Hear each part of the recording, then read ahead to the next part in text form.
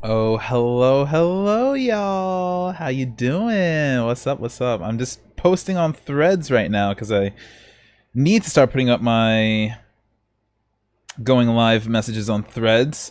It's actually a really nice way to connect to a lot of people that I have on Instagram that don't know about the stuff that I'm doing on Twitch. So I'm actually really liking Threads. I know a lot of people don't like it. I think that there's some issues with it. However, I think it's a really nice alternative right now to Twitter. And y'all, today is going to be a big day. It is going to be a big day. We have a lot to talk about, okay? It is number one. Now, I don't know if my sound is going to work this time. Let's see if it does. Let's hope it does. Number one, it is time for... No. Fuck. This is what I was trying to fix yesterday. This is what I was trying to fix yesterday, y'all. Okay? Oh, not that scene. My bad. But this is what I was trying to fix yesterday. Okay, I was supposed to go live yesterday with Topic Tuesday. There were issues with, like, I wanted to arrange this. I wanted to have different transitions on my OBS, and I wanted to have certain like stingers for like certain stories and stuff like that. I think I have like a little bit too much of a ambition right now for the project, so I just have to like just go with it and keep on doing it and keep on putting out the content because I love this. I actually really love this. So we have some major stories to talk about today. Number one, Tori Kelly, LeBron James' son, Bronny James, both went to the hospital this past week with heart-related conditions, blood clot conditions, might be COVID adjacent. There is the entire Twitter debacle that happened this week, where Elon decided to burn the bird off of the Twitter headquarters building to fund his fever dream of having X as the name of the company that provides the app that does everything, sort of like a WeChat, but for the Western Hemisphere. What's up, Cordial? How you doing? Welcome on in. But for the Western Hemisphere, and everyone hates it. So it's been crazy this week. Other than that, we have in music, Jason Aldean is also in trouble for a song that he put out, Try That in Small Town. He's one of the like biggest like Grammy like favored artists. I'm pretty sure he's won quite a few awards as well. And he's a country artist. He made a song that alludes to lynching, actually, and it's like really weird. What's up, Rocky? How you doing? Welcome on in. Then we also have a little other thing, celebrities who use witch magic. There's Usher. Okay, so we're going to talk about Usher a little bit today.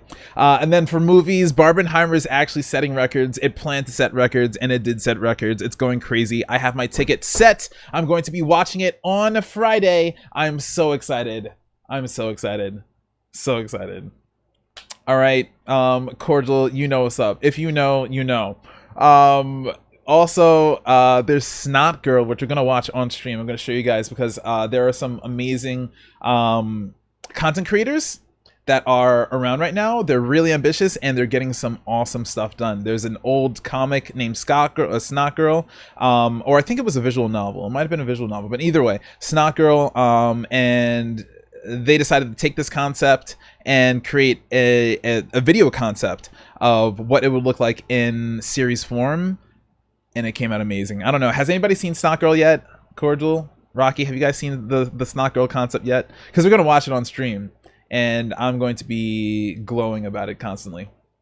Other than that, we have some upcoming movies that we'll be talking about. For gaming, Bloodhound was just this past week. We just had a wonderful stream this past, I think it was Sunday, where we played Bloodhound. Monday? Yeah, Sunday.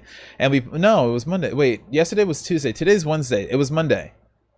There we go. Right? It was Monday, right? It had to have been Monday. Yes.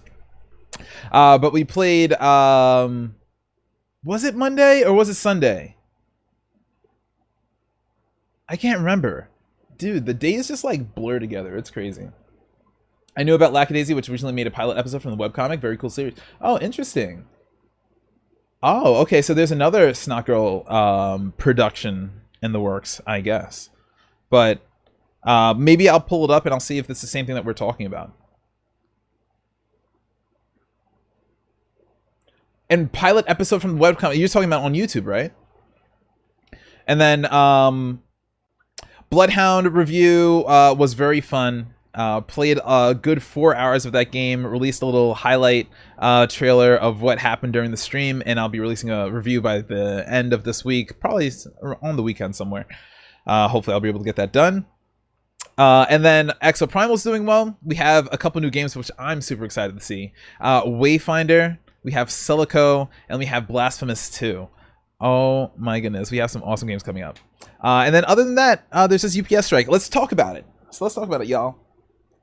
Yeah, on YouTube. Okay, so first off, let's talk about Snot Girl, because this is an important thing. I love these content creators. Okay, usually I talk about the more serious stuff first, but let's talk about the most awesome stuff first, because I watched this and I was so just blown away. Absolutely, absolutely blown away by these people. And like, just the work that they put into it, you can see. If you guys follow anybody on Twitter, I know a lot of people don't go on Twitter. Excuse me, X. It's X now. Is anybody on X? Anybody zeeting? At work but hi. Hi, Chaos. What's up, King? I just heard about this Remnant 2 game. Yeah, Remnant 2 also came out. I'm very excited to play it myself. I really want to touch it, but I don't have a key and I'm not paying $70 for it. So I don't know what I'm going to do about that. But I just joined this website called Lurk It. Anybody who is a streamer, by the way, if you are a content creator, I don't gatekeep. I highly recommend you go over to keymailer.co and you go over to lurkit.com. Both of them are websites which will provide you with like demos, devs that are looking for streamers to provide reviews and, you know, provide coverage and content and stuff like that. So I highly recommend you go over there. But in either case, Lurkit has a couple of campaigns that are open for Remnant. However, I'm not sure if we have the CCV to meet those requirements. So I'm actually just about to put it out on like all my Facebook and on my Instagram. I'm going to make like a video like directing certain people on how to go about streaming, because although we've been on the internet, okay, we've been on the internet for so long, and this is something that I'm just thinking about now, me being in my entire like networking marketing mindset and like thinking about everything I've done with streaming thus far and how long I've been streaming and what can I do to improve traffic. And I think the number one thing is that people don't know what streaming is, to be very, very honest. Like us on the internet, if you live on the internet, yes. I mean, okay, like, don't take offense to living on the internet. I live on the, I do. I 100% do. When I wake up in the morning, I go into Twitter. When I get up on, you know, in the afternoon, I go on to, you know, I start streaming on Twitch. When I, you know, go over to the piano, I record a video for TikTok, you know, and then I'm thinking about live streaming my performance. Like, I live on the internet. I live on the internet. However, most people don't. And most people are like, what the fuck is this entire, like, streaming thing about? So in either case, I'm going to be making a video for, like, all the plebs that I know, which is a lot. I know quite a few people in this world that have no idea what the hell I'm doing in gaming and streaming, and they're like, I don't know what this guy's doing, but I'm glad that he's doing it. I don't know how I can help him. And I'm like, yeah, all you have to do is just click this link. Just click the link and help me get some like more coverage on this channel. That sounds like a drug, doesn't it though? Like, X is clearly ecstasy. Like, I think that people have used, I've personally never used it for ecstasy, but I'm sure that other people have. And it's like, why would you name your, like, are you on X? Like, are you, like, that just doesn't make any sense. It's crazy. But in either case, although I am going to deliver this news with the most bias, with the most Kyle bias possible, because that's just the way I'm going to fucking deliver the news. Listen, if you agree with the change, I kind of want to hear your points. And I will refute all of them most likely, but I kind of want to hear your points. Yo, what's up, Jaguar? How you doing? I'm offended. Listen, we're all offended at some point, okay? You just gotta get over it, baby. Just gotta get over it. How are you, B? I've been pretty good, Jaguar. Pretty good. It's been an eventful couple of weeks. Pretty productive. one thing that I actually just tweeted yesterday, I just made a Facebook status yesterday, is that like I feel my social battery growing now that I'm putting myself in places that I want to be. Like I know that I'm built for certain things. I'm built for content creation. I'm built for being stupid on camera, and I am really excited on where the paths, some paths that I'm going to be taking in the near future, very near future, as in like later on today. But in order to get more into the world of content creation and everything. But as I put myself in more IRL situations, like I just feel my social battery like growing, and I actually want to be like social again. I texted people this morning. Do you know how rare that is? I woke up and then I texted people. Like, what the fuck? Like, that's crazy. I'm just telling you. Like, these past 10 years when I was in, you know, I talk about my life all the time, but in either case, I feel like this is more like a podcast than a news show, but I feel like it's fine. But oh, I'll get over it. I'm requesting a key on Lurker for Remnant 2. Let's go, Rocky. Let's fucking go. I hope you get it. And I hope I get it too. I'm trying to finish signing up, but whenever I go onto the website, it won't let me set up my Stripe account. So I'm in an email chain right now with support. Hopefully it'll go quick. And I only do that with my friends. I'm not sure what you said. Only do that with texting in the morning. Oh yeah. I mean, I had friends. Okay, so as I was saying, I always talk about my life, but when I was in college, I lost a ton of weight. I like moved out of my house. I was like more independent, and I started to find myself, right? Now, after I got out of college, I was in that moment where I was like 80% found, okay? But then I fucked it all up by signing the stupid ass fucking music agreement. And then when I signed that, I ended up reverting back to my old self, because I've discovered that when I have a person over me, I am not motivated. I'm not motivated to do anything. I have to be motivated from within myself to do something that makes sense and makes, you know, that fulfills me in some type of way. And when I have a person over me, like monitoring everything that I'm doing, controlling strings, essentially making me feel like a puppet, like it depresses me. So I was in retail for 10 years and operating creatively under this music label that pretty much hated me. Like they didn't like me. They clearly didn't like me, or at least they didn't like me to the point where they wanted to like actually collaborate with my ideas. They just wanted to take what I was doing and then morph it to what they thought that I should be doing, which is like not the way that I move. Like I want a team. I don't want like a boss, you know? Like it's different. But in either case, during that time I became really, really depressed, and I reverted. I went back to being like ultra introverted, ultra just like I'm going to stay inside my room and play Apex and not talk to anyone for like 72 hours in a row. So like I'm so happy that I'm finally out of that, but I'm realizing now that it's because I'm just able to be free, and I'm able to exercise my own independence and like find those things that I really need in order to make myself feel motivated and fulfilled. And it's really, really nice. Really, really nice. But in either case, yeah, I texted people this morning. It's crazy. Anyway. Not the homophobic record label. Let's not call them homophobic. But they were definitely Kyle-phobic. You know what I mean? They were definitely Kyle-phobic. They were definitely fun-phobic, to be very honest. Very fun-phobic. Because, like, in order for you to go viral, in order for you to be creative nowadays, you need to be shocking. You need to be, like, you need to be willing to just, like, go out and just, and like, express yourself. Whatever the fuck it is, you know? And, like, these people were so, like, oh, well, you have to be, like, suit and tied and buttoned up and just, like, and you have to do this and you have to do that and you have to do this and you have to do that and you have to do this and that. You're too good for that. I don't think that's... Can you believe the first song that I put out, All You Ever? I showed that to them. And the very first thing that they said was that we don't think that that's Kyle. We don't think that that gives Kyle Royce. Yeah, we don't like it. We're not going to do that song. Yeah, we don't think that it gives what you are. And I'm like, how do you tell me what I give? There's nobody else that's part of this project except for me. Like, I am how am I gonna fucking make an entire song? You're gonna tell me that it doesn't give me? Like, what the fuck are you talking about? First, shut the fuck up. Anyway. They really don't like watching The Simpsons. I couldn't not make the joke. It was a good one. It was a good one. I felt it. I felt it in my heart. But in either case, let's talk about Snot Girl, because this is something that I'm just so enamored with. Like 100. Oh my god. Oh my god. Oh my god. That's fucking loud. Jesus Christ.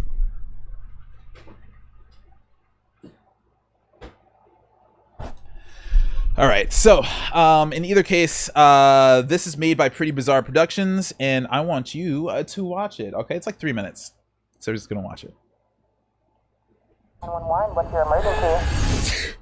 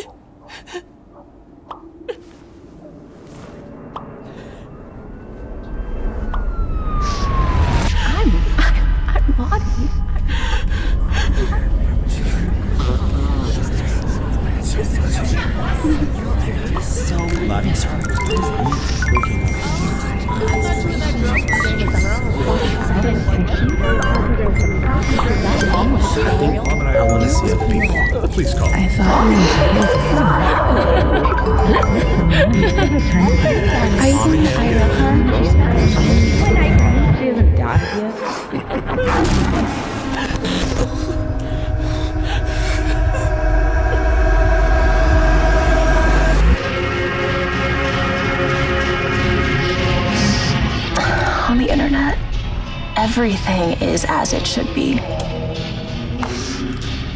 There, I'm perfect. This Lottie doesn't exist. Fuck. This shit can't be fucking real. Why is this happening to me? I'm a monster that knows. It's a monster. Tonight was supposed to be different. I ruined everything.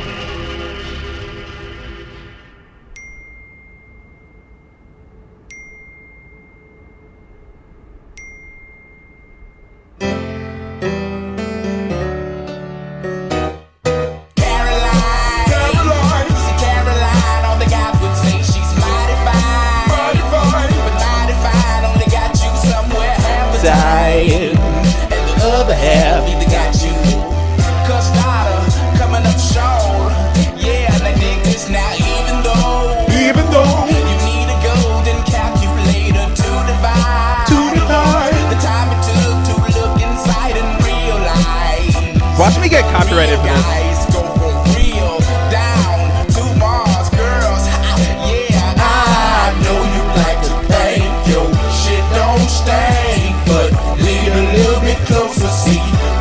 Okay, in either case.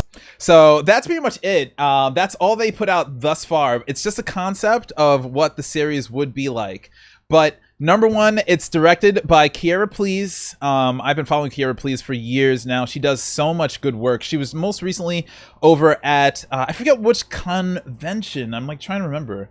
I'm like, the only thing I can think about now is DreamCon, because DreamCon is just about to happen this weekend and everybody's been talking about it.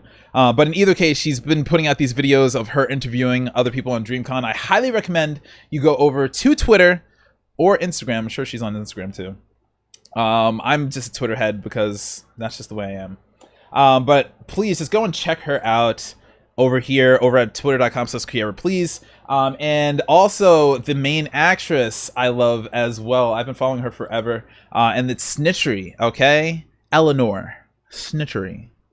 And she's been just, I honestly don't even know how she got so popular, but she's gorgeous and she takes amazing pictures, and she also just, she's just doing amazing work. So go follow them. They're just really cool people, like 100%. And I've been checking them out over the internet for years. And then in addition, I just have this as well because I'm on Twitter, so y'all should be following me. So anyway, just follow me at twitter.com/Kylo, please. I'm just saying, you know, to talk about it. You know what I mean? But in either case, yeah, it's not animated. It is a fully you know, live action series. Well, I guess concept. But what's even more interesting is to see, because these people are very, very, very good social media workers. Okay, they go crazy on social media. They just know how it works. They know the algorithms. They understand like what it takes to get clicks, and like they're just very good at what they do. So like what's even better is to see the advertising efforts and the promotion efforts that they're doing in order to get more eyes on the project, which is why I want to help, you know, why I want to put them on the map, and like, you know, just show the people that I know at least about what they're doing. So like Kira Please just put out this video 6 days ago. The Snot Girl video I think came out just like 7 days ago, right? Oh, it came out on the same day. So Kira Please puts up this, just saying like they made a fan-made Snot Girl live adaptation. I want to see it. Very well worth the watch. Co-director and somewhat of a stylist on this And just project. seeing like how much I'm work also a goes big into fan. it is always It's based so off amazing. a comic by Brian Lee O'Malley and Leslie Hung, and they caught me at the beginning when it first came out, way back. It was one of the first comics that I ever picked up. Exactly. Seems like it deals with horrors of celebrity online. Cool that it's independent, right? And the thing is that it doesn't feel independent. When I watched that, it definitely didn't feel independent. Fan-made proof of concept, and I hope people like it and take away as much as I did. And if you haven't read the comic, I hope this allows you to be intrigued to read the comic. And it's even Snot better Girl, to know pretty much that, like, just like you're saying, it being indie, you know, like the fact that it's not having like, you know, $1 million budgets, and like, you know, not even a person who's done this before. This is her very first like movie project, like live adaptation, like series concept project. And from just the beginning, you could see that it's going in a very, very good direction. So in either case, keep up on it, check up on it. Okay, Snot Girl. I hope that they get enough eyes to actually make this a real series, because I think that they could really kill it. Very, very honestly. Okay, so in either case, that was it in movies. Let's talk about the serious stuff. Okay, we're going to talk about the serious stuff. The very first serious thing that we're going to talk about is Mr. Elon Musk. Okay. Well, actually, no. I lied. We're not going to talk about Elon Musk first. Elon is like a long story, so we'll talk about the short story first, okay? The short story is UPS. We all know last week we were talking about it. I was reporting on it, and it is a hot labor summer, right? And or a hot picket summer, whatever you want to say. And people are going crazy. There's a SAG-AFTRA strike that's still going on, and the people in Hollywood really have not conceded much at all to the demands that they're asking for.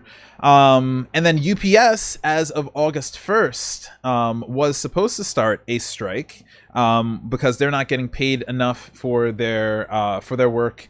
And UPS decided to avert the strike tentatively. They actually worked with the Teamsters, and thankfully UPS got, I forget what the number was. I think it was like 50, I want to say 50 million, but I'm not sure. I want to say 50 million more in benefits. I want to say that, but I'm not positive. So let's just make sure of those numbers before we start spouting nonsense. But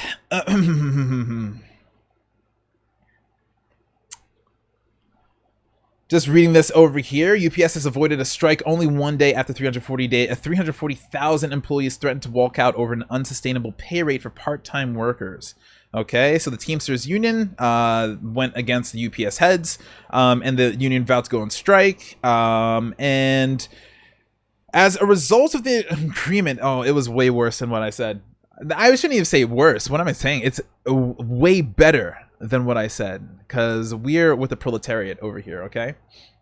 The studios literally said they were fine with the writers going hungry, losing their homes. Yeah, it's really crazy. Like, it's terrible. With the amount of money that is made in that industry, there is no reason for them to be so stingy with that purse. There is absolutely no reason. When people can't get medical coverage, when people are just searching for a living wage, you know, like, people devote their entire lives to this. Like, they literally go to school, grad school, understudy, theater development, like various classes, and devote their entire life to this. And then you can't even pay them a practical living wage or give them benefits. Like, it just doesn't make sense. And it's nice that the UPS one came to an agreement. It is nice. Yes. So as a result of the agreement, UPS is putting forth $30 billion as a part of the agreed upon negotiations, which includes a pay raise of $2.75 more per hour in 2023 for existing full-time and part-time workers, with a $7.50 an hour annual raise over the life of the contract, which extends for 5 years. The raise will bring full-time workers' average pay to $49 an hour, while existing part-time workers will receive no less than $21 an hour if workers approve the contract. If you're part-time, you're making $21 and that's an excellent part-time gig, bro. That's it. I might start working. You might see me in a UPS outfit in the next like 2 fucking months. Okay, that's a sweet part-time gig. All right, and then average pay for full-time workers $49 an hour. That's correct, because listen, if UPS shut down, if we weren't able to get our deliveries, it would be over. So much of the market would collapse. Okay, we understand the benefit of a company such as UPS. However, that benefit that the company provides, the service that it provides, cannot be provided without the people driving the cars and bringing the packages to the door and ringing the doorbell and leaving the freaking note saying that, hey, you weren't here, you got to come to the office and pick it up, or we'll try again tomorrow, or we'll try again the next day. You know, like, you just, if you don't have those people, you can't do the service. And if you're not paying those people a livable wage, you once again cannot have that service. So I'm happy that people are advocating for what they want, especially in a society now that has clearly seen a difference in the productivity overall of everybody and the pay. There's a huge gap in there. So in either case, if UPS and Teamster hadn't come to a timely agreement, millions of Americans who heavily rely on UPS for their everyday shipping needs would have been directly affected. And UPS was like, I guess we have no choice. The sad thing about SAG-AFTRA is that they think that these writers and everything, they think that it's not a necessary, you know, it's not a necessary expense. You know, it's not a necessary expense to pay your writers and to pay your actors. If anything, you know, we have all these people who are clamoring at the bit, who are, you know, willing to, you know, do these jobs for pennies. We don't, like, what? Why do we really care? But the fact is that they're going to see it hurt in their purse. Unfortunately, it will also come with hurting the actors that deserve those positions as well. So it's sort of a double-edged blade, a double-edged sword right there. However, it is necessary. So we'll see what happens with SAG-AFTRA. We're going to check that out next week, most likely. So other than that, this is going to be funny. So we'll look at that after. But Elon changes the Twitter bird to an X. And we're just going to go straight over to Elon's freaking Twitter for this one, dude. Because there is like nothing more unhinged. Apparently, there is nothing more unhinged than a billionaire who has the ability to speak when and everyone listens. There is nothing more unhinged. We've seen it with, and I don't even know if he's a billionaire. He's probably just a millionaire. But Donald Trump, we've seen it with Donald Trump, and now we're seeing it with Elon, and it is so weird, dude. It is so weird. I don't know how people are like buying into this so easily. We have like so many people who are just willing to snap up a blue check and then just simp to Elon, and I don't get it. Okay, I'm just gonna tell you right now, I don't understand it. right now we're in the middle of a billionaire's fever dream, and we're going to see through this saga if it truly is possible. Lola, what are you doing? You better not be eating your bed. Okay. I don't know what you're up to. She's like digging underneath her bed for something. Elon is definitely one of those people who would consider going down in that summer meeting. I think he is. Because he is definitely one of those people who feels like he is invincible. He is. But in either case, we're going to find out if it is possible and fruitful to listen to a collection of people who are, number one, willing and able and able to pay you in order to remain relevant. All right, and number two, simultaneously too scared to say no, because I feel like we've all felt it. Like, we've all seen it. Like, Elon has these tweets that he'll say, like, cisgender is a slur, you know, like, have more babies. He's on this entire, like, the world's population is in decline because the birth rate's getting low thing. Like, he is you know, just like, I don't know. When I scroll through his tweets, it's unhinged, dude. I don't see the sanity there. I don't. I'm so glad that he's getting stuff done with his SpaceX, but like, when it comes to everything that has to deal with this social media machine that he's trying to run, I feel so confused.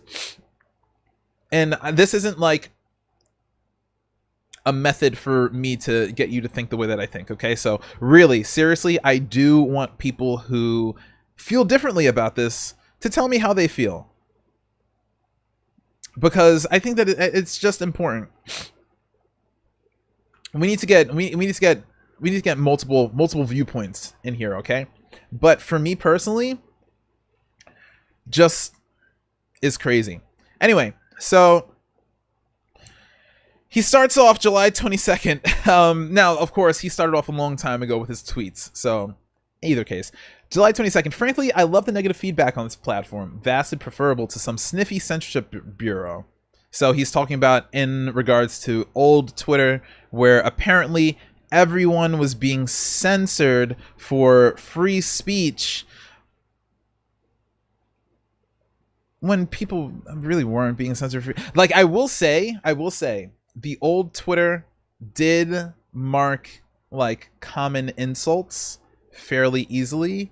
It still kind of does, and like, if you type into Twitter like "fuck you, man," it'll tell you like, usually people don't like this tweet, are you sure? Like, so it will tell you that now. I don't know if that was implemented before or after Elon, but I do remember a couple of times I did get shadow banned because I was like arguing with like crazy like extremists on Twitter.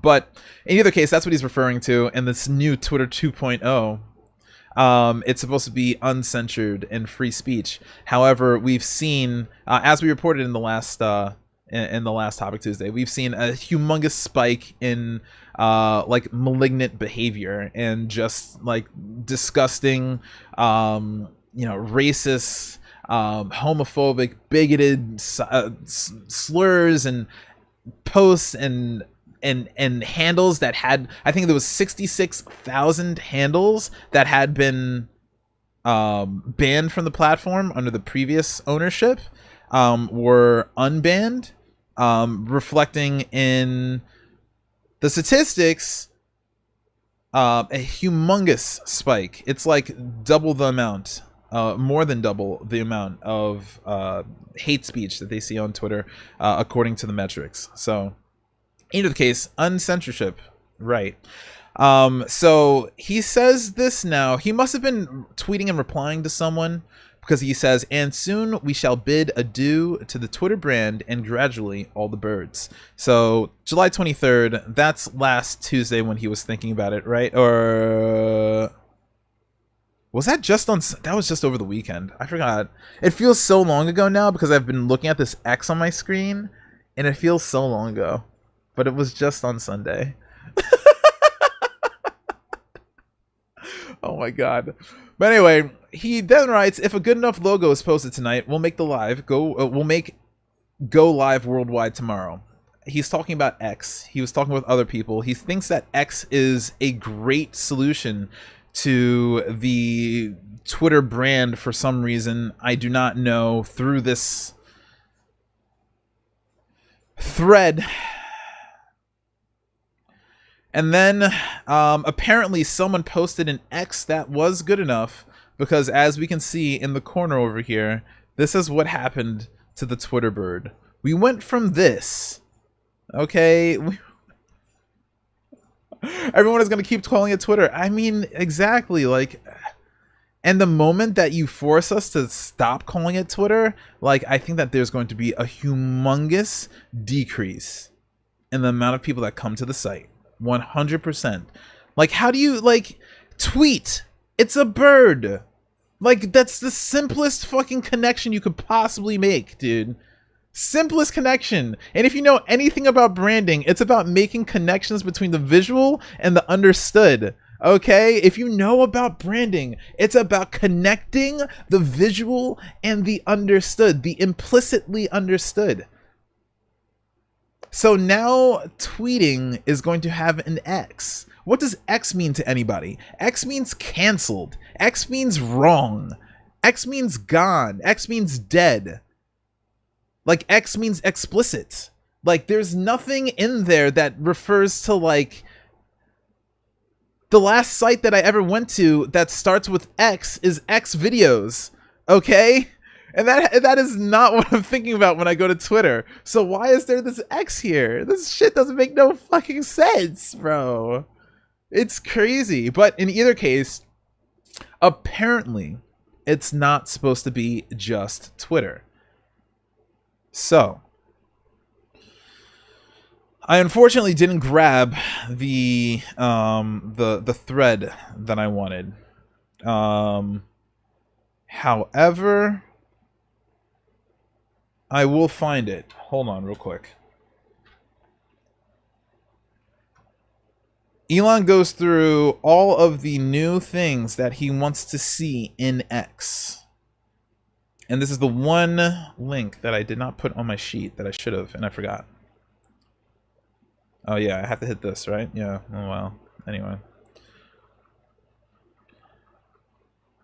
Let's go into my likes. Be smarter. From the 23rd, 4th, somewhere.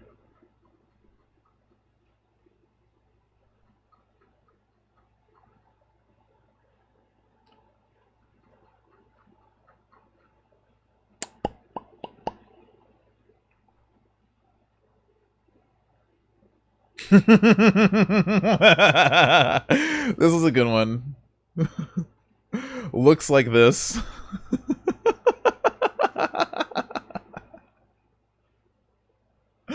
Anyway.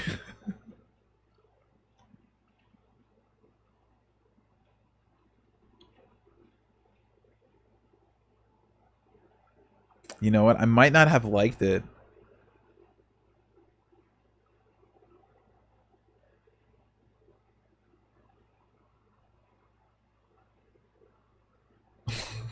Looks like a dating app for gay men.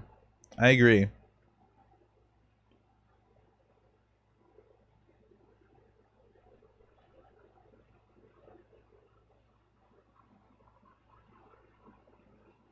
Damn it.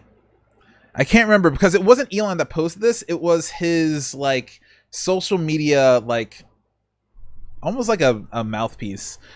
She was posting, like, all the specific things that he wants out of X. So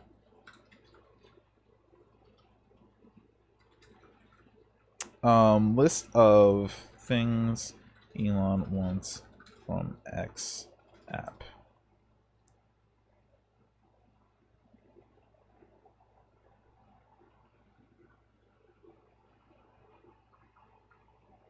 I wish that who's the lady? Oh my goodness. What did I put? Maybe was it a reply? Maybe I put a reply in.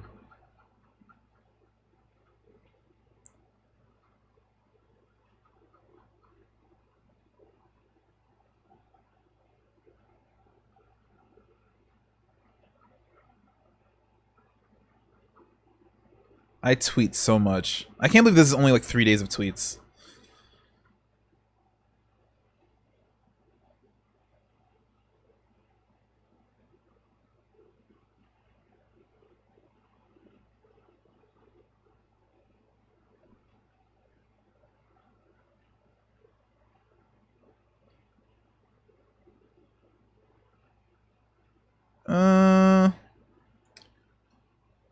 It might be over here on Jake Sucky's tweets.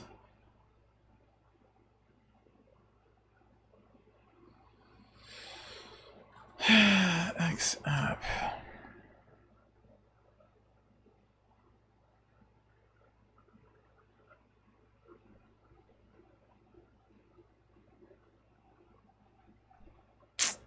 God damn it.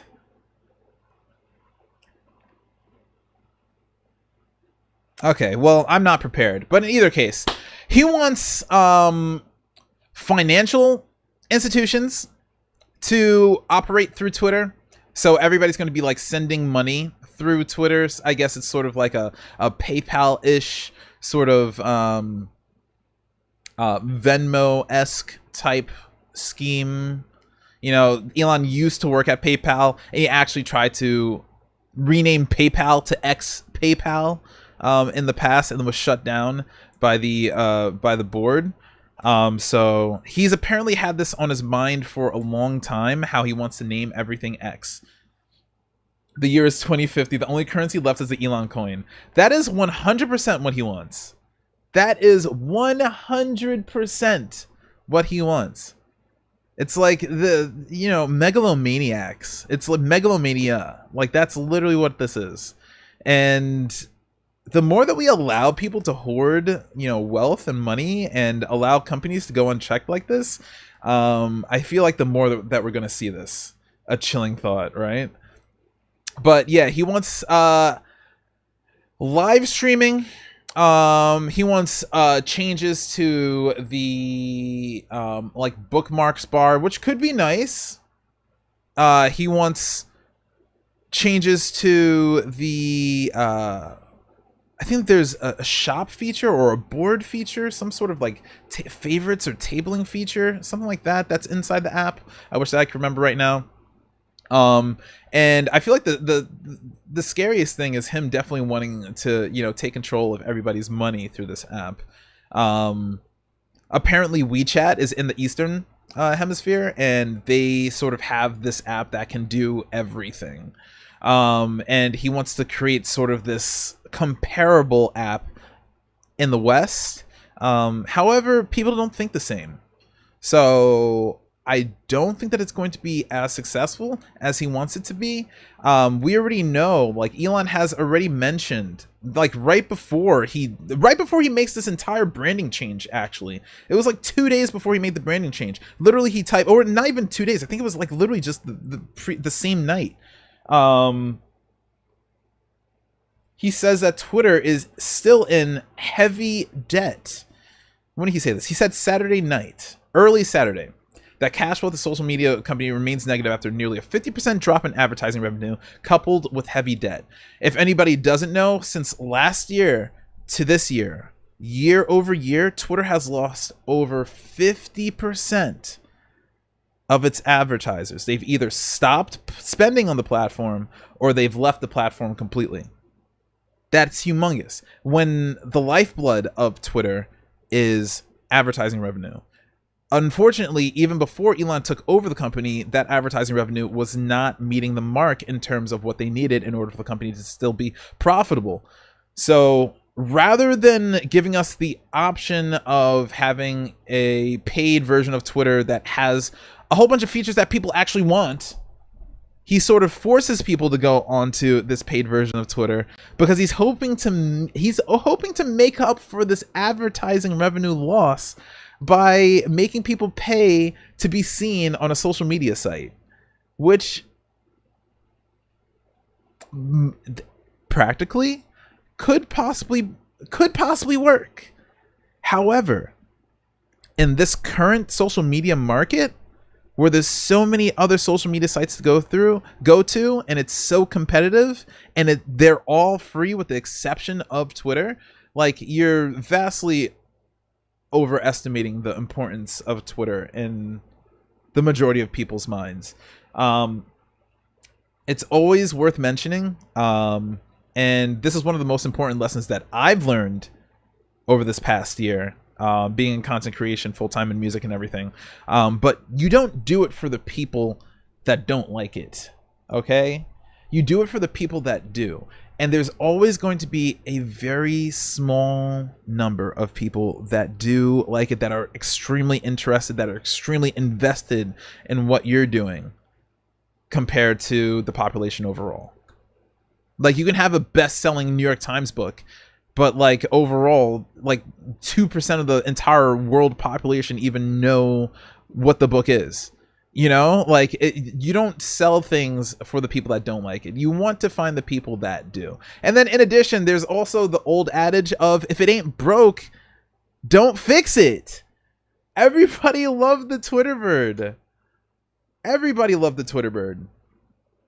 I can't think of a single person that will look at that bird around the world who will look at that bird and be like, I don't know what that's for. I don't know what that means. I don't know what that alludes to. Everybody knows the Twitter bird, dude. Even if you're not on the internet. We were just talking about living on the internet. Even if you're not on the internet and you've just been, you know, living under a rock for the past 30 years, you'll still recognize the Twitter bird.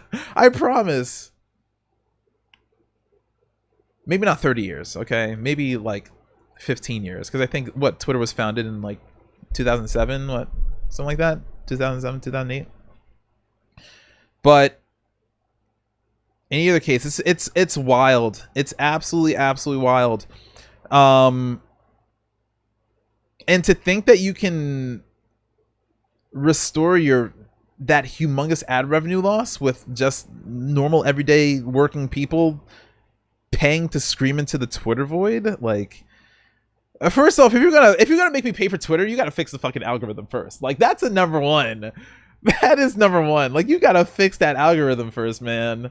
Like, do you know, like, I haven't seen so many people. I follow so many people on Twitter, and I do not see any of their tweets, whether I'm on a chronological timeline or whether I'm on a normal timeline. I do not see any of their tweets. The only way for me to see their tweets is for me to favorite them and get notifications about their tweets. So, I mean, to pay $8 for what? For what, really? And then Elon, of course, immediately after, or was it before? I don't know if it was before or right after. I think it was right before. Right before he changed it to X. The biggest change to Twitter was that he was limiting the amount of DMs free users can send. Apparently, that's supposed to stop the bot efforts. I don't know, bro. I don't know, dude. When also, just letting you know, the amount of bot activity is also increased on Twitter. So I don't know what's going on at all with this man and whatever he's thinking. But I hope he gets it together, and I hope that he starts thinking in a more coherent sense, because at this very moment, I would definitely say that the vast majority of people who are just looking at this, whether it be a person who's in business, a person in advertising, a person in, you know, marketing, or just a regular person who just like wants to talk about sports or news or tweet about video games all day, like everybody's looking at this like,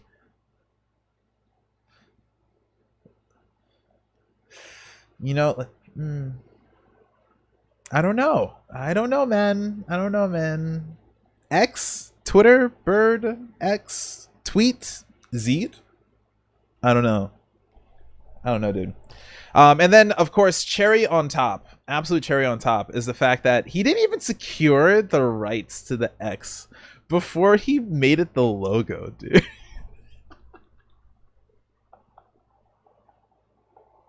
This is the most hilarious part, man. He did not even secure the rights to the logo. And the person that actually has the rights, if you've never trademarked something, trademarking is a years-long process that is a pain in the ass, because you have to trademark something for a specific purpose and you have to have examples of that purpose, and you have to go through an extremely long legislative process, approval process, so that they register whatever imagery that you're looking for to and the purpose that that imagery is serving. So in order for you to trademark something, you have to trademark it for its specific purpose. So say, for example, I have an X that's on a book cover somewhere. I can't use that X on that book cover, although that trademark might already be sealed and ready. I cannot use that trademark for the book cover on my new website that I just created. That trademark does not apply to the website, because the trademark for books is completely separate from the trademark for, you know, business communication purposes. Or, you know, you cannot use that same X for clothing, or you cannot use that same trademark X for, you know, putting it onto mugs and other like silverware or something like that. If I wanted to, you know, engrave my teaspoons or something with that X and sell it, like, so that whole process was completely skipped in this changeover from the bird to the X. And the person who owns the trademark for communications is actually Meta, which just came out with the most, at the moment, the most viable Twitter alternative, Threads. So Elon might have just helped his opponents by doing this. So in either case, that's all the serious stuff. Elon's going crazy, and I hope that he gets it together soon, because it's wild. Also, just this as well, okay? This is completely different, but just watch.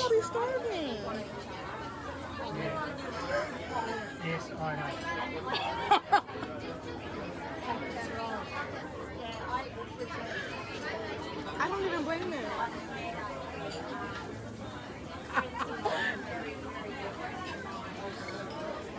You thought it was that good.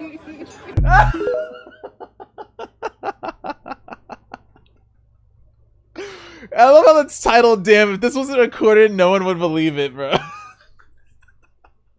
Like, what is wrong with you? Why would you do that? I cannot believe it. And then, like, you know, then we get mad when we have, like, the next bird flu. You know, like when COVID spreads, then you're all mad. Then you're frustrated, and then you're locked up inside your house yelling at people because we're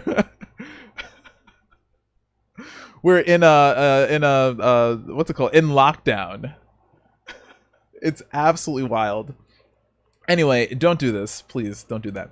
Also, just another thing, small little aside, but this has also been found.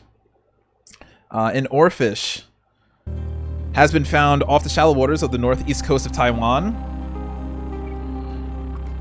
And apparently this fish is the harbinger of doom in Asian culture. It looks awesome though, and it's humongous.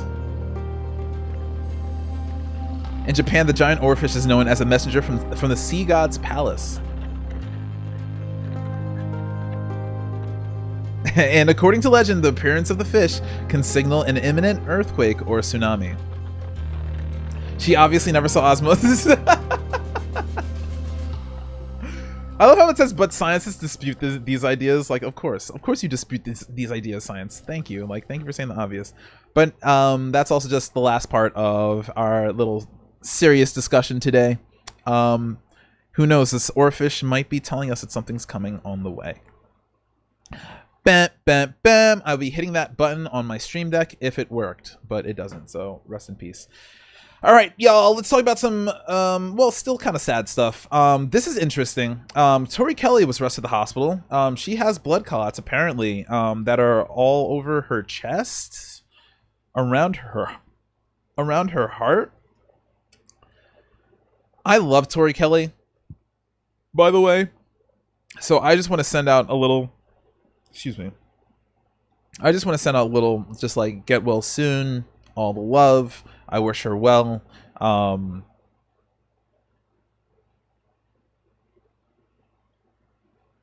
I am a believer in like vibrations and healing and stuff like that, and whether or not my thoughts can reach Tori Kelly at this moment doesn't necessarily matter. However, I do want to encourage a sort of you know, a niceness around events like this, because it's really sad. She's super young and she's so talented. She has so much to offer. She still has so much to offer. So like, if anything happens to Tori Kelly, I will fight. I will fight the heavens. But I hope that she gets better. She was taken to a hospital. She passed out while she was eating dinner. The doctor said that she has blood clots. There's also going to be Bronny James as well, which is LeBron James' son. He also suffered cardiac. I don't know if Tori Kelly was cardiac arrest particularly. She just passed out. Bronny James actually suffered cardiac arrest during a practice, which was really shocking. Also really young. I think he's 21. And I think we're all just hoping for a speedy recovery on that. The only reason why I bring this up is because we just saw the video of this girl eating from a bird that landed on her plate. And we were just talking about diseases and everything like that. And we just had COVID. And COVID is a vascular disease. And it's interesting to see this happen between people that we know in celebrity status. And could it possibly be reflecting a larger trend in the world for younger people? Are we being, there are higher risks of heart attacks after getting COVID. There are recorded risks of heart attack after getting COVID. A lot of people said it was because of the vaccine. It's actually because of COVID itself. So will we be seeing more of this happen? I hope not. And in either case, I hope that everybody, number one, continues to be safe and healthy, and number two, drinks a lot of water. Okay? I'm just a believer in water. I just drink your water. Your disease? Wow. Oh my God. What did I do? What did I do? What did I do? All right. Anyway, so let's hope that COVID's not going to kill us all after the fact, like from the grave. Imagine. COVID's not dead though. Don't be fooled into thinking that. Don't be. So we have a little bit of a controversy in the music world this week. I think it was just this past Thursday or Friday. I can't remember which day. But I was hearing about this on The View from, I think it was Whoopi Goldberg. And Jason Aldean decided to come up with a song called Try That in a Small Town. Try That in a Small Town is not necessarily something to like get all up and riled about. But it does have allusions to sunset towns, and it does have allusions to racist violence. You know, the way that he says it in the song, I will go on record right now and say I don't think that this song's lyrics have any issues with me personally. And we're gonna just read through them real quick. Okay? He says, sucker punch somebody on a sidewalk, carjack an old lady at a red light, pull a gun on the owner of a liquor store. You think it's cool? Well, act the fool you like. Well, act a fool if you like. Cuss out a cop, spit in his face, stomp on the flag and light it up. Yeah, you think you're tough. Well, try that in a small town. See how far you make it down the road. Around here, we take care of our own. You cross that line, it won't take long for you to find out. I recommend you don't try that in a small town. Then he goes off and he says there's like a little bit of a gun reference over here. Got a gun that my granddad gave me. They say one day they're gonna round up. Well, that shit might fly in the city. Good luck. Try that in a small town. See how far you make it down the road. Around here, we take care of our own. You cross that line, it won't take long. Full of good old boys raised up right. If you were looking for a fight, try that in a small town. Try that in a small town. Try that in a small town. Try that in a small town. Try that in a small town. Try that in a small town. So, what do you guys think of the lyrics? What do you guys think of the lyrics? I do think that there could be some red flags in there. Okay? Not gonna lie.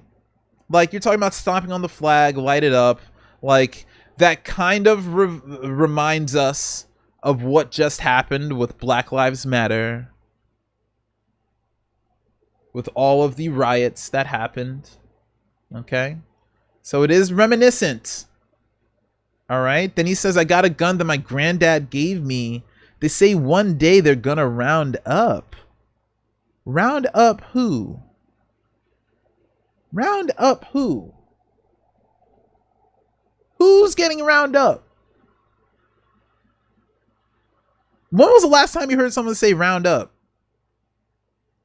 I think of like cowboys and like Indians and cowboys killing Indians. That's what I think of. But overall, you know, we have a little gun, okay? We have rappers talking about guns all the time, you know? So I can't fault them, you know? Like, I gotta be... I've been watching a lot of Judge Faith Jenkins, all right? Have you guys ever watched Judge Faith? I've been watching a lot of Judge Faith. I've been watching a lot of Tribunal Court. Excellent. So good. I've been watching Judge Judy. Judge Judy is nice. However, Judge Judy is now, like, a little bit older now. But Judge Faith Jenkins, she fucking gets it done. She's great. But in either case, I'm watching a lot of that. You know, you have to arbitrate and you have to be fair, you know? Oh, what's up, show? I feel like it was written in the equivalent of rappers with the guns, but I'm not really supporting them like that. Yeah, exactly. That's how I feel, you know? Like, it sounds weird.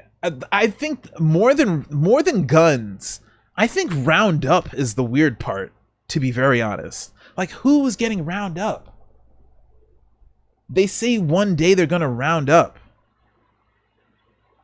And then he says, well, that shit might fly in the city. Good luck. So is he saying that the people who are coming in, the outsiders, are going to round up? Or is he saying that the people inside the city are going to round up? And then who exactly are they rounding up? Like, it's weird. It's just weird. But at the same time, I'm still not going to fault anybody for saying round up. That's not literally... that's probably the closest to like lynching that you can get. However,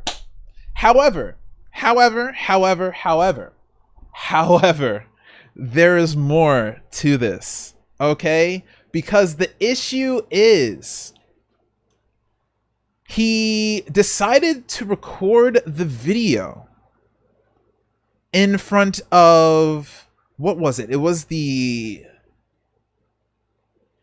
We're gonna look at it right here. Did I not? Oh, did I not? I don't think I grabbed the right article. It doesn't say it in here. Oh no, it does say it in here. Okay, so he performs it in front of the Maury County Courthouse in Columbia, Tennessee. Okay? So now just listen to this. It is the site of the 1946 Columbia race riot and the 1927 mob lynching of an 18-year-old black teenager named Henry Choate. I feel like that is like just blatantly like, what are you trying to do exactly? Because this entire situation harkens back to this idea of good old America. We used to have great times here. Make America great again. We used to be a superpower. Times were so good. What happened? But anybody who's not white will ask you the question, times were good for who? For who? For who? I can promise you it wasn't better for minorities. I can promise you. Now, the whole thing is that maybe you're living in a rural town. As time goes on, people from the metropolitan area is moving into your town. It's changing the dynamic. I can understand that, okay? Come at it with that angle. I'm perfectly fine. But then when you start talking about stomping on flags and rounding up people with my granddad's shotgun, like,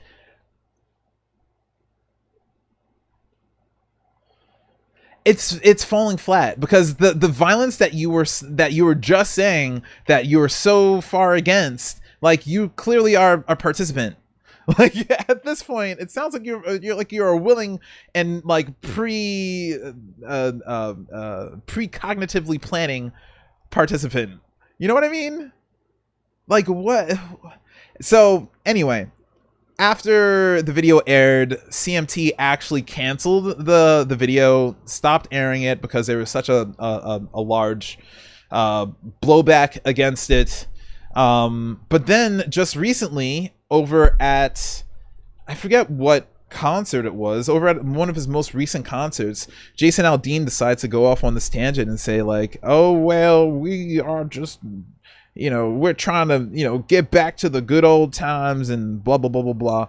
And he was like, you know, essentially saying the entire like leftist or like liberals are like trying to silence us debate, etc etc etc. And I just have such an issue with that.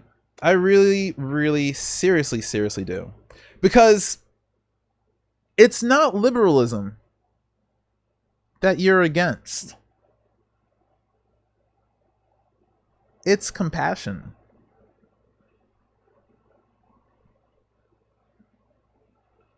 Any normal person, I know that you spend money to put this stuff out. I know that I'm a musician.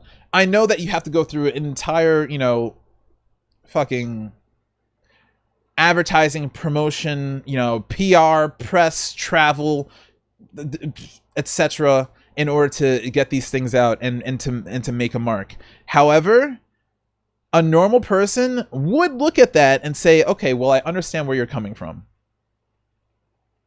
In my mind, a normal person would look at it and say like, okay, I guess we pushed a little bit too far recording in front of the courthouse, you know, where there were race riots and people lynched the black man, you know, 100 years ago. Maybe there's a little bit of, you know, a little bit of faux pas that's going on here. And like, maybe I feel like a normal person would at least be able to see the other side. But the way that he goes about it, we're going to watch it.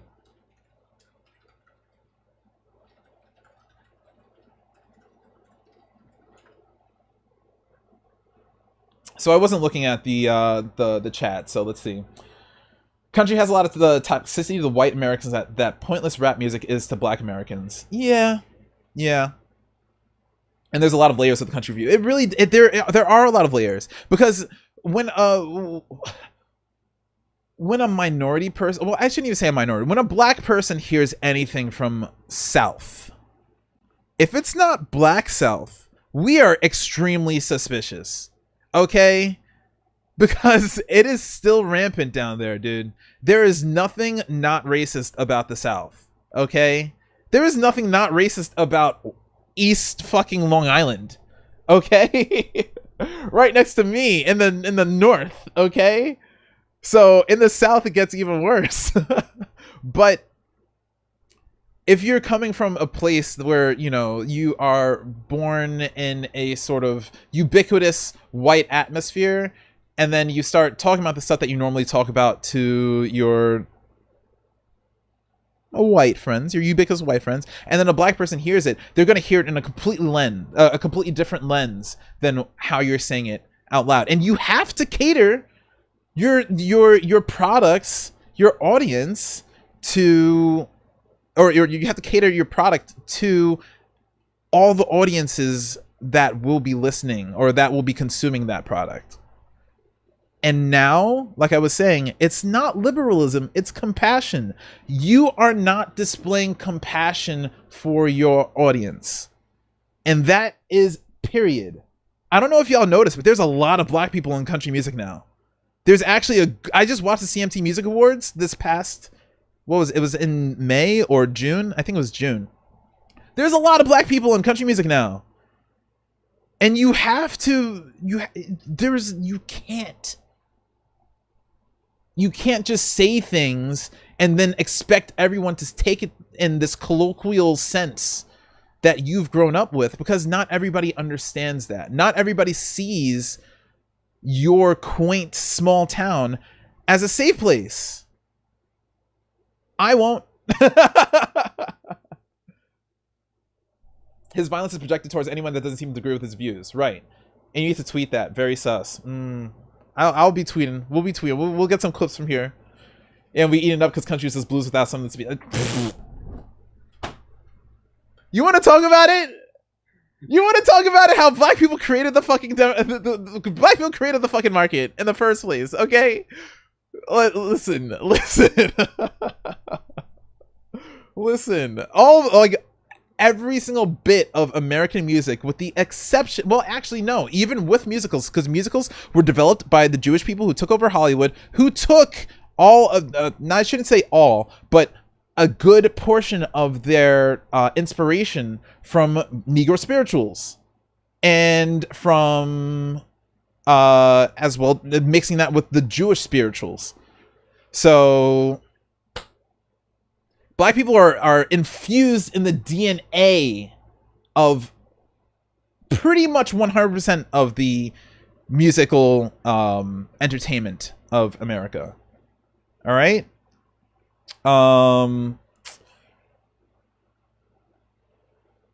Here it is. It's been a long week and I've seen a lot of stuff. Suggesting I'm this, suggesting I'm that.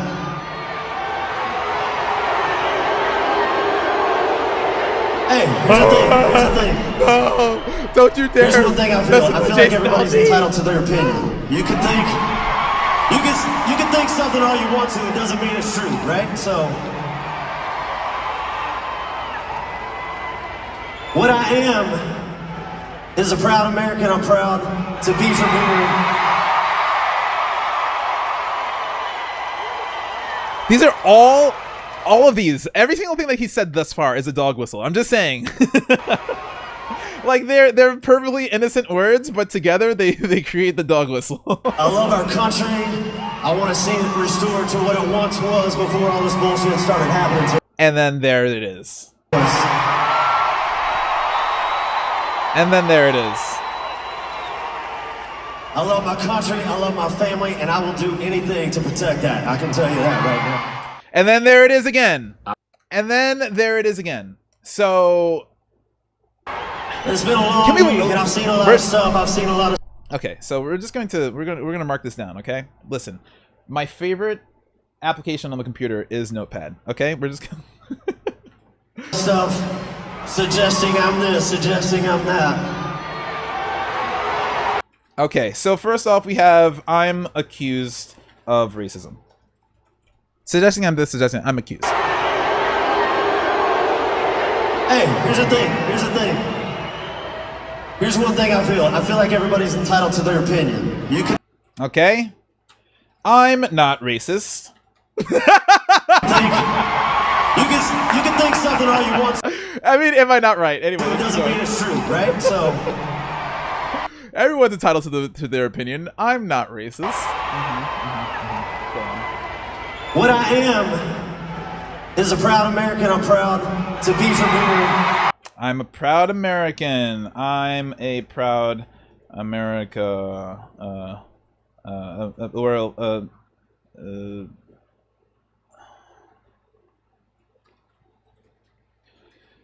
America.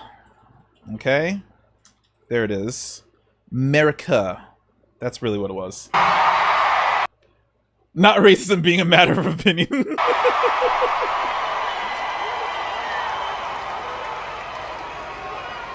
I love our country. I want to see it restored. Okay, that's part of America. I love our country. To what it once was before all this bullshit started happening. Okay, and then make America great again. That's pretty much it. It's MAGA. And then also, in parentheses, what's happening now is bullshit. So this is essentially a nice spark-noted version of what Jason Aldean has said in response to, like, before the Mayflower, or exactly, like, where can we get specifics on dates, please? I would love to know the era y'all are talking about. I really would love to. Just give me, like, you know, July 7th, 1929 or something. Like, give me, just so that we can rule out all the things that you're not talking about, at the very least. You know what I mean? But, like, seriously, this is what he says. I'm accused of racism, but I'm not racist. America, and then he goes, make America great again, and then I hate everything right now, it's bullshit.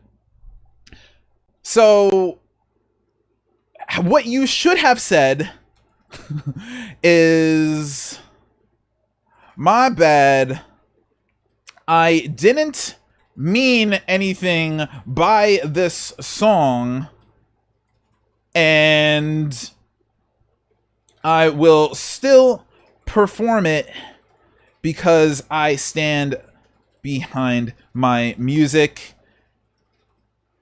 However, I love black people, white people. Y'all are my people, period. I would have, like, you see, can I, like, fucking for real? Like, can I, like, I could give you the speech, Jason. You could just read the words, and then everybody will be satisfied. I promise. You'll still be able to continue singing your song, and everybody will be satisfied. I promise you. I promise you. Like, would anybody have an issue if he said, my bad, didn't mean anything by the song, but I will still perform it because I stand behind my music. However, I love black people, white people, because y'all are my people, period. Like, tell me yes or no, would that speech eat?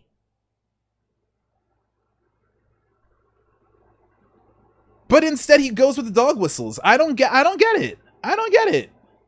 If you are in public service, you have to understand that the PLPPR team, fucking for real.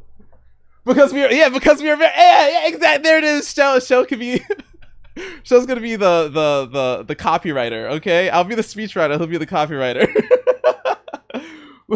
Because this is America. Okay, you can still get your America in there. Okay, all right, you can still get that. You don't need to say all of the bullshit. All right. For real, like, it's so crazy. Like, if you are in public service, you have to understand that colloquial sayings and inferred meanings of phrases are different everywhere that you are. If you come from the country and you move to an inner city, like inner city Chicago, you're not going to understand what the fuck they're talking about, period. And likewise, the same exact way, if you move from inner city Chicago and you move to like freaking Bumblefuck, Tennessee, you're not going to understand what the most people are talking about. They're going to have different sayings. They're going to have different ways of saying things and expressing themselves. However, now that you're in the public world, especially after having an entire controversy blow up about things that are legitimate. Like, it's not stupid things that people are complaining about. It's not like, oh, you stole my Barbie in the 10th grade and now I'm like mad at you for it, so now I have to like get back at you by like, you know, cutting your hair while you're sleeping. Like, this isn't stupid bullshit drama. This is actual real violence that people have lived through and experienced. And you can't just say, oh, well, I don't really care about that because like I'm just not racist, period. Like, that's just... How many times have you heard a racist person say, I'm not racist? Like, it's ridiculous. Just get it together, y'all. Get it together. Get it together. Because like what I said before in my other Topic Tuesday, conservatism of nowadays is hiding. It is not conservative. I consider myself conservative on certain topics. Okay? However, conservatism does not have to do with race. What y'all are doing is racism. It's different. It's completely different. 100% different. Conservatism is about restricting the amount of control the government has on the collective citizen body. That is what conservatism is about.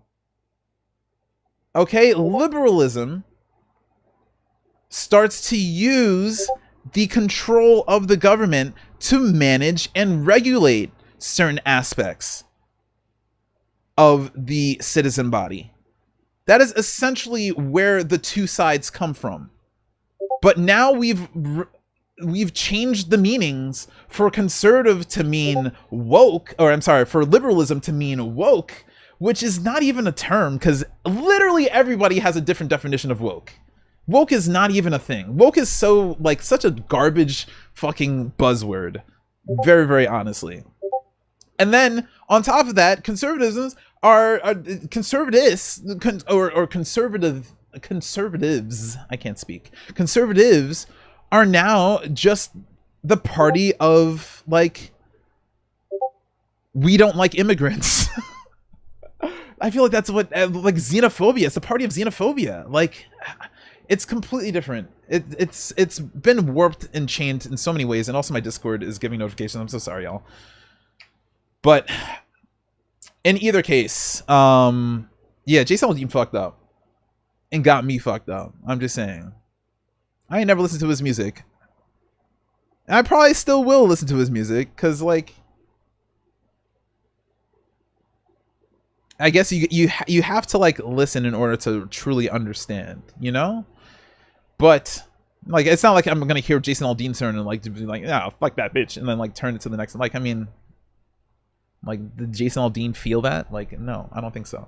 But at the same time, like, we have to move. We have to be progressive, y'all. And progressive means progress, okay? Progress. We need to move. Move on, move forward, move together, okay? And this works completely against it, 100%. And it's not hard to have compassion for the people who are trying to fucking consume your music, Jason Aldean. It's not hard. So anyway, it would eat, but not for the people who wants to attract. Seems like he's fine with the racist fans. That's really what it is. It's like condoning it. It's condoning it. And I'm sure that that might have been one speech that he gave out of many performances of that song, out of many, you know, like, whatevers. And, like, it probably doesn't even encapsulate all of his views on the topic. There's only so much that you can say in, like, a 30-minute little, like, sound bite that you do before performing a song. Like, I go on stage, sometimes I forget to say stuff too, you know, like, it's not really a lot of time to be nuanced or whatever. I get it, you know, like, I don't think that this explains Jason Aldean as a whole, but it's aligning himself with the wrong idea. The absolute wrong idea. This idea that people are being persecuted for their ideas. No, bitch. People just don't like you. Like, hello?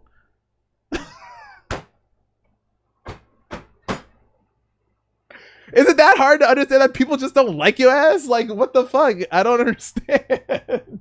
This whole thing about, oh my god, I'm canceled. Yeah, there's consequences for being racist. Like, is it that difficult? Like, I want to do that TikTok.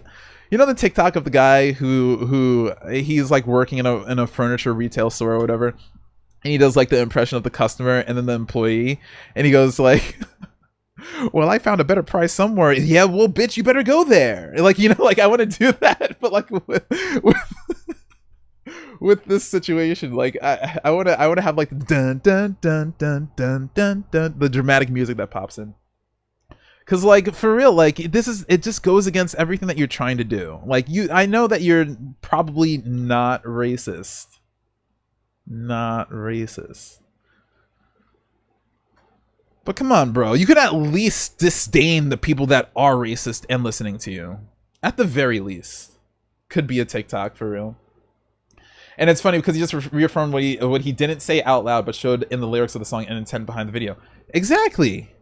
Like, why would you, what's the purpose of filming your video there? That's really the straw that broke the camel's back. Because people didn't go crazy over the song when it released. The song released like 3-4 months ago, and people were listening to the song. And it was a questionable song, sure. But the thing that really broke the camel's back was when the video aired this past week. And it's like a slap in the face. Like, maybe you didn't know. If you didn't know, that's perfectly fine. Admit that you didn't know. But like, I would like an explanation for that. If I was a Jason Aldean fan and the same complexion as I am currently, I would really want an explanation. I would be like, wait, bro, but what the fuck are you talking about? Like, why would you film there? Like, why couldn't you just like film at home? Y'all ain't talking about anything special. Y'all ain't talking about making laws. You're talking about shooting people that come from a different place. Like, that's Why are you filming in front of this courthouse? Like, what's the point? What's your purpose? And when you are a person that is in that creative director position and you're controlling like the narrative and you're like, okay, well, I want this there and that there and this there and that there and this there and that there and this there and that there. Everything that you have within your shot is thought out beforehand, thought out, planned way beforehand. So was that part of the thought process, the history of this building? Or did y'all just want to shoot in front of a fucking courthouse? I don't know. A courthouse is a terrible place to shoot in the first place. Anyway, we're not going to talk about it. Anyway. But then again, we're talking about the laws. Once again, filming in front of the courthouse reflects a lot of what's happening right now in terms of the current legislative environment, where there's a ton of laws being passed in Florida, other southern states, I'll say, southern territories. We have like, what was it, 18 states that have disallowed abortion, and people are actively seeking to like leave these places because they're literally not safe for them. Transgender people are literally not even recommended to visit Florida at this very moment. There's actually an advisory that is out saying, do not go to Florida if you are part of the LGBT. Like, just don't go. Don't go. Don't visit. Don't see it. Don't watch it. Don't walk through it. Don't breathe on it. Don't think about it. Don't look at it. Like,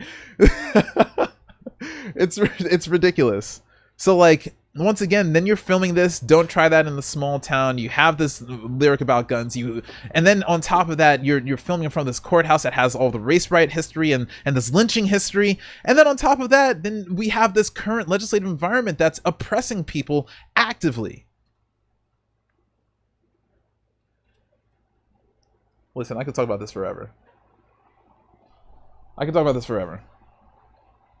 And then on top of that, then you, of course, do the double down where you're going to align with all of the, you know, Matt Gateses and the fucking, you know, I don't even know what all their names are.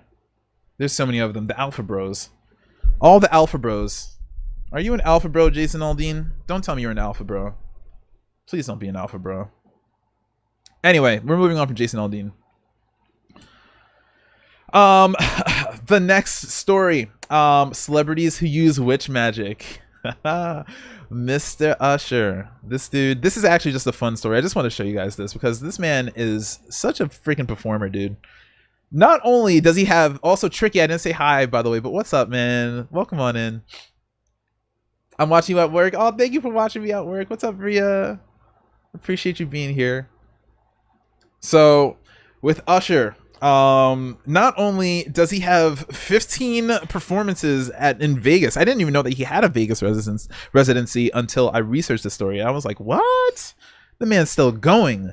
But not only that, but then he also has, I think, I want to say 17 worldwide dates that he's going, international dates that he's going all over the place. He's on a tour right now. And the man still looks amazing. Like, I in no way, shape, or form have an Usher crush. But just look at this dude. I think he's like 50 now. Without you.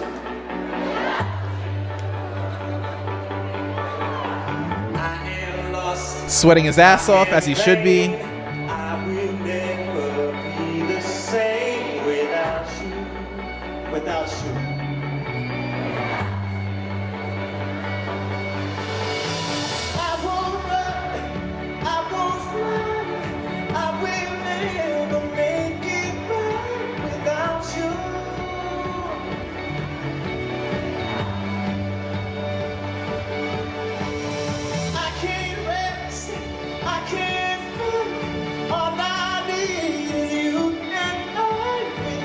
I don't think he's 50. I think he's like mid 40s somewhere.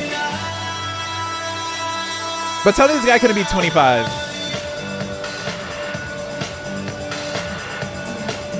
He did do a little bit of a white boy dance right there, which I'm not appreciating. But in either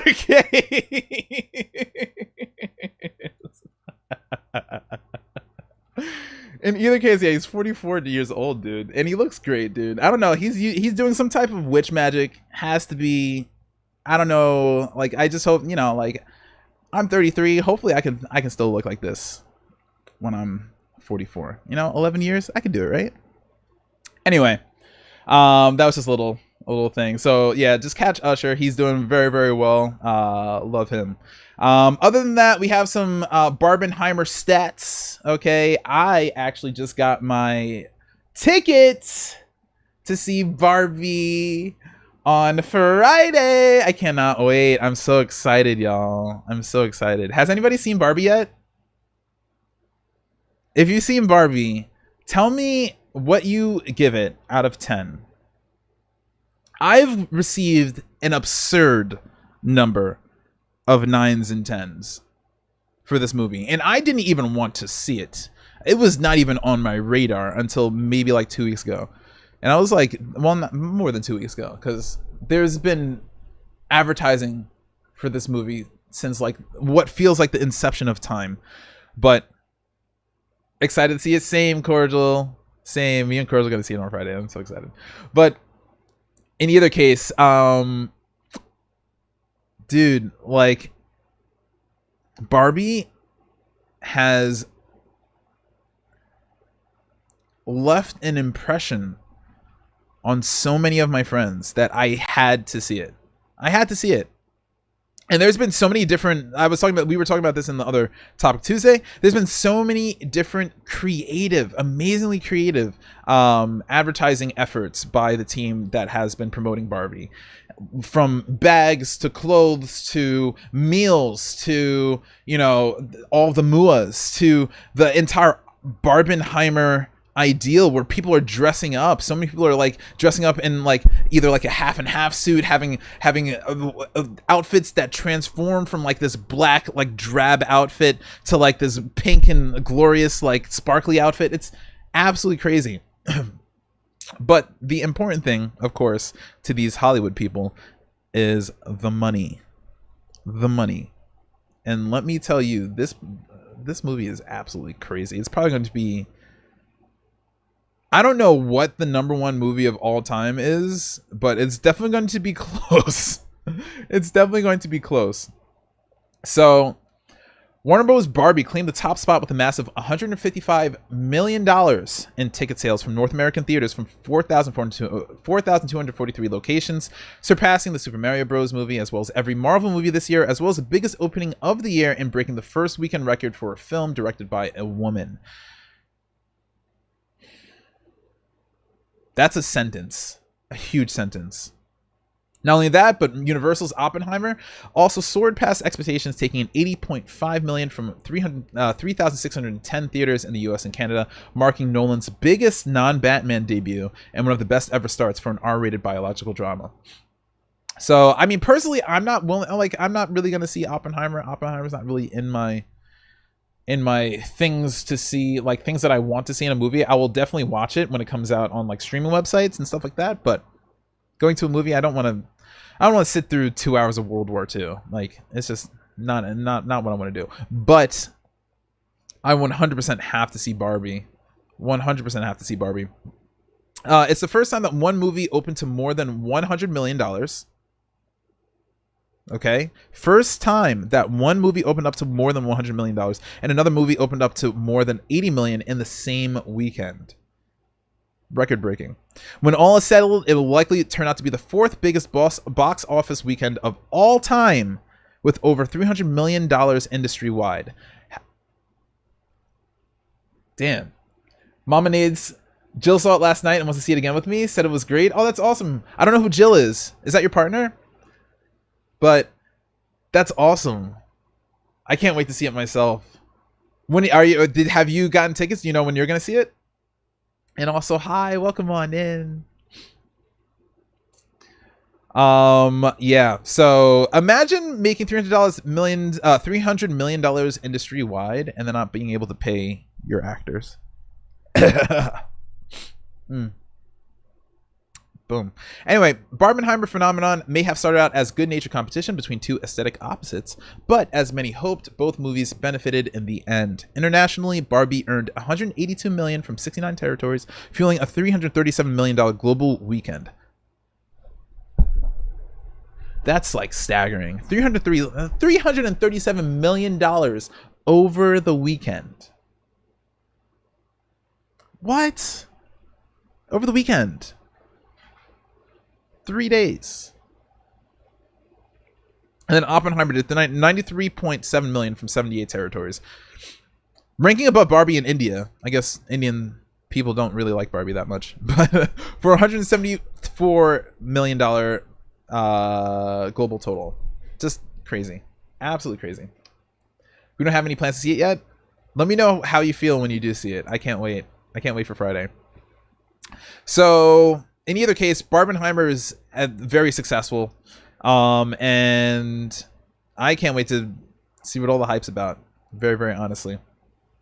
And then, oh, now we have all of our games. Save the best for last. Okay. Jill is the wife. Okay. Hi, Jill. I'm glad you like Barbie. I'm a cheapskate, so I'll just wait for streaming. Oop. Now you sound like me. I don't go to the movies for anything. And like the two things I will go to the movies for, Spider-Verse, I need to see that. And then now, because of my friends' reactions to this, Barbie. And also I hear that Barbie like smashes the patriarchy in some ways. So like, fuck yeah. You know what I mean? Fuck the patriarchy. Anyway, so as far as gaming goes, Bloodhound review, as I said earlier on this week, we played Bloodhound for the very first time. That was on Monday, and came out with a few clips. I put out a new video on YouTube. Please go over to YouTube right over here. I know on the other websites, whether it's... oh, that's not it.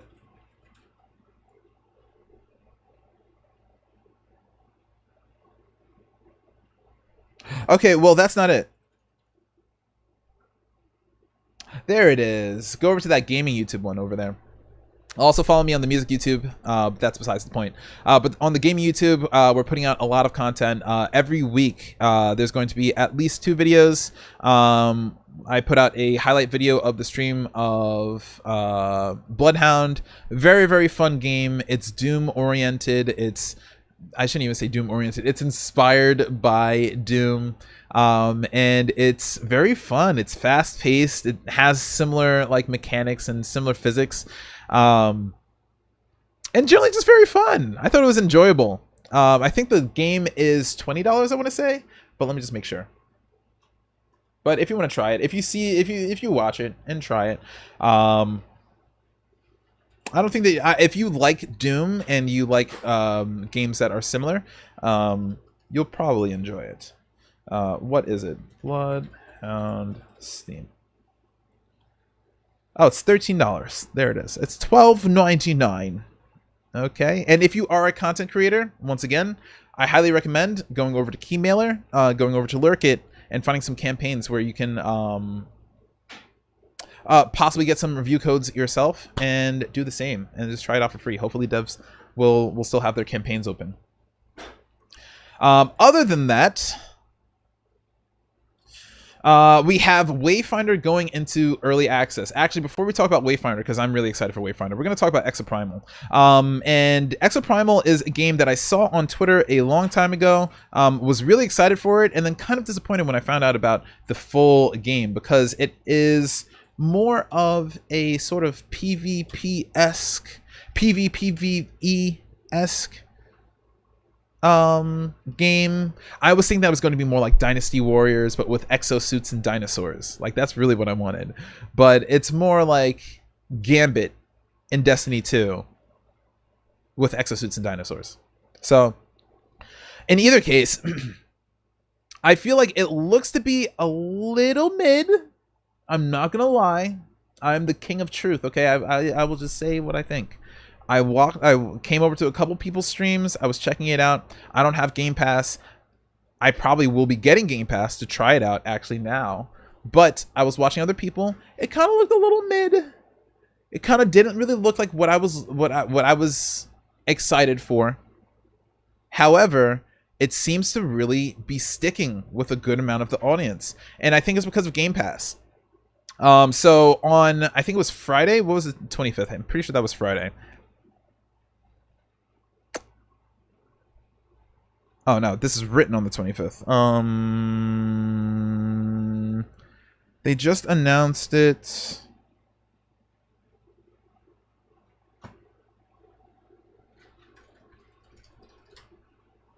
Maybe it was Monday.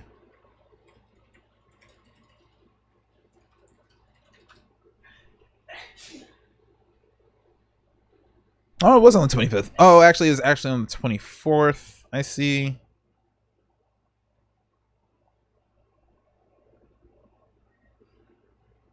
Yeah. So it was in between the 24th and the 25th. So 1 million units, 1 million counts have signed up and played this game, which is a pretty astounding statistic, seeing as it just came out on July 14th. So that was like 10 days before that announcement. So seems to be doing well. I think that Game Pass is boosting it. However, people are saying that it just has this sort of quality to it that makes you want to keep on playing. Was really skeptical about this. This is from user Nobody. Was really skeptical about this, but installed it via Game Pass earlier and ended up losing the entire day playing it. Looking at its component parts, it doesn't feel like it should work as well as it does, but it kind of just does. And over on Reddit, user Illmedication said, I can't even lie, I wasn't excited for this game at all. The whole dinosaur concept felt kind of meh from the start. I decided to try it on Game Pass this weekend, and now I have 15 hours played. By no means it's bad, but it's not perfect either. But somehow it's kind of fun. So I'm excited. If you guys want to play it, I'm planning on getting Game Pass, and or at least my free month of Game Pass, and trying it out next week. So I would love to play it with you guys. So if you're down to try, let me know. It's probably going to be for like maybe Wednesday next week. Another game that I'm super excited about, Wayfinder. Okay, so this is a tweet that I just put out this morning. So this is a little bit of a cheat because it's supposed to be Topic Tuesday. This is technically a Topic Wednesday. Okay, technically a Topic Wednesday. However, well, actually, maybe not, because it was 20 hours ago. That was in Tuesday. But in either case, the early access begins on August 15th for Play Wayfinder. I showed this trailer before. I showed the trailer last year. I showed this trailer last week, and it looks genuinely like a really fun game. It looks like not only fun, it looks well crafted. I think that's a big thing about it. It looks well crafted. Let's take a look. We're gonna watch this second. Let's take a look over. No, these are the trailers that I wanted. Over here.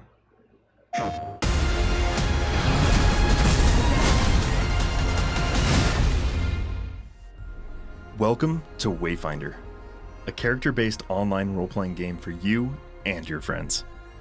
It's all set in Evanor, a gorgeous world that has fallen to an ancient and mysterious force known as the Gloom. It's up to you to push back against this hostile calamity that twists and corrupts everything it touches. You'll control the chaos as Wayfinders, powerful and diverse characters who are echoes of fallen heroes. After a cataclysmic event, they have been reborn of the Gloom, allowing you to shape both your Wayfinder's playstyle as well as their look. I want the one-eyed girl. One of our large open-world areas. Here, I'm all about the one-eyed aesthetic. Find world bosses, participate in public events, and more. You'll also meet up with friends old and new while you're on your adventures. Public events are always more manageable with some help from other players. Each Wayfinder comes with their own set of unique moves and talents, but it's up to you to make your Wayfinder your own. Wayfinders like Senja lead the charge by pummeling enemies with their up-close and personal attacks. Each Wayfinder can play a major role in experimenting with different strategies and party compositions. After exploring the Highlands and adding a few notches under our belt, it's time to head to our social hub, Skylight. Skylight serves as your main hub for taking on quests, turning loot into weapons, as well as other Wayfinders, both of which will be continuously added over time. In addition to unlocking Wayfinders, you can also create unique combinations of abilities and weapons. Kairos excels in dealing damage. I'm definitely going to be trying this guy. He looks so cool. Equipping him with Give me a rifle scythe? makes him a powerful addition Hell to a party yes. from a distance. Then he also has a rifle? Y'all already know. Skylight's Y'all own already gate know. serves as a portal into dungeons called Lost Zones. These ever-shifting If I have the dungeons opportunity are to first turn any discovered game into an out in the FPS, I wilds will. of Evanor.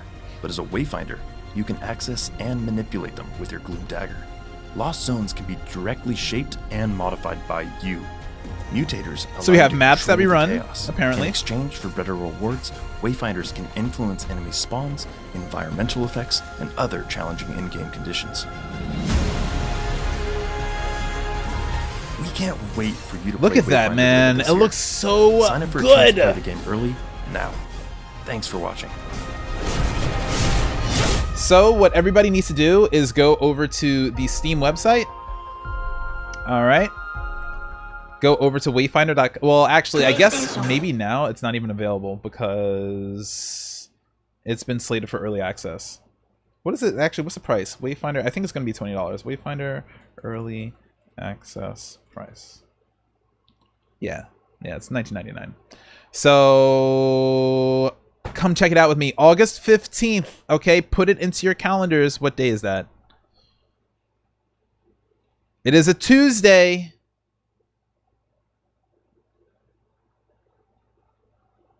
Someone play with me, please, because I'm lonely. All right, so anyway, next upcoming game that I'm really excited for is Celico. Y'all, we will be playing this demo, by the way, hopefully Saturday. Hopefully Saturday. It might be Friday. We might do it Friday. And then if I'm really in demon mode, we'll do it tomorrow. But I doubt that I'll be in demon mode because I have to go to the studio at the end of the day. And in addition to that, what else is there? Oh, I have to finish the review for Bloodhound. So I don't know about all that. But in either case, y'all, if you haven't seen Celico, this is the Patreon. If you want to contribute to their development. But if you haven't seen Celico, this is it. And also, if you watch me play Bloodhound and you watch me play Doom, you understand exactly why I want to play this game. This is 100% up my alley.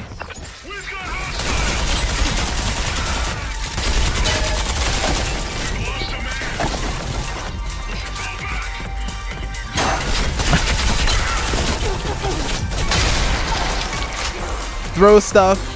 Huge arsenal. Use your environment. Take cover. We have this like leaning mechanic, dodging mechanic, movement, pixel art-ish.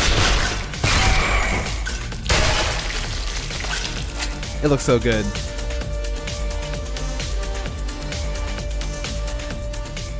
So in either case, the demo's been out for a year now, and I haven't played it yet. So we're gonna be playing it this weekend, hopefully Saturday. And be excited. It doesn't have a release date just yet, but it looks so good. I've been waiting for this since last year. I'm so excited. And the last thing that we have for today, one of my favorite playthroughs of last year, Blasphemous. Blasphemous has been announced, dude. Blasphemous 2 is gonna be so badass.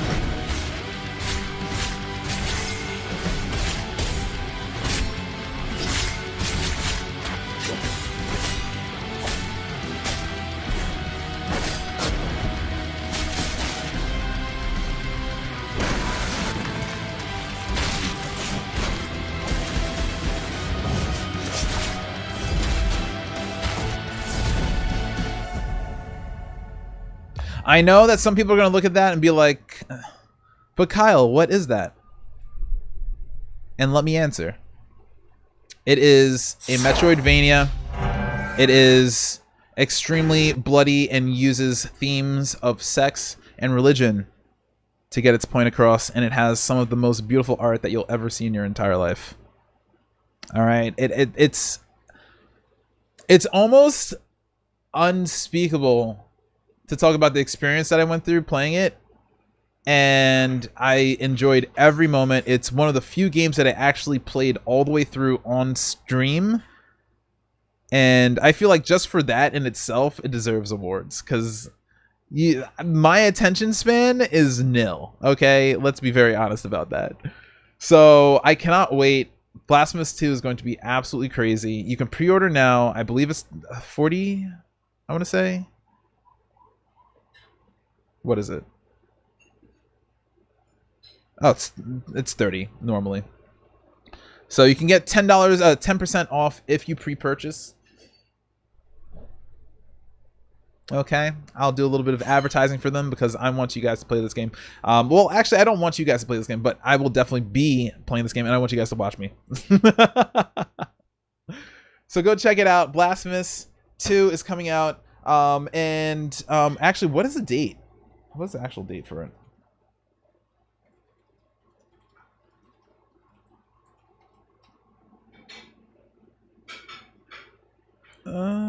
September 15th, 2023.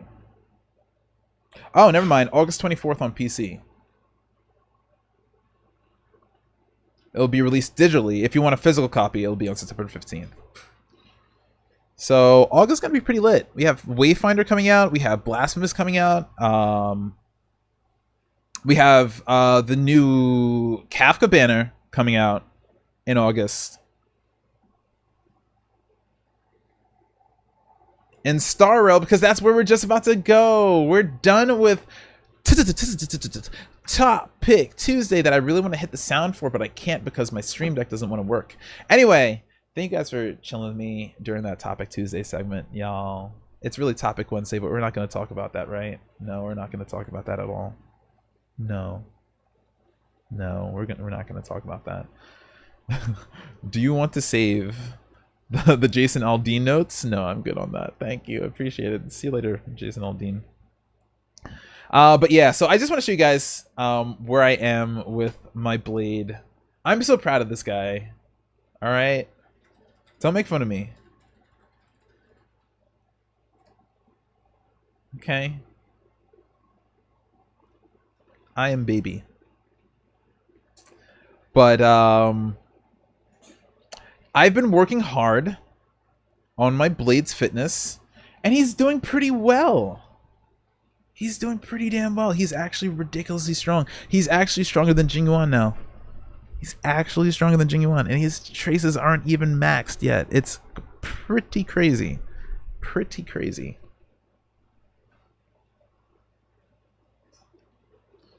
I love how every single time that I turn on Star Rail, I have to turn the sound back on because I always mute it as I'm playing.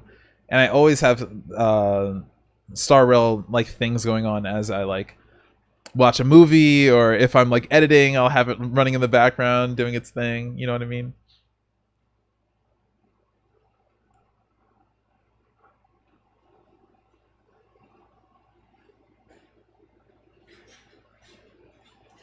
And this is going to be a pretty short section, very honestly, because I have a new game that I want to play today. It's called Oxenfree. And it's a choices matter, like top-down isometric game set in like this like mystery world thing. I don't want to talk about it too much because I'm not going to look it up, but we'll see in just a moment.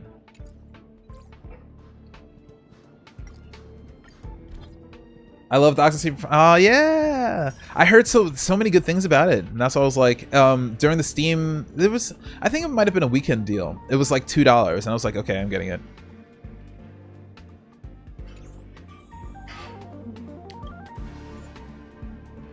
Yeah, Oxenfree 2 was like $15, so I did not get that one.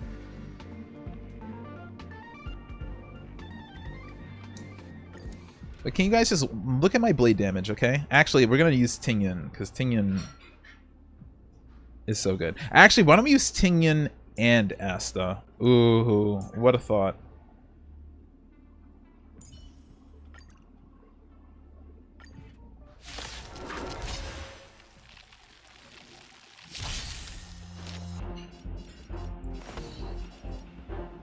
Why are there only 3 people on my team? Hold on. Because I need to show you guys. I need to show you guys what this guy's doing. Actually, before I even show you guys, let me show you how far I've gotten with his traces.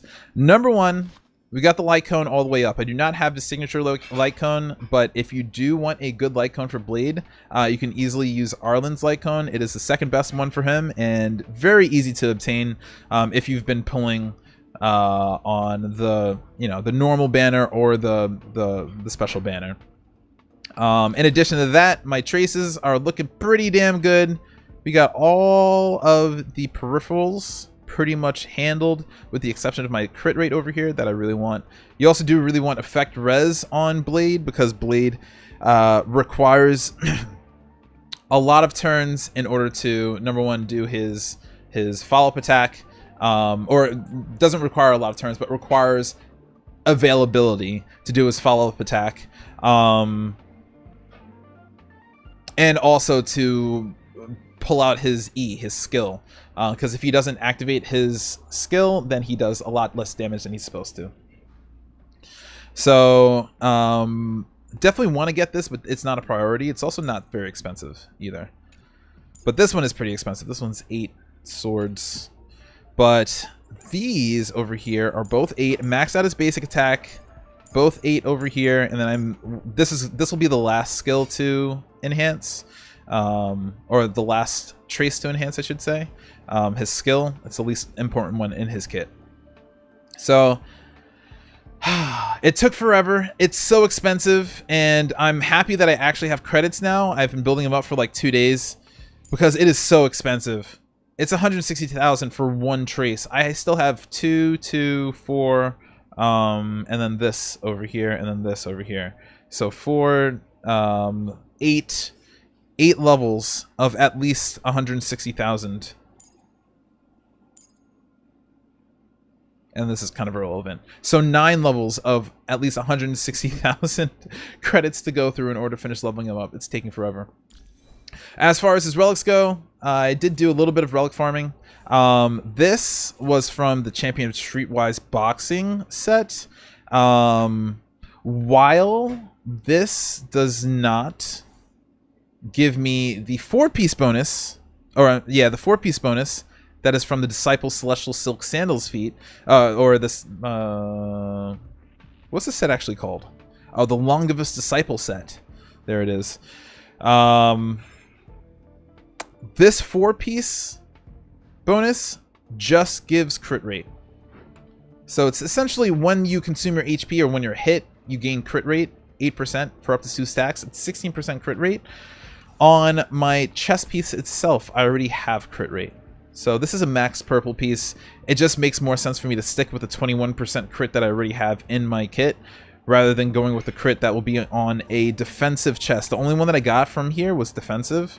So it's a, like, I'm not going to use this. It doesn't make sense.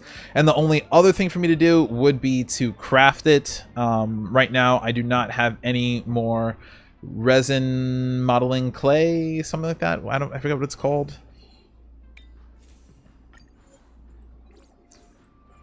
What's this stuff called? Modeling resin clay? Modeling shaping resin clay? Something like that? Self-modeling resin. There it is. I don't have any more of these because I spent them previously. On the worst characters to spend them on too. Or the worst 5-star that I have anyway. Yanqing. So, rest in peace. But I still love him anyway. He's still a wonderful ice boy when I need him. So, other than that, I think we all know what happened with the Eidolons. Okay, I did get Eidolon 1 on him. And oh, the ball and chain over here. What's the dang topic? We already went through that. There were a lot of topics. A lot of topics. But now we're in Star Rail. What's up, Werewolf? How you doing, man? I'll be putting the Topic Tuesdays on YouTube if you want to revisit them. Well, hell. I'm so sorry. Heck! Listen, you don't have to censor yourself here. But as far as his ball and chain, also I have the worst possible freaking thing on here. The worst possible set on here. I have the 2-piece. So this is this was originally on Sampo, which is why I stuck them on Blade, because it was the only wind artifact thing that I had leveled up, and it just made sense because it had energy regen and wind damage. So that's really what I'm using these for. But this 2-piece effect is absolute garbage and will not help him at all. What I need to do is put on this set, the Rudolent Arena set, which increases the crit rate by 8% when whereas current crit rate reaches 70% or higher, whereas basic attack and skill damage increases by 20%. This is very, very good. I could also practically go with the Inert Salsodo too. The whereas ultimate and follow-up attack damage increases by 15% when the crit rate reaches 50% or higher. So this is also very practical. I don't have wind damage and energy regen in either set, so I'm still farming. But anything that I didn't go over, I think I went over everything. Just waiting for Battle Vulgar's Gate 3. I know you're talking about it. When is that coming out? When did you say that was coming out? In addition, only other thing that I want to say about this is that I do have HP boots. You can get HP boots or speed boots for Blade, and I believe HP boots do actually beat out speed boots for Blade in its optimal configuration because of Bronya as well. So I don't have Bronya. That's just a little fact I'm just throwing out there. Mondays for pre-orders, Wednesday. Oh, so it's just about to come out. Oh, that's dope. I hope you enjoy it, buddy. Look, my ass is here. Why wasn't she here before? Last time I went into the Calyx. Look, she's gone. Why isn't Asta here? What the fuck's going on? Listen, I need to show off my damage, bro. I need to show off my damage. Oh, Asta's dead. That could definitely be a reason. There we go. I'm gonna Eldritch Blast from the window to the wall. I love that for you.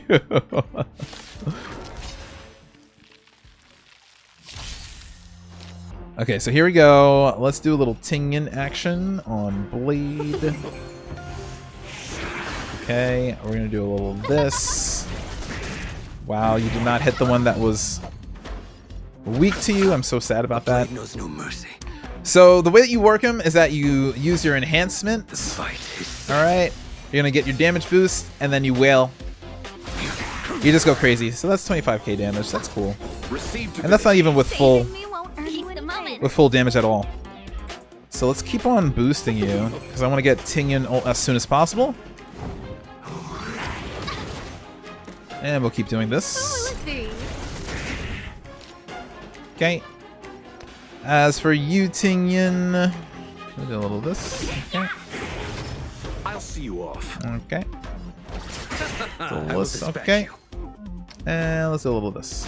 And the best part about Blade is that he does not use skill points. He's super, super skill point efficient, which I love. And then 26,000 on this follow-up attack. Absolutely crazy. If you don't know what Blade's skills do, essentially, whenever he loses HP, he gains a stack of his passive. When he reaches 5 stacks of his passive, he releases this follow-up attack that does a ton of damage to all of the enemies. Alright. And we'll keep boosting you, why not? Who invited you? Let's settle this. We're not gonna do it right now. I want to get full Tingyun stacks, full Asa stacks. Which I won't be able to get, fuck. I won't be able to get full Asa stacks, but still. We'll be okay. Let's boost you again.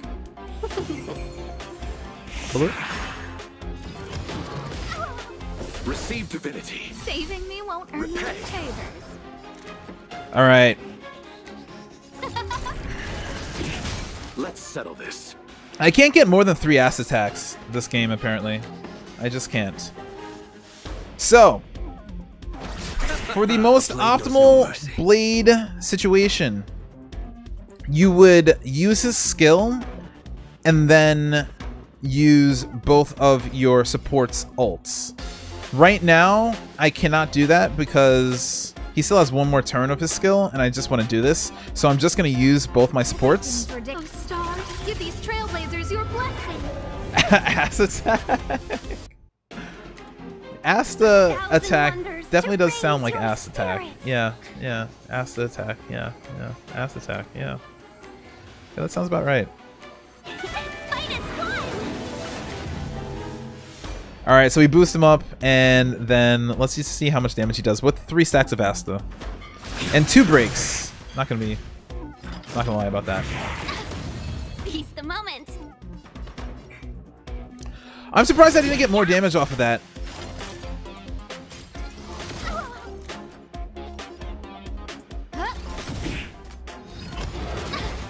There's my 5 stacks.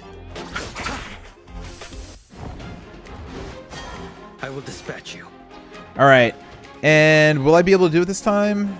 Yes. So you guys will see how much damage Blade will do at its maximum right now, because whenever he uses his skill, either his skill or his basic attack, he takes his own HP, which contributes to his passive stacks. So essentially we're going to get all the stacks. We're going to get a full basic attack, skill, follow-up attack, and ultimate in this one turn. That paradise may be savor it for me. So that's a nice 50k. Okay. Love that. That was 16k, but it was only on one character. Or I'm sorry, it was only on 2 characters. And that was a 13k follow-up attack on 1 enemy. So if there were 4 enemies still on the field, that would be 13k times 4, essentially. There was a little bit more damage because of, let's say 10k times 4, that's another 50,000. So essentially, in one turn, he's just done about 30,000 damage, essentially. Is what I'm trying to tell you. 130,000 damage is what I'm trying to tell you. He just does a ridiculous amount of damage. He's absolutely crazy. A blade knows no mercy. He just does not care for anybody's life. That paradise may savor it for me. Has no regards No manners, huh? for anybody else.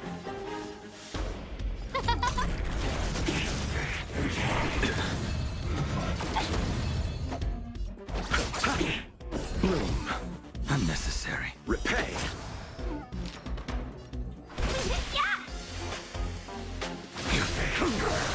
Who invited you? Huh? I also want to see if I can time this properly so that I can give you guys the little hack as well. Customers? I think he only has one more turn, right? Excuse me. Yeah, he has one more turn of this.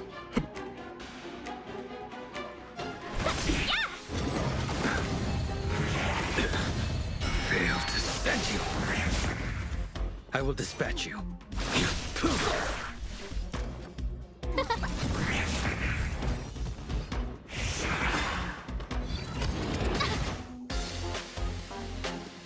All right. Oh, I got scared. I thought that he did the wrong thing. I thought I was Asta for a moment. Oh, let's see. All right, nice. Full stack. All right, so I will be able to do it. I won't be able to get my follow-up attack, but it's okay. That's fine. A blade knows So, no mercy. essentially, when you are Blade, there is a... I don't know, I guess you would call it a manipulation. It's not a hack. It's not. It's essentially a manipulation of the mechanics of the game. Where if you use your skill puts you into a mode where you just get a damage boost. Essentially, you get a 20. Currently, I get a 27% damage boost. So if you use this, this operates just like Seela's ability, where she goes into I want to call it resonance mode. I forget what it's called. But essentially, in this mode that he is right now, his turn has technically ended because according to the skill, when you use the skill does not regenerate energy, and using the skill does not end the current turn. So if you have any character that has this in their description of their ability, which is specifically Seela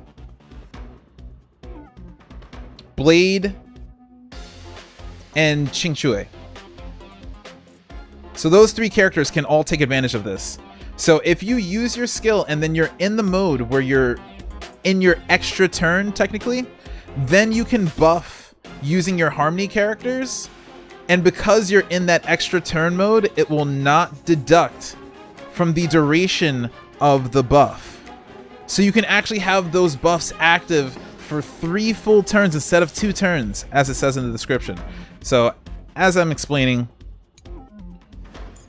just because I'm a person that needs a lot of explanation, so I like to over-explain a lot. So, just so that you guys understand, this turn, or this ability over here, regenerates 50 energy for a single ally and increases target's damage by 46% for 2 turns, right? Same thing with Asta. Asta's ultimate increases speed of all allies by 44 for 2 turns. If I use these abilities while he's in this extra turn state, then he's going to be able to have those abilities for 3 turns instead of 2, which massively increases your damage. So we use this.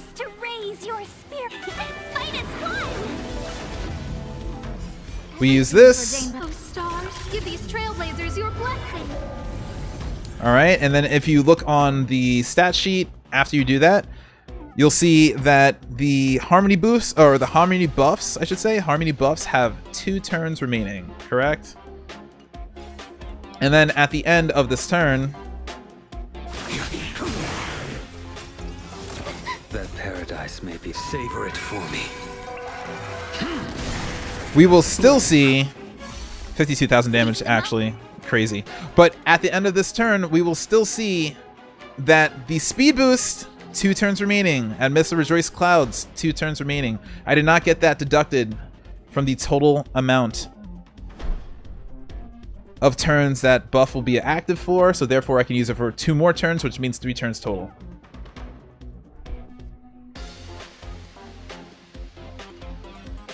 Just letting you guys know, if you play, just letting you guys know, you know what I mean? Just giving you guys the deets. Anyway, let's put this on auto, and let's finish it up. The dead return.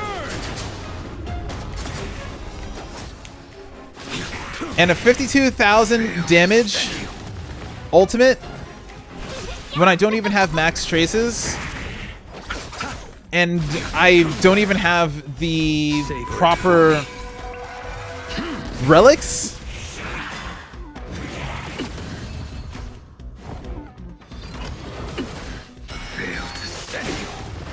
I'm just saying, this man is strong. This man is strong as hell. Oh, stars, give these trailblazers your blessing. Savor it for me. Receive divinity.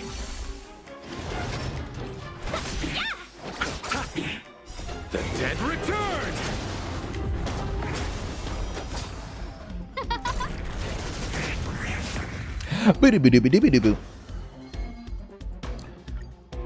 Okay, so let's see. I think that I'll be able to boost up another trace with what we just did. Let's take a look.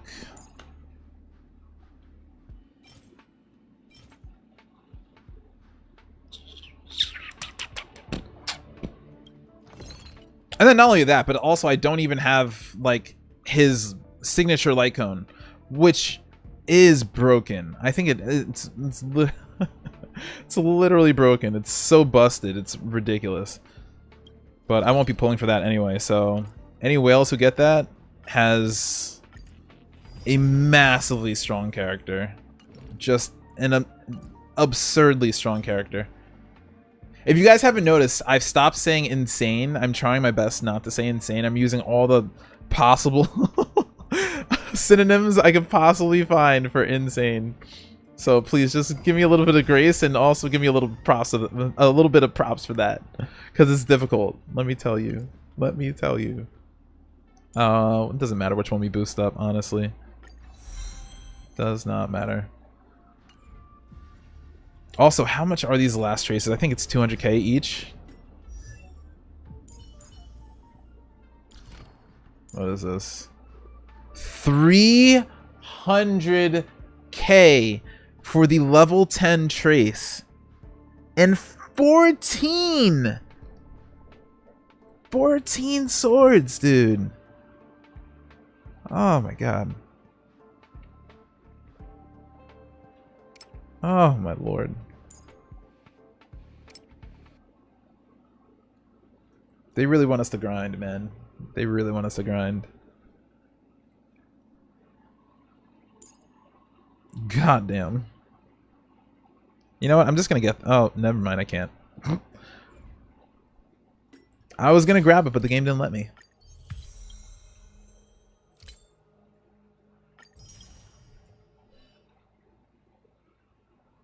What else do we have to do for the dailies and everything? Did I do everything already? I did. Alright, so right now it's 5:03. I did want to do a character companion story quest in this game, so we're going to do that real quick before we go into OXENFREE. Welcome, customers.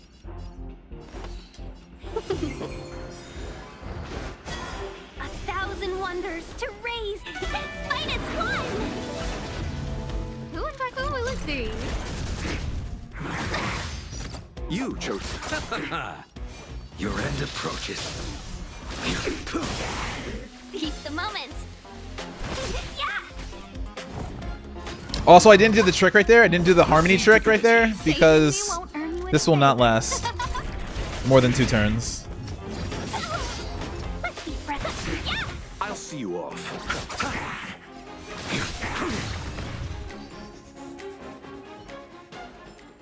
All right. Moment's excitement. Let's take a trip over to...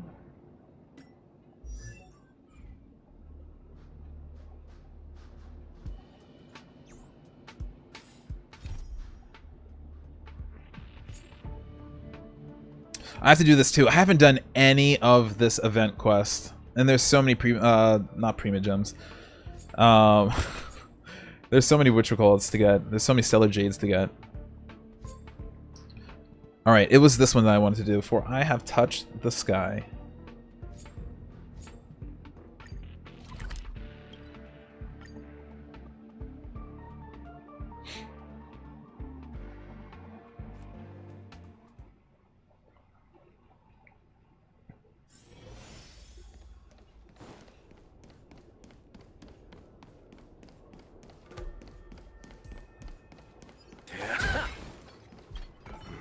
Looks like there's smoke rising in the distance.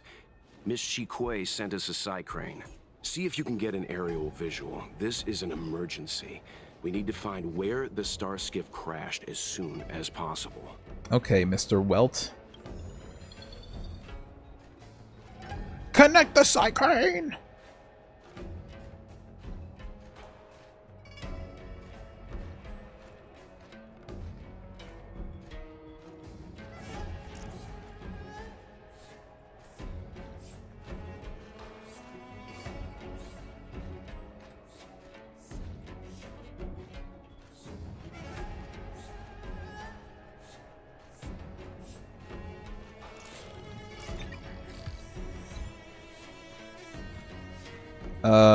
Can you go down? Thank you. Can't go through this side.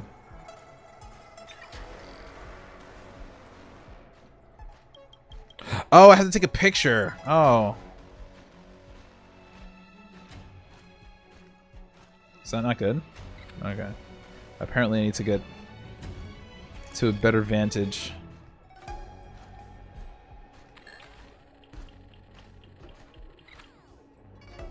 There. That must be who Miss Shikue asked us to save.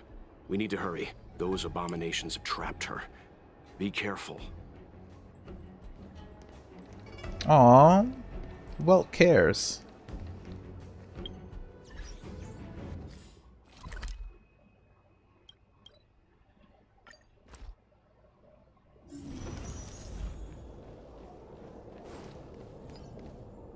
Hey, get out of here! It's too dangerous. Go get someone from the Skyfaring Commission. Tell them Qingni is in trouble. Oh, that's okay. We're pretty tough. Don't worry, Miss Qingni. We've been in worse danger.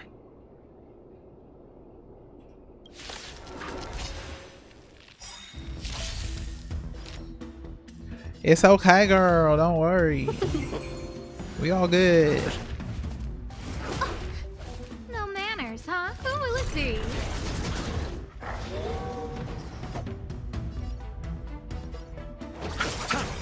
Eternals, the dead return!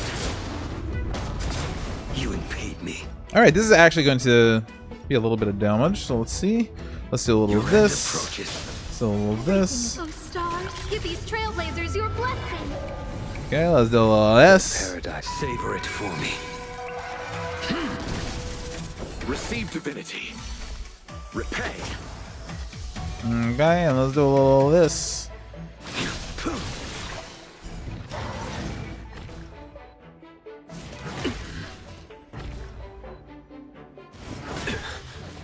Fail to send you. Damn. Let's be friends.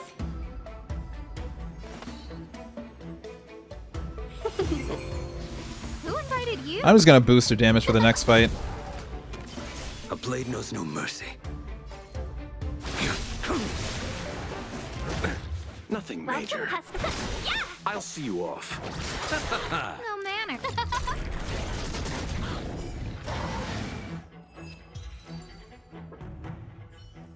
Easy. There are too many monsters. Let's hold out for a little longer. The Cloud Knights should be here soon. I like it when Welt gets angry. These monsters can't get up here anytime soon. Those eyes. No can do, Miss Qingni. We're not abandoning you. We won't leave you here. You two have held out long enough. Help is at hand. Yes, Yukong. I love Yukong's voice actor.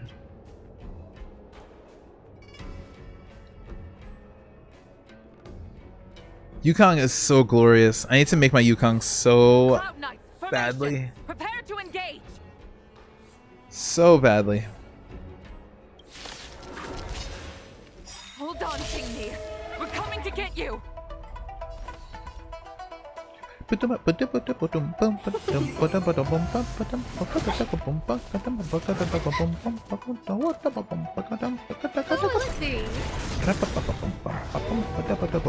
chose the wrong enemy.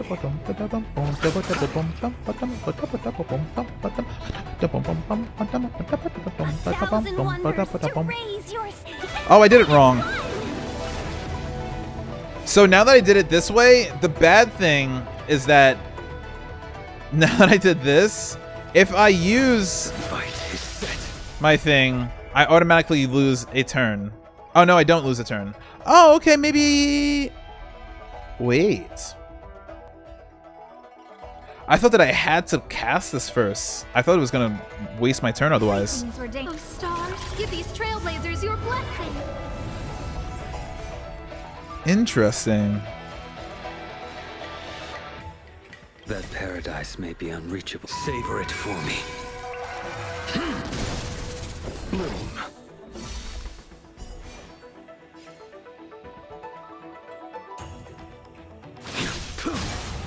Seize the moment. Disgusting.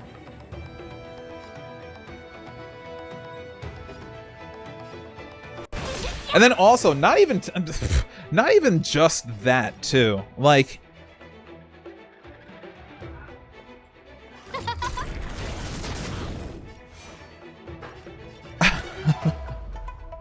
I don't know if you realize, but my supports are actually not even close to leveled properly.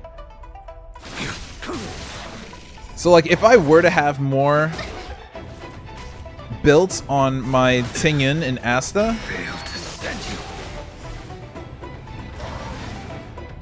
especially Tingyun. So I should still have those harmony stacks, right? Yeah, man.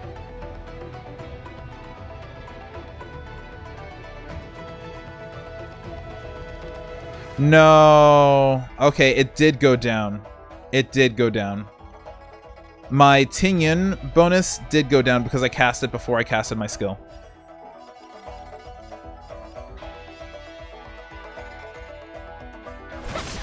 Who invited you? Who will it be?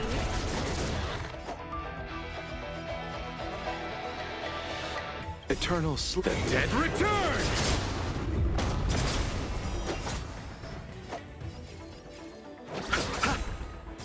You impede me.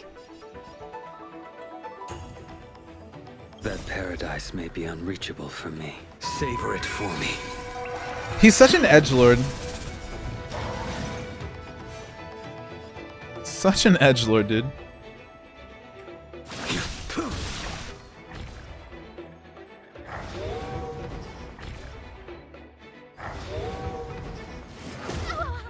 You chose the wrong end. Man, if y'all don't hit Blade, dude.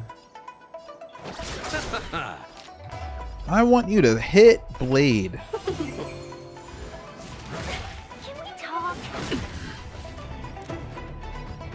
Can we talk? Failed to send you. Rest in peace.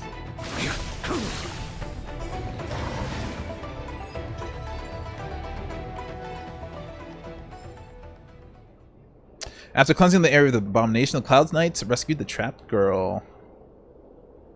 I didn't know the Helmmaster of the Skyfaring Commission dealt with situations like this in person. Indeed. I should be reviewing files in the Palace of Astrum. However, Qingni decided to put herself in danger and trouble our esteemed guests with her safety. As her mother, I couldn't sit idly by. Oh, you're Qingni's mother? Oh, shit. Qingni, have you thanked your benefactors yet? Oh, better thank me, Thank woman. you, benefactors. You're welcome. No need, Miss Qingni. It was nothing.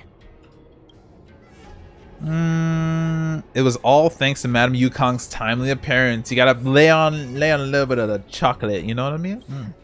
You flatter me. Oh, This yeah, is I a do. Skyfaring Commission affair, yet the two of you had to put yourselves in harm's way. I am ashamed. Don't be ashamed. It was I'm because happy of to be both here. of you that Qingni escaped unscathed. Words cannot express my gratitude. In fact, by way of thanks, I'd like to invite Ooh. you to the Palace of Astrum for tea. Got an It invite is back about to her time we place. knew each other better. And then she wants to know each other. Oh my The feeling goodness. is mutual, Lady Yukong. We would be honored.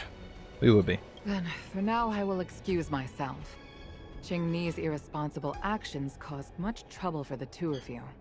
Allow me to apologize once again on her behalf. Ugh, you always do this, Mother. Scold me before figuring out what actually happened. It Oof. was a dire situation. I was the only one who could.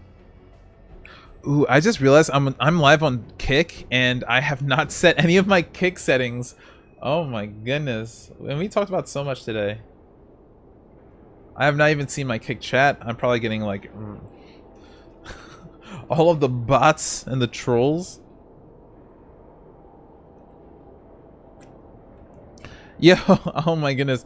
Diggs, BTW, and Game Plan. What's up, y'all? I'm so sorry that I have not been talking to you guys at all. Oh my god. Promised me, I feel so bad. We shall discuss this. I'm a when we terrible return. streamer. You said you stream well. I'm streaming to multiple places, by the way. So right now we're streaming to Kick, Twitch, YouTube, and Facebook. So I'm so sorry that I wasn't looking at the Kick chat. I was looking at everything else. So sad. Thank you. We actually have 2 followers on Kick. I don't know when that happened, but hell yeah. It's Code and Game Plan. Thank you so much for following. Peace, love, and progression. Welcome to the Race Nation.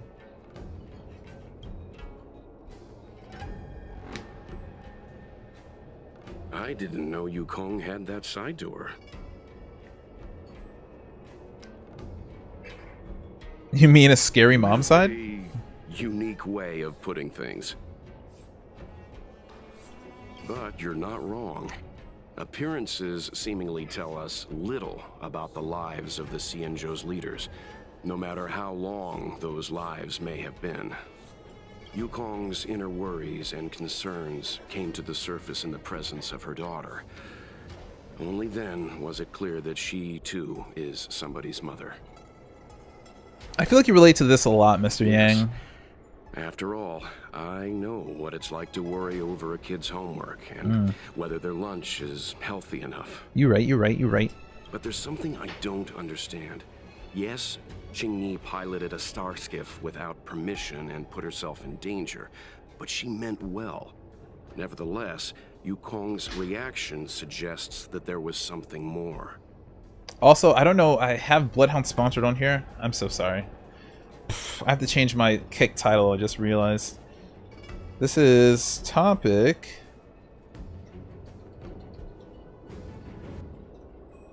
Tuesday. Blade Showcase and new game Oxenfree.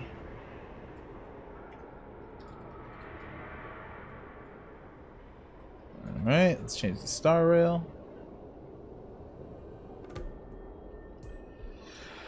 Perfect. Alright. Anyway.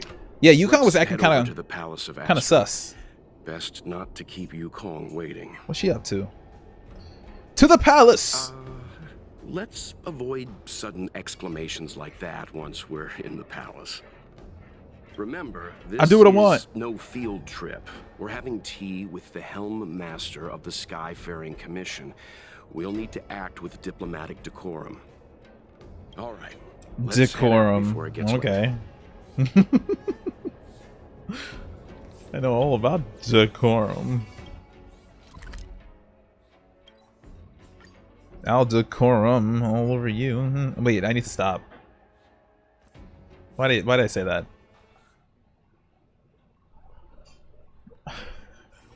It's hard for a wanderer So glad no one's chatting right now. Woof woof. Woof woof woof woof woof. The food stall is, because we all know that the dog is looking for the food. The food stall is over there. Woof woof woof woof woof. Maybe Dieting was not looking for a food stall. That's a lie. Find someone who can understand. Who? I guess March 7th. That's right, she's the one. Let's go. I'll bring you to March 7th. So is that another companion quest? Interesting.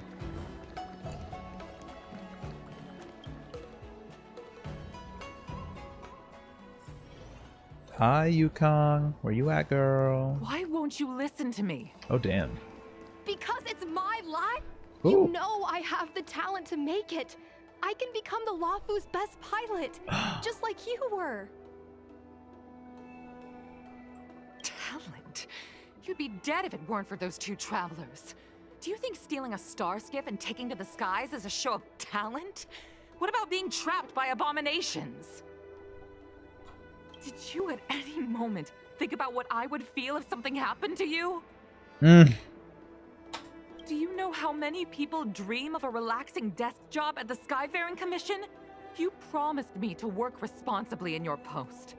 Not only have you broken the Skyfaring Commission's regulations, you've broken your promise to me. Ooh, this is deep. I already told you. I had no choice. I want to help you and the Skyfaring Commission, not sit at my desk dealing with never-ending papers. Oh, she's sounding like that Serval. job doesn't suit me. I got the highest grade in the fighter pilot test. They all said I was a genius, like you. Like mother, like daughter. They were all jealous of me. This is almost exactly like the Serval story. But no one even knew I had to take the test behind your back. You would never Except have allowed me Serval's to go if I mother told was you never about mentioned. it. Behind my back? Do you really think you could have walked into the test and sat in the cockpit if I hadn't given my permission behind the scenes? Oh, damn. Did you rig it so that she got the best scores? Genius. Don't mention that word to me again.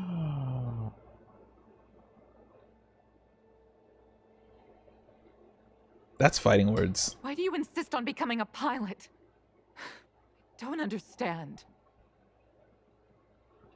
Yukong, I kind of don't like you anymore. And I don't understand why you don't understand. Same. Why can anyone in the world become a fighter pilot except the Helm Master's daughter? Don't you realize how ridiculous that is? You may not want to fly anymore, but don't trap me down here with you. Ooh. You better speak. Qingni, where are you going?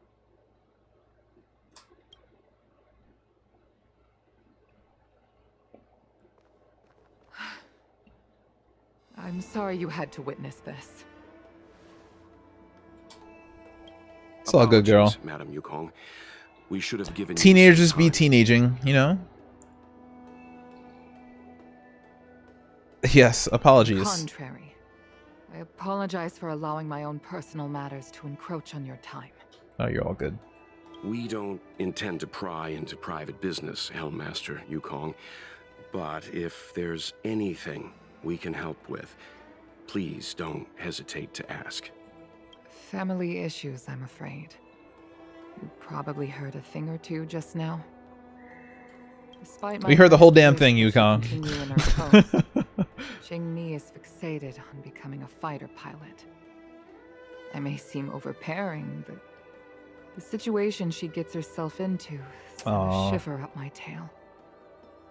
That's understandable. You know, like, although the daughter wants to be, like, noble and go off and fight for a cause, like, you know, mother wants her to be safe. It's funny, isn't it? I've seen every disaster imaginable, from the abundance axis to a living planet. I thought I'd forgotten what fear was.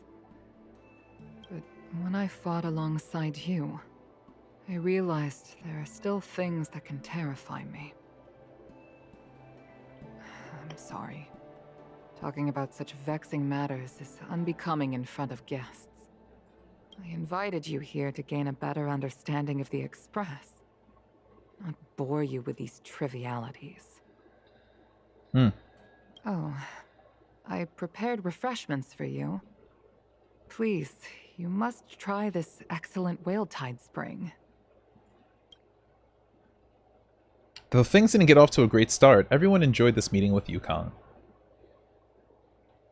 Please accept these gifts as thanks for saving my daughter. I'd heard that the Nameless had traversed the Starry Sea, but I wasn't prepared for how much I could learn from you. Well, I'd heard from members of the Skyfaring Commission that you were a top-tier pilot, Madam Yukong, and an ace among the Cloud Knights. Now that I've seen you in action, I know the rumors were true. I hope to witness your flying ability for myself one day. We'll head off now. The Commission must be busy. I look forward to our next meeting, Madam Yukong. On my flying ability, I'm afraid I'll have to disappoint you, Mr. Yang. The sky no longer suits me.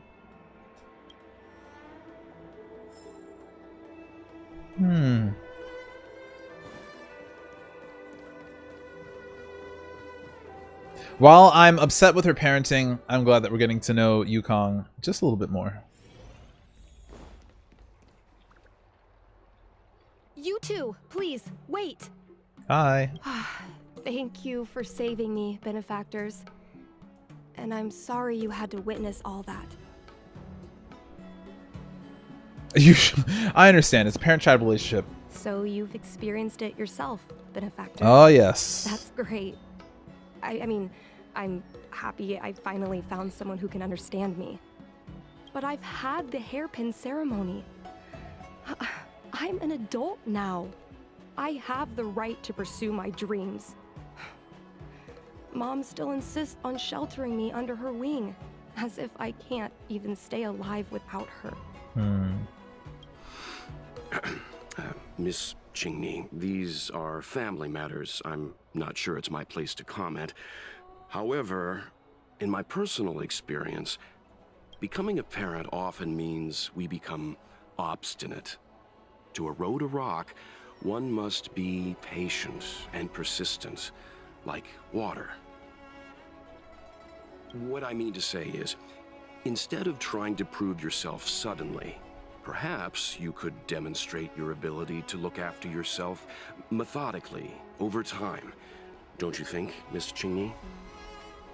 Well, you're such a smart feller. When it comes to family stuff, I leave it to Mr. Yang. My mom is actually a reasonable person, but she gets unreasonable as soon as I mention flying. Well, because she knows it's dangerous, girl.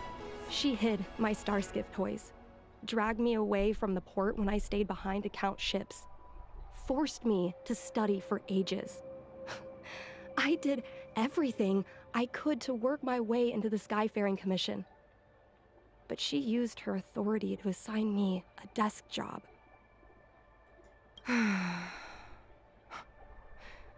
Every time I walk along Star Watcher Avenue and look up at those ships flying freely across the sky, I feel empty inside. Oh, Ching-Ni. You're like me pre-2021.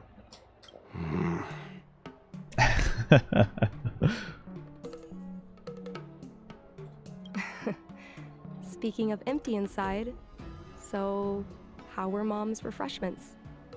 Good? Help yourself. I'm sure there's some left over. I've been so angry today I forgot to eat anything. How about this? My mom thanked you guys with refreshments, so I should do the same. Let me take you around Starskip Haven. We can try the most authentic snack on the LaFu. You trying to get me drunk, Ching-Ni?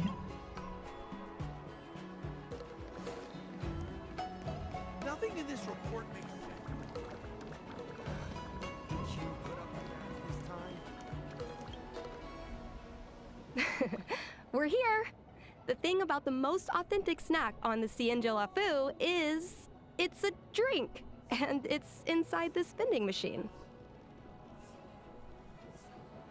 Wow, the full 5-star I'm sorry. treatment. I'm afraid I don't have the money for anything fancy. I'm such a bitch. Here, mung bean soda. One can't. This thing has a bit of a unique flavor, but I love it. Let me try. A nostalgic experience. Oh, is there a drink like this where you're from? No, this reminds me of when I first boarded the Express and forced myself to drink Himiko's coffee, and how my taste buds never fully recovered. Damn well. How is it? Just slam it. Bearable?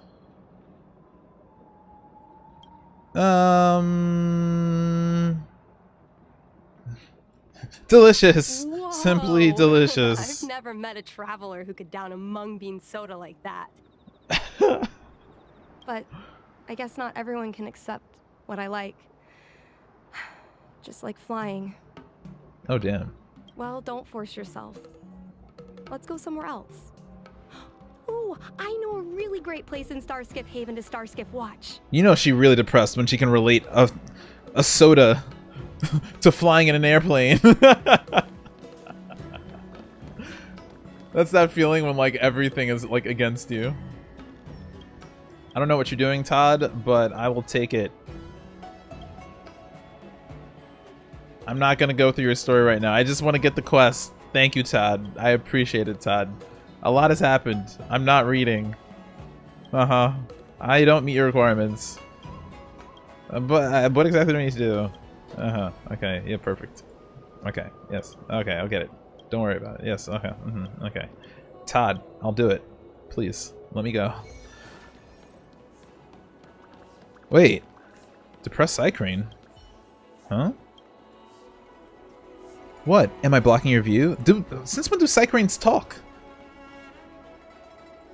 Oh my god, there's a fruit fly in my room.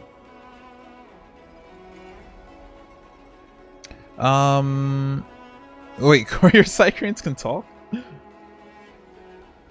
Sorry, but don't worry. Soon, I won't be able to speak again. What? I plan to fly down from here and end my existence. I will say goodbye to my short avian existence. Don't try to deter me. I've already made up my mind. Please do not attempt to imitate me under any circumstances. Just don't do it. I do not want to bear the responsibility for a stranger's life. What? Are you still trying to talk me out of it? Don't think yourself into a corner. Ah, you're right. I have far too little RAM to understand such complex matters. You're a kind person. I'm willing to talk for you a bit more. I've actually tried to self-destruct on many occasions, but every time I plunge to a certain depth in the port, something called the Heron Express safety system will automatically take over my movement components.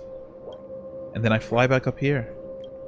Without any bodily autonomy, I can't even decide when I can end this life. Is there any meaning to living such life as a bird? What would you say? If you humans had no autonomy over your own bodies, wouldn't you feel hopeless about life?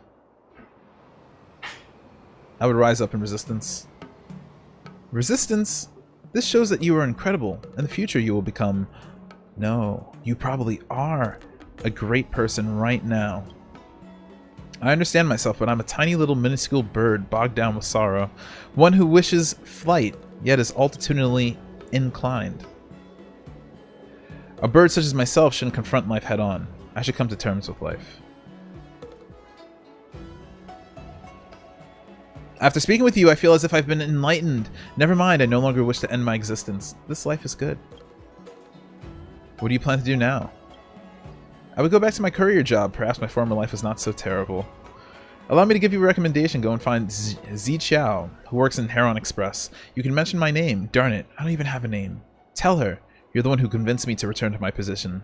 Perhaps you will receive some kind of reward. Consider it my gift. Goodbye, dear stranger and friend. I just saved the Psycrane. Pog.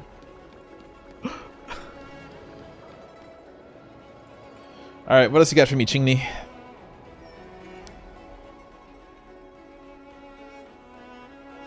Oh, this is a different quest. This is for Ching Choice? I don't want to do this right now. I lied.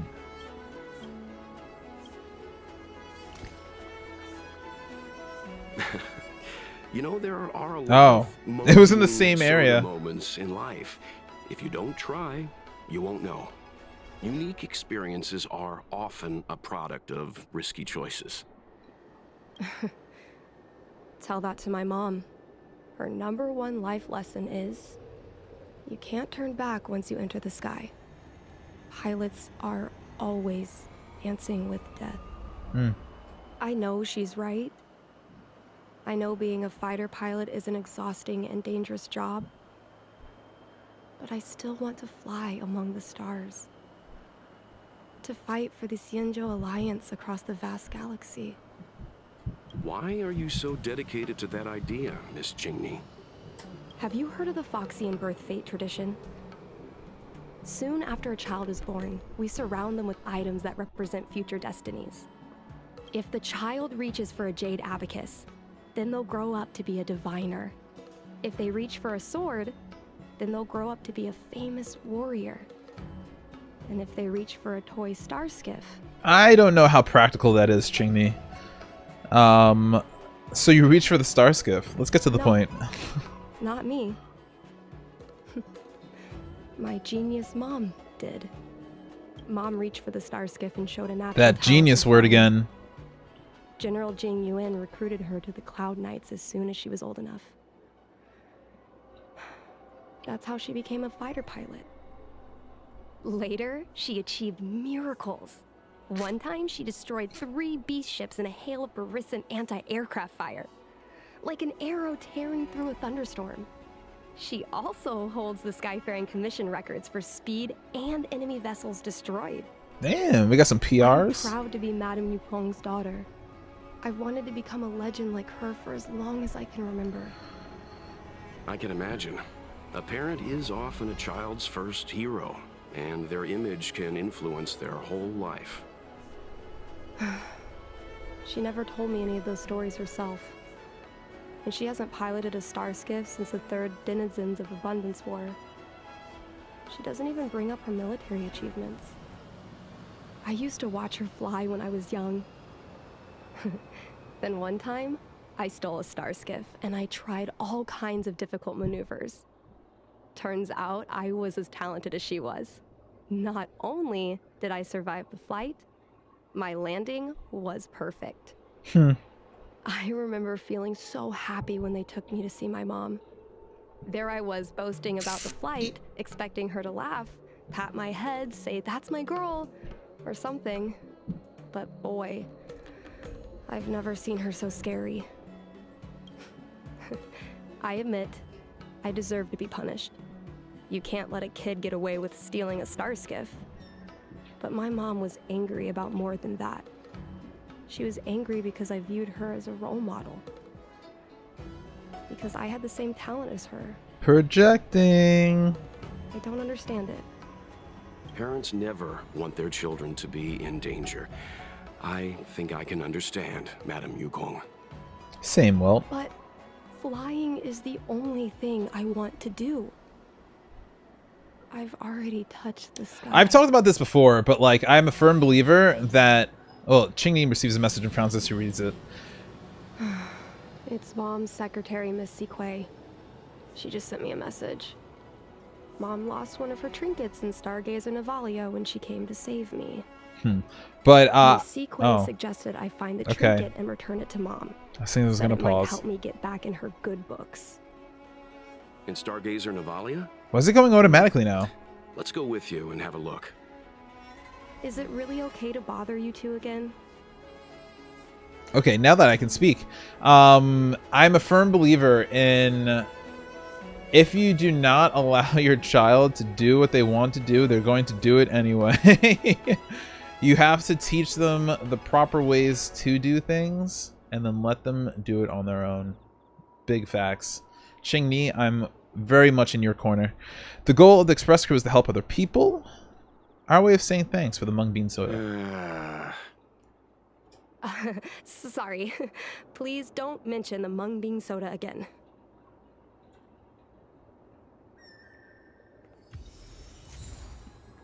Qingni's memories. Let's take a trip.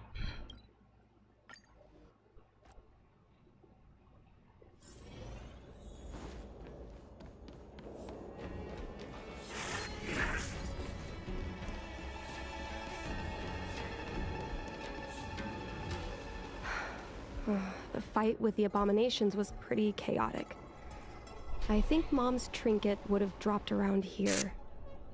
Do you know what it looks like, Miss Qingni? Let me think. It should be a little square thing.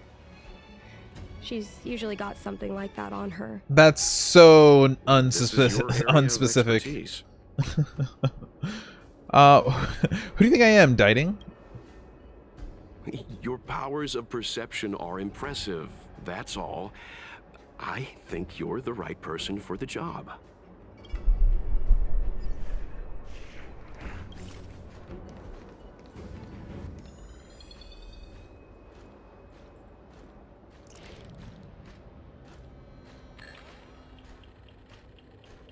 Come on, are you kidding? It's a trinket, remember? You think my mom would carry this with her? A bird cage. Huh. That reminds me. Have you guys heard of the birds that live in the Everhunt Plains? They have beautiful feathers, but you can't domesticate them. They don't live long if you lock them in a cage. Oh, this is definitely it. How could a Devastator glaive? Is this from the battle? No. Okay. There were a lot of Cloud Knights. No. This is only a replica. Probably some kind of film prop. Mom always carries this trinket around with her. What was that? I never realized there was something inside. Is this... Was that a bag? The Hunt Crow? A lucky charm? This is what pilots hang in their Starskiff cockpits for good luck. It must be very close to Helmmaster Yukong's heart. Let's head back, Miss Qingni. I think you should return this trinket in person. This is an opportunity for the two of you to talk. Not yet. I want to go back later. There's something I hope you two can help me with first. If you want us to help you persuade your mother, I'm afraid that could be difficult. It's not easy to solve a family dispute as an outsider. No, you misunderstand. I just want to know what she's thinking. What turned an ace pilot, someone who loved to fly, into someone like her? Not someone like her. Clearly misses her flying days. Otherwise, she wouldn't keep this on her person. But she doesn't fly anymore and refuses to let me become a fighter pilot. Why? Maybe we can ask some people who might know the truth. Like Jingyuan. The General's been busy at the seat of Divine Foresight recently. We might not get to see him right away. Still, it's worth a try. He was the one who promoted Helmmaster Yukong. He probably knows more about her past than anyone. General Jingyuan? Are you sure it's okay to go straight to him? Oh, right. You're the General's guests. Even so, this is asking a lot of you. No problem.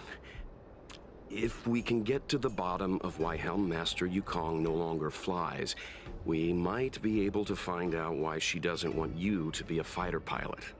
We can't help you too directly, but an indirect conversation like this might give us a clue on how to convince your mother.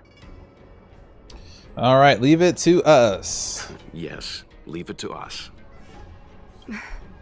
In that case, thank you.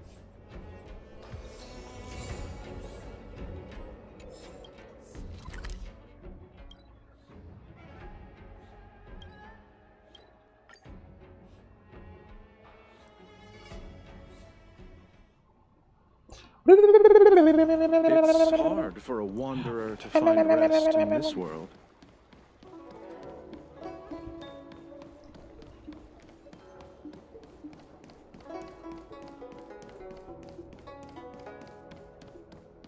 Let me in. May I ask, have you seen it? I'm gonna go inside. There we go. Never.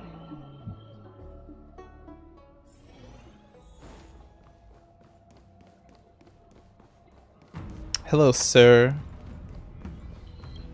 Can you tell me, Mr. Yang, how to persuade Yukong? what brings you to the seat of divine foresight this time? Why'd he say "and you" like It's that? nothing urgent. We were hoping Made me feel some type of way. understand Helm Master Yukong a little better. Yukong?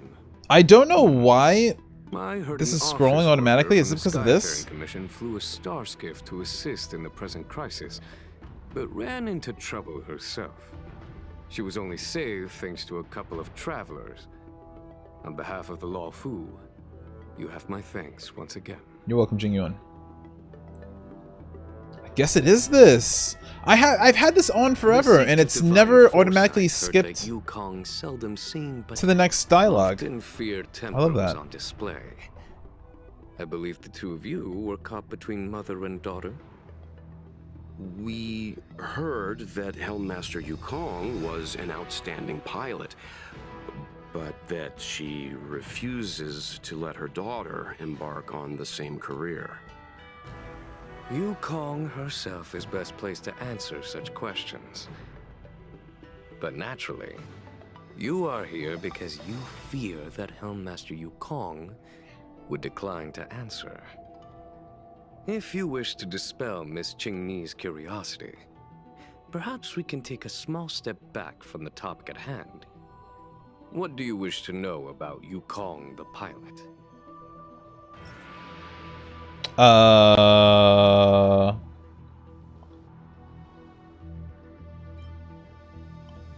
Oh yes, this one. This is a divine object from the Rainbow Arbiter. Where did you find this? Inside a trinket belonging to Yukong. This object has been stored inside Helm Master Yukong's personal trinket all along. Miss Qingni lent it to us. She thought it might be a way to find out more about Yukong's past and why she no longer flies. This object is no ordinary trinket. It has borne witness to blood and tears. I'm sure you're both familiar with the Xianzhou's long galactic hunt. But have you heard of the denizens of Abundance Wars? As the Xianzhou has continued to cleanse the universe of immortal abominations, so too has the Abundance Axis succeeded in breaching our defensive lines. They pushed the Xianzhou to the brink of disaster. 30 years ago, 30 years the ago, Xianzhou Yaoqing and Fenghu were besieged by back our when enemies. I was a young boy, Even in the long history of warfare between I the had Xianzhou to walk Alliance and the 9 denizens of miles to Abundance, school each way. that air battle was one of the most tragic. We were greatly outnumbered by the abominations of Abundance. Almost 1 million fighter pilots fought in the bitter battle. Those who survived numbered no more than 100,000. Had the Rainbow Arbiter not descended and Did you say a million the went down to enemy's assault 100,000? with the sky-shattering Lux arrow, who's to say whether the Luofu would still be here today? Such divine objects were forged from the embers that the Arbiter's divine arrow left behind. For the survivors, these relics contain the blood of their comrades, the ashes of their enemies, and the dust of their memories. Yukong is a survivor of that war. Her best friend, Tsai, perished on the battlefield. I don't have any other questions. Thank you, General. I do not wish to speculate on the reason behind Helmmaster Yukong's reluctance to fly, nor do I want to open up old wounds. However, it is difficult to discard one's past. Yukong and Tsai trusted each other with their lives. The Helmmaster will have strong memories of that time. Perhaps it is not my place to say, but I believe Qingni has the right to know about the past, as the past is starting to affect her future. Thank you, General. Thank you, General. We apologize for taking up your time with such triviality. Mr. Yang, I don't jest. apologize. That's How well. can harmony between parent and child constitute I never said that. triviality? If you ask me, the mountains of documents and the seat of divine foresight are the only triviality around here. We'll take our leave. Ooh. Let's go. We should head to Starsky. He was like, man, I'm not gonna argue with you right now. Let me just leave.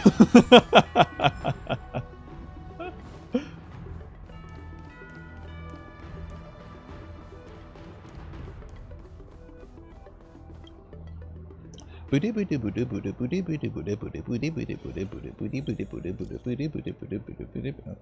Xingchui, get out of my phone. Get out of my phone.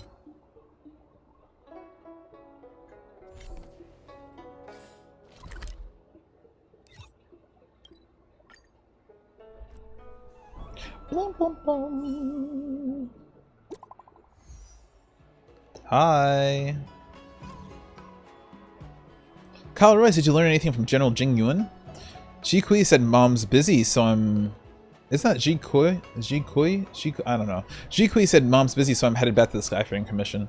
Did you learn something? Can you come meet up with me? Oh, if you did learn something, can you come meet up with me? I want to ask my Skyfaring Commission colleagues as much as I can, but I don't know how to start. Do you know a Sai? He mentioned Sai. Jing Yuan did mention someone named Sai and said you were very close to her. I actually guessed there would be some connection. It's hard to explain over text. Let's meet up.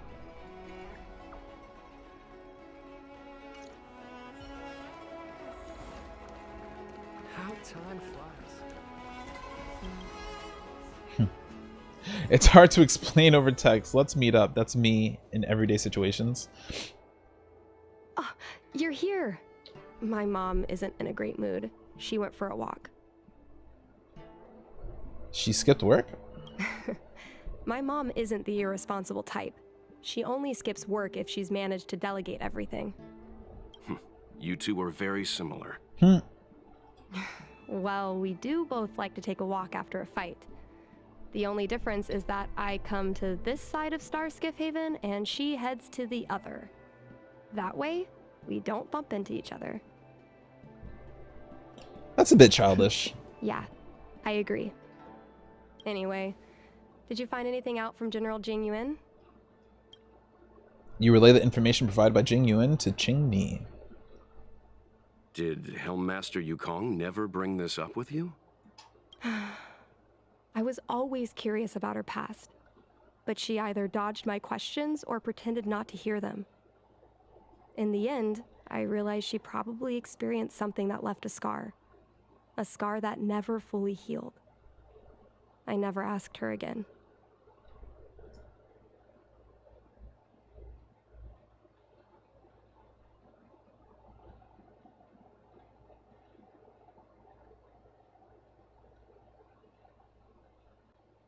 Even a flying ace can get into trouble. Yes.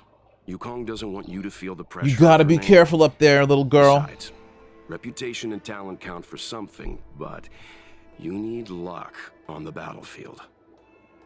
So she doesn't want me to fly because she remembers the pain of losing her friend. And she thinks that my talent makes it more likely that she'll lose me in the same way?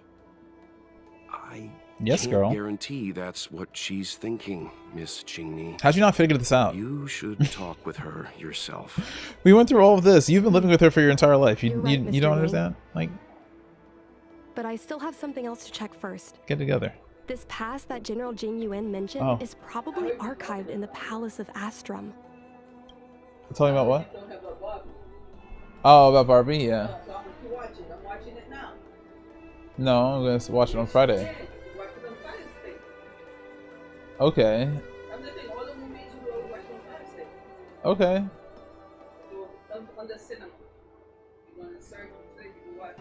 Okay. Okay.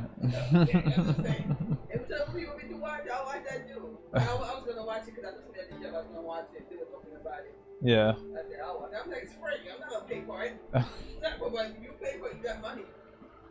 I'm gonna sit here on Friday to see it.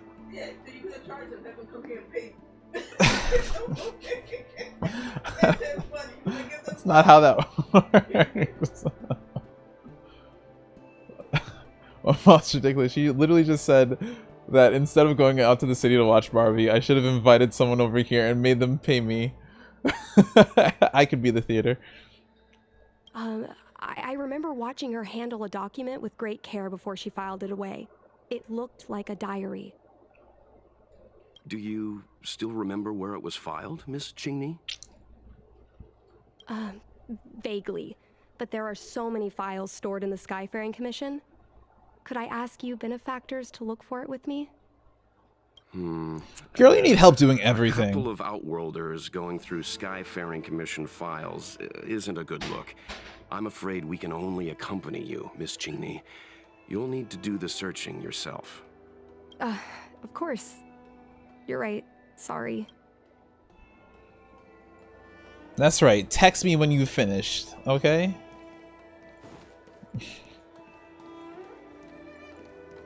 Yo, can I help you?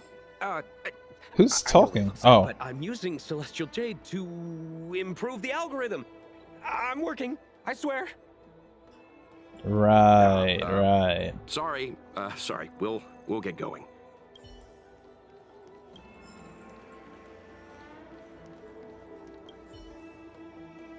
The calculation device is running a voyage simulation.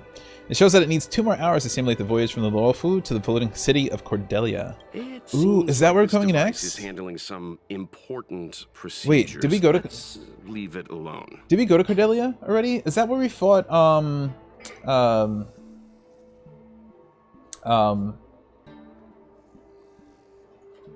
was the name? The big woman from the 1.2 story. What's her name?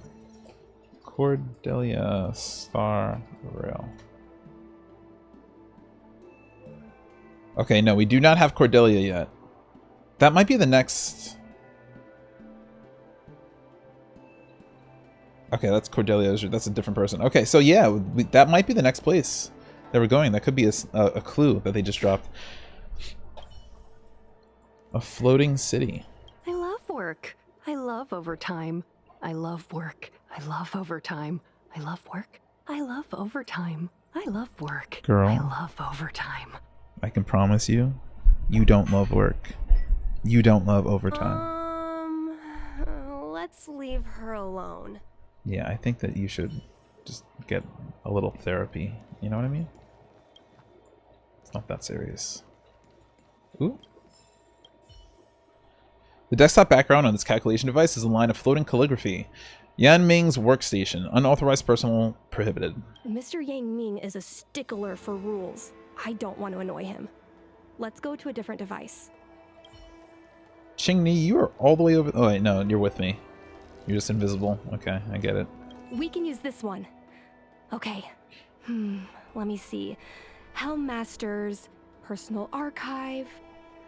Oh, got it! Let's go take a look.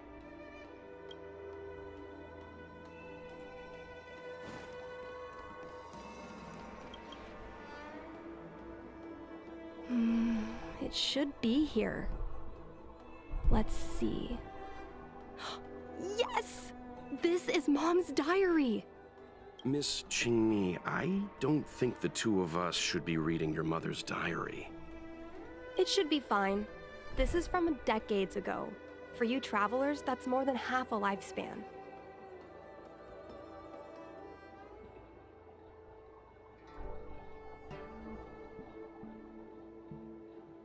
Girl, what does that have to do with anything? How are you gonna walk up to a stranger and be like, hey, just read all my personal shit? No, I still think... Girl, what are you doing? I shouldn't read it. You stay here with Miss Qingmi. I'll be waiting over there. Alright, I guess I'm gonna be forced into reading the document. Fine. I didn't want this. Is it really that big of a deal? Kind I'm of. sure they're just her notes on life as a pilot. Girl, do you understand what a diary is? I shouldn't look either. Come on, please look at it with me. I need someone to give me some advice. Mm-hmm. Once again, she needs help with everything. Let's read it together. Maybe her diary holds... How does that help anything? Alright, Yukong's exchange diary. Sae, we're going to be partners. We've known each other for so long, but when we first knew each other racing star skiffs illegally in the city. What? T. Immediate T. What? Racing star skiffs illegally? Miss Yukong? Oh, she was a badass. She was a bad bitch. We were rivals. Now that we're asked to work together and have each other's backs, I'm really not used to it. Naturally, I'm not used to having to look after someone who lost against me, but an order's an order. I jest. I really look forward to flying with you. I don't know what, when we would receive a combat mission. I don't know what you think about our situation, but I think we both have considerable skills. And having to sit still and not fight enemies in the front lines, it's stifling. Those denizens of abundance often raid the border, and occasionally there are reports of them harming innocent planets.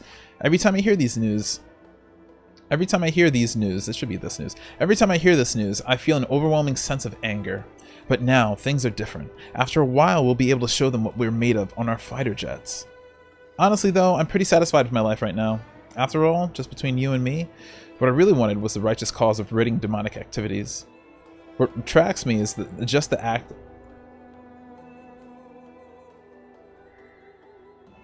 The righteous cause of ridding demonic activities. What attracts me is just the act of flying itself. What does that mean?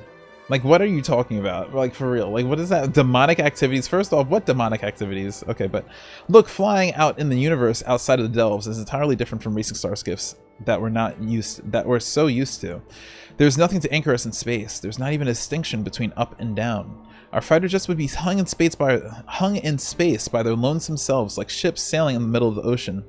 By then, there is no one else you can rely on but your own skills and your jet. Some may call this feeling lonely, but I prefer to call it freedom. To me, the ability to fly in space is good enough.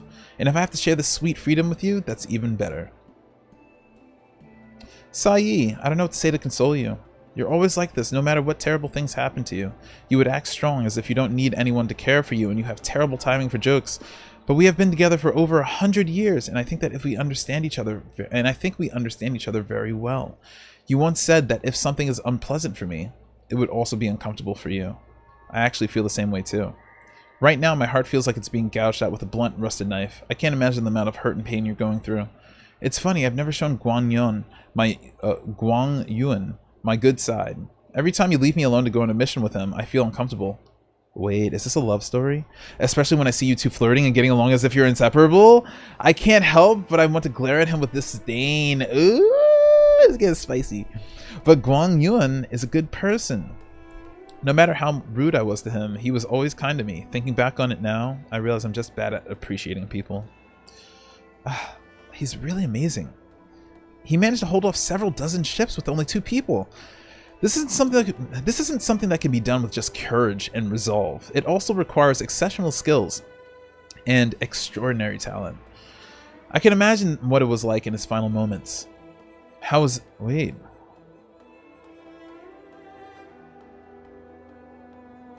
Damn. Then he died? I can imagine what it was like in his final moments. How his annoyingly handsome face must have sewn up. I can't even speak. I can imagine what it was like in his final moments, how his annoyingly handsome face must have shown such determination and focus. I guess that's why you fell in love with him in the first place. I can imagine how proud he must have felt in that moment. He must have had no fear or hopelessness, only pride. So you shouldn't be sad. You should be proud of him. We all should. Sae, I've been having a lot of negative emotions recently that I cannot express to other fighters on the front line. Since you're recuperating in the rear, I'll just dump them on you. I don't think that that's good timing, girl, but go on. Although it seems I'm a bit slow to say the words now, it was only recently that I realized that I'm actually in the midst of a cruel war. Space combat is different from ground combat. Although both involve life and death in an instant, it is rare to see severed limbs and broken bodies in space, which led me to misjudge the brutality of this war. It wasn't until recently, as the situation on the front lines worsened, that the bloody reality gently but indisputably presented itself before me. Someone might sit beside you for a meal today and be missing in action tomorrow. A new soldier earning praise and honor today might disappear the next. The captain I fought with today might not be found tomorrow. The ground troops that exchanged encouragement with me today might be eliminated the next. At this point, I'm wary of building personal connections with anyone here. Perhaps this person would perish, or I might perish, or we both might perish in the day to come. I thought I have experienced enough to feel numb, but bad news kept coming in waves every single day. However, I don't regret this at all. Whenever the pain comes, the feeling that becoming a fighter pilot is the best choice I have made in my life will follow. If I weren't a fighter pilot, I could only endure this pain in silence. But I can fly, I can battle, and I can attempt to destroy the source of my pain. Because I am a fighter pilot, I have things that I can do, realities that I can change. P.S. Don't use the names Guang Yuan came up with. They're terrible. Choosing a name is a big decision the child has to bear with for a lifetime. Use my suggestion instead. It's something I picked with after diligently going through several collections worth of poetry. Now that's disrespectful as fuck. That is disrespectful because number one, before the relationship even like hooked on, you were dogging this man Guang Yuan, okay? And then after he dies, you tell her not to choose the name for the child that he created? And to use the one from your poetry books? Come on, girl, that's fucked up. That's a little bit messed up. Come on, Yukong. I'm starting to not like you again, Yukong. Sae, I have a lot to tell you. So many things. After your oh no. Oh dang. Wait, and also Sae has a daughter or a son? Who's a daughter or a son? Who's this? After your death, they wanted to honor me with a medal. Truthfully, I find that laughable. Based on common logic, no one would award survivors medals to praise their fortuitous survivor. I can't speak. Based on common logic, no one would award survivors medals to praise their fortuitous survival. But no, not the Skyfaring Commission. They gave me a medal, called me a hero pilot, and the only reason for it is because of my luck to remain alive in that calamitous battle. If you had been as lucky as me, we could have gotten the medals together. After this medal ceremony, we could have gone to Orm Alley, have a few drinks, and just laugh at the absurdity of it all. It's a shame, luck is not on your side. We don't have that chance anymore. I suddenly feel nostalgic. I remembered all the time we had steering our starskiffs across... Wait, did she die pregnant?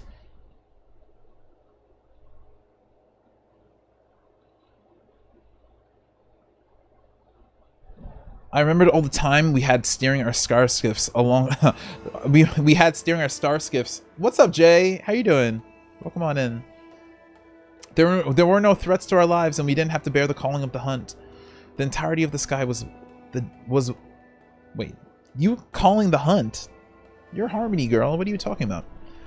The entirety of the sky within the delve was ours, yours and mine. Above us was the delve's flashing dome ceiling, and below us were the bustling lights of 10,000 homes. Oh, and behind us, the Realm Keeping Commission officers who just won't stop chasing us. That was a time of insouciance? Whoa, insouciance? Insouciance. What does that mean? What's insouciance? Have you ever heard of that word? Y'all ever use the word insouciance? I have to type this in. Google. Casual lack of concern, indifference. Wow. That was a time of insouciance. How I wish we could stay in that time forever. So sad, Yukong. I think your friend died pregnant. What is the meaning of this? The Helm Master's daughter bringing And look at you. in to sneak around? Now you get me in trouble. What do you have in your hands? Damn it, Let me Chingni. see. Madame Yukong's diary? The nerve. How dare you read Madame Yukong's personal diary? And with her daughter, too. Don't look at me! By the Arbiter, you two are in for a... Yeah, I mean, don't. Mr. Yang-Ming, You better let me please, leave. Calm down. Chingni tells Yang Ming the whole story. I see. Qingni, I know Madame Yukong's position on you becoming a pilot is tough for you to accept, but I'm about to she say, because has I her will own fight you, concerns. Yang Ming. I understand, Mr. Yang-Ming. But now, compared to becoming a fighter pilot, I'm more interested in knowing what my mom went through. Girl, did you not read it? I want to know what happened, how she went from ace pilot to helm master. Oh. Yeah, we don't know that part. I've been here for a long time, Qingni. If there's something you wish to know, just ask. But don't go rummaging around. That's a bad habit.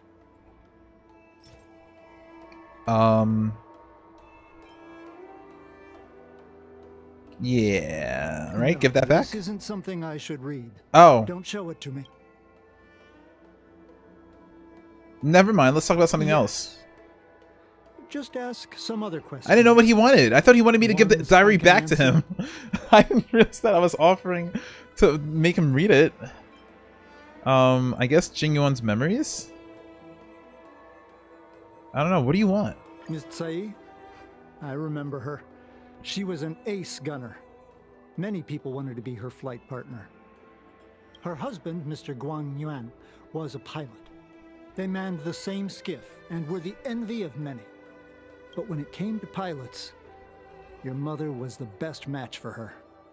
They flew together all the time. Even Mr. Guangyuan couldn't match their numbers. Aww. Well, after he passed away in battle, Tsai rarely teamed up with anyone except your mother. Aww. It was tragic when Tsai died soon after.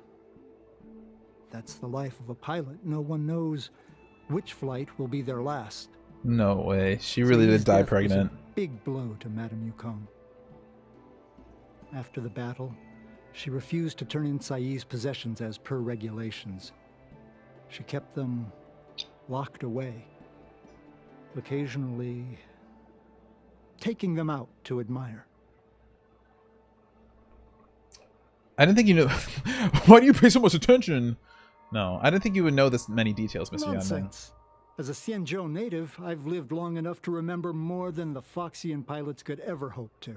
Oh, so you one of them old In the people too. end, all the ace pilots perished. The only thing I can do is to remember them and ensure they are not forgotten too soon. Where are Miss Tsai's possessions stored? Thanks for telling us all this, Mr. Yang-Ming. You're welcome. I know this is important to you. I suppose you're going to go through Madame Yukong's office desk next. Ooh. I understand your position, Qingming. I'll take my leave and pretend I didn't see anything. Oh. It's an unwritten rule that I subordinates see you. should be Getting us a little absent street when their cred over here. superior's privacy is exposed. Please don't tell your mother that you saw me today. Got it.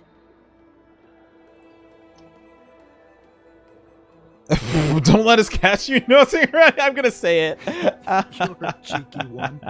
You're lucky I have a sense of humor. Yeah, all jokes, all Hurry. jokes. Madame Yukong will be back soon.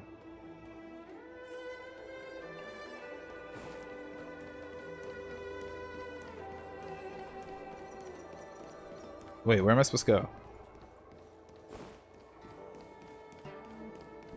Oh, I literally am going to be searching in her desk. Oh, I thought that was My mom just. keeps lots of stuff in her desk. I thought that was a joke. Let's have a look. This, yeah, right. This desk has space to put stuff. That's the selling point of this desk. Super simplistic design with super spacious hidden compartments. Lots of office staff use this desk. I need that. There are hidden compartments on the left, right, and under the desktop. which one should Girl, we check all first? of them. Just open up a freaking drawer. You need help for everything. Paper kite, God damn. personal letters, and a copy of Otherworldly Delights? So Mom likes these kinds of novels? Huh. I thought she'd prefer more heroic stuff. Girl, everyone likes to eat. But what we're You looking know? for isn't here. There are hidden compartments on the left. Okay, the There's right. some exhibition material. Not sure if it's relevant. This is the Fallen Heroes archive. Mom stored them right next to her.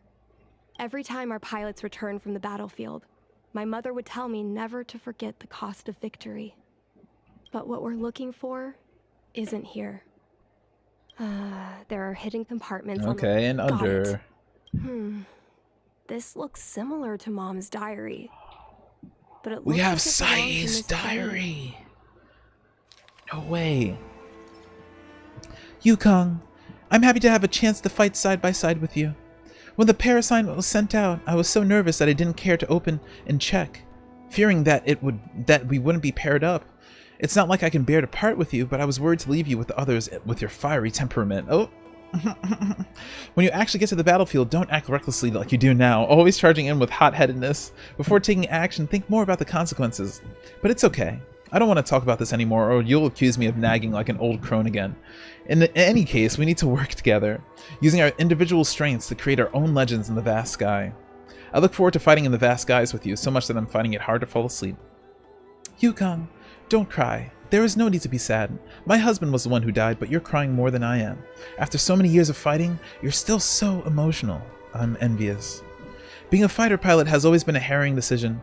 Ever since we chose this path, we have to be mentally prepared. What's important is not whether we can survive by luck, but whether we can live up to the value of a pilot's life. Guang Yuan and his partner managed to keep an entire Borisan fleet at bay. They were heroes. To me, that is enough. I've heard it said that the greatest happiness in life is being able to choose how you die. From this perspective, to fight for the Xianzhou Alliance. No, for the people of the entire galaxy. To die on the battlefield after a lifetime of military service, Guang Yuan is probably happy. Of course, you better not have this kind of happiness. Just live another 200 years, behave, and then die of old age for me. Yukong, it's been a long time. I'm still on my maternity leave in the rear. Everything is fine. So she had the baby! With the stalemate happening right now, you must be very busy. But when you have the chance, please take a moment to write an exchange diary entry for me so that I can know that you are still safe. And also, I have a mountain of things I want to talk to you about. F them babies. Jesus. Firstly, an announcement. I've already decided on a name for our child. Guang Yuan has talked about this before. If it's a boy, name him Dragon. If it's a girl, name her Phoenix.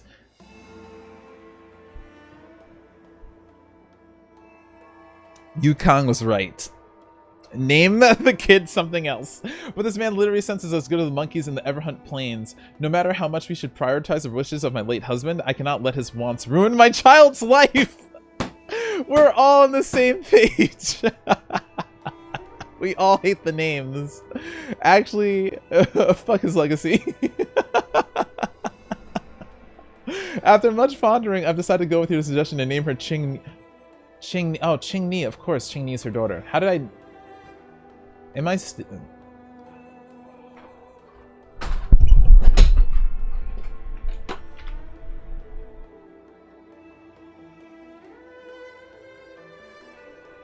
I just understood. Qingni is not Yukong's daughter. Qingni is Sai's daughter, which is why she doesn't want her to become a starship, a pilot, because she's protecting Qingni. It all makes sense. The colors of dawn. Aww. Not me crying. The moonlit camp opens to the garden of archery. Frosty banners brush the colors of dawn. How rare you made the time and effort to look through poems and allegories. I thought you only cared about fighter jets. Don't miss me too much. After taking a few months of break and settling Qingni down, I'll be back in action ASAP. Qingni is still so young, and I need her to leave to fight a war. Oh, and I need to leave her to fight a war. How should I say this? I'm such an irresponsible mother. I'm well aware the situation on the front line doesn't look so good. The Borison keeps breaking our ranks. All the media outlets are trying to control the spread of panic and fear, but the Luo Fu is shrouded with a veil of uneasiness. However, I believe that the Jianzhou will win. I believe that the warriors like you and me will repel those denizens of abundance to whence they come. I look forward to fighting beside you once more. Yukong will be heading toward a cruel battlefield tomorrow, so tonight there are some things I must entrust to you. Oh, so this must be the day before she dies. This may be somewhat ominous, but there's no help for it. Who made it so that we're never entrusted? Oh, we've never entrusted these things to each other before. If you lived and I didn't, please take care of Qingni like you would your own daughter. I know you will. I will entrust you with all my savings. Please use that as living expenses for Qingni. No matter what kind of person Qingni wants to become, please support her fully. Merchant, poet, street performer, anything except a jet fighter. Please allow me to make this vow with you. Do not let Qingni become a jet fighter. When we enlisted, you wrote in this diary, our fighter jets will be hung in space by the lonesome selves, like ships sailing in the middle of an ocean. Some may call this feeling lonely, but I prefer to call it freedom. I really loved this segment because I thought the same. But that's enough. Loneliness or freedom. We've already tasted it all. Promise me, don't let that child touch the sky. That is so sad. But you know what the saddest thing is? That Qingni has gone all this time without knowing that she's adopted. You know what? And Yukong, now I kind of don't like you again. What the fuck?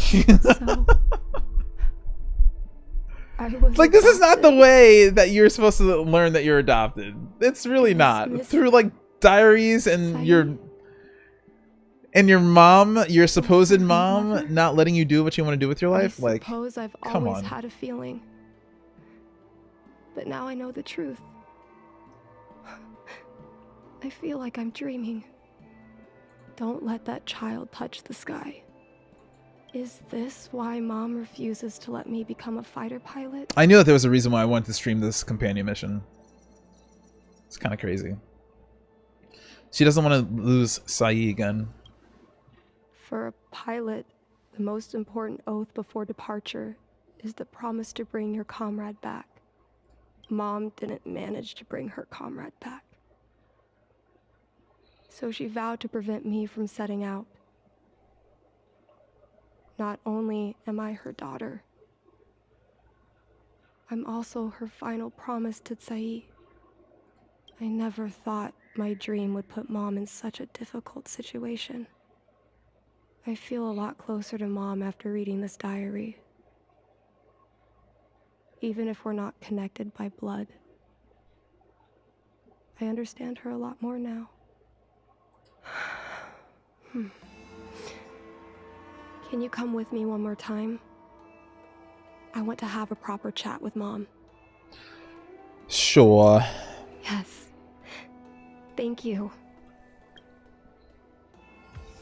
Do you still want to be a fighter pilot after all that, Qingni? Because it would be a little bit of a badass move, but at the same time, maybe you could be something a little bit less dangerous, you know what I mean? After all of that. You know, there's a lot of drama going on. Did it go smoothly? And went as smooth as it possibly could, well. Which is not so smooth at all. Let's find Helmmaster Yukong. We'll accompany you. Sound We're good. here to help, but he and I really shouldn't interject when you're conversing with your mother. It's okay. I understand. Just having you stand next to me is already a great help, benefactors. Okay, by the way, if you guys are on Facebook, thank you so much for liking the stream.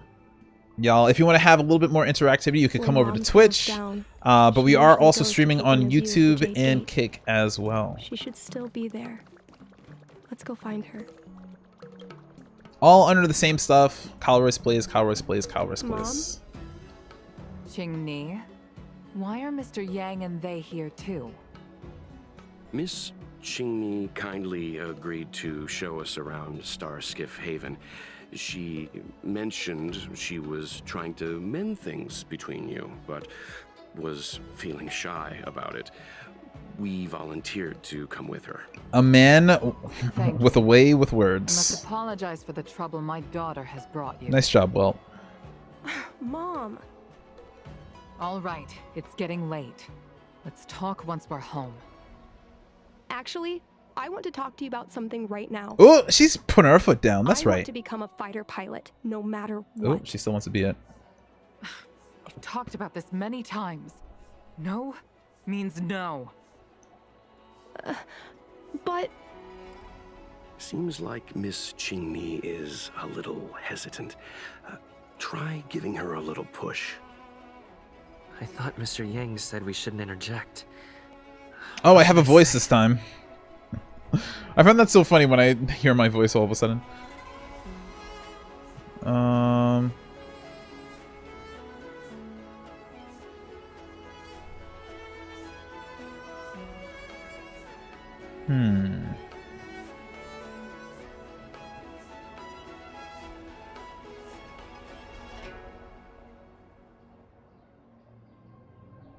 If anything, it would be Saiz, right?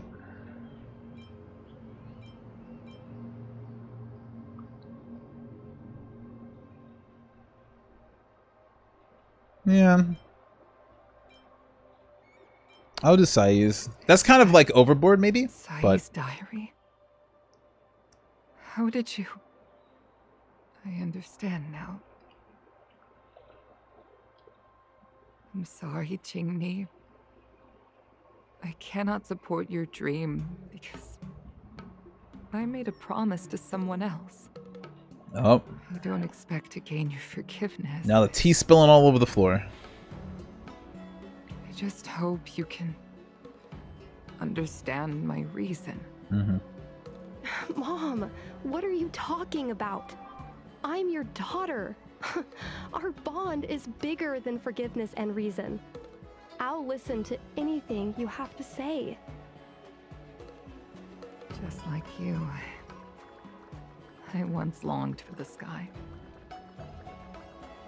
I know what it feels like to fly through infinite space, to be surrounded by the vast expanse of nothingness, with unimaginable splendors looming in the distance, to float like a single leaf in the fathomless stellar sea. Some called it loneliness, but we called it freedom. Sai was like that too. We're friends since childhood. We flew star skiffs everywhere, causing trouble until the knights caught us and dragged us before General Jingyuan. We soon became the most elite fighter pilots of the Skyfaring Commission. It wasn't an easy life. You could even say it was a cruel one. You never knew if the friend next to you would make it back alive. Of course, the same could be said of yourself. But those are my best memories. We would strike out into the sky, repelling demons and upholding justice. The blood we shed bore witness to it all. The life of a Foxian is short and fleeting. Surely we should dedicate ourselves to such glorious aims. Did you say short and fleeting? Meanwhile, y'all live until like 300 years old? Today. Great weather for flying. Oh. We're engaging the main Borison fleet this time. Don't get too excited. Yeah, Sai's cute as fuck. Sounds like maternity leave knocked the wind out of your sails. Sai also does look like Chingy. Oh, Qingni. shut it. I think you're just excited because you haven't flown with me for so long. Did you miss me? Of course I missed you. The galaxy felt smaller without you in my cockpit. Say, Sai. Yukong had a I didn't crush. think you'd come back. Do you really Yukong like had flying a stars crush. that much? You bet. Sure, it's exhausting, dangerous, low paid. Plus, you only get back to the Luofu a few times a year. But given the choice, I'd always pick this. I guess I already touched the sky. The mind is mysterious. I've lived for more than 200 years. Forgotten nearly every conversation I've ever had. But I still remember us shooting the breeze that day. It's crystal clear. It was the last time I spoke to Tsai.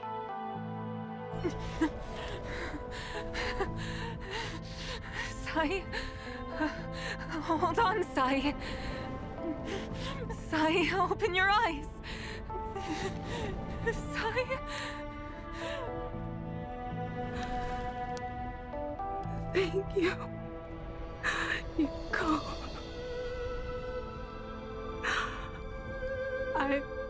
I've had a good life. But please, don't let Qingli walk the same path. Don't let her become a fighter pilot.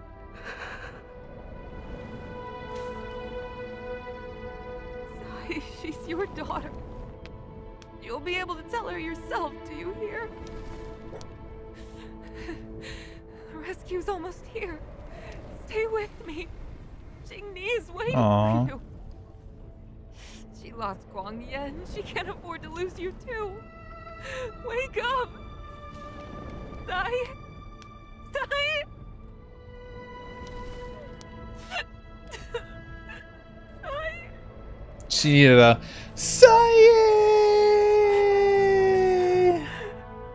When I climbed out of the burning carcass of the star skiff, I looked up into a clear sky, pure and seemingly unadorned by the atmosphere. This is the best companion mission that I've seen yet. The most beautiful sky I had ever seen. All I could feel was unbearable pain. I sunk to the ground and gazed up helplessly. In my dream, that was the day I died. Mom, this is the first time I've heard you talk about this. But I'm not a little girl anymore. The road of a fighter pilot is a cruel one. I know that now. But I won't hide from it. I'm not afraid to walk the same road as her. If my sacrifice can bring happiness to the citizens of the Xianzhou, then I'm ready for it. You are so very similar to Tsai. The more outstanding you became over the years, the more fearful I turned. I've known for a long time you were ready, but I was not. You know, the cruelty has never claimed victory. Me, Tsai, your father Guang Yan. We were prepared for the worst when we enlisted. But do you know how we won that war? The war that took away Tsai and the lives of hundreds of thousands of fighters. I am curious. The Go Rainbow on. Arbiter's divine arrow. Yes. The mighty blessing of the Rainbow Arbiter annihilated all abominations in a single strike. Ew. We had to pay with the blood of hundreds of thousands of soldiers just to halt their advance. If crushing our enemies was as easy as breathing for the Rainbow Arbiter, then what purpose did our sacrifices serve? Under the might of an eon, the sacrifices of ordinary creatures are but a joke. We are nothing. We mean nothing. Mom. You're getting really depressed now, I Yukong. never should have allowed my fears to compel me to make decisions for another person. Even if that person is my daughter, I brazenly interfered with your choices. I am sorry. That is my failure as a mother. Mom, you don't need to apologize. Really, you don't need to. I'll take you to fill in the paperwork tomorrow. You'll start as ground crew, just like Tsai and I did. I believe that one day, You'll make an outstanding fighter pilot. Huh? Really? Aww. Thank you, Mom. Thank you. Thank you. It's like when I was 9 years old and got a Game Boy. I was afraid Except of she's you enlisting for following in war. my footsteps. Kappa. I'm more afraid of you taking after Tsai. If this is your choice, then I'm willing to support you. Even if you live to regret it. Mom, I have one last request. Tell me. I want to fly with you at least Aww, that's great.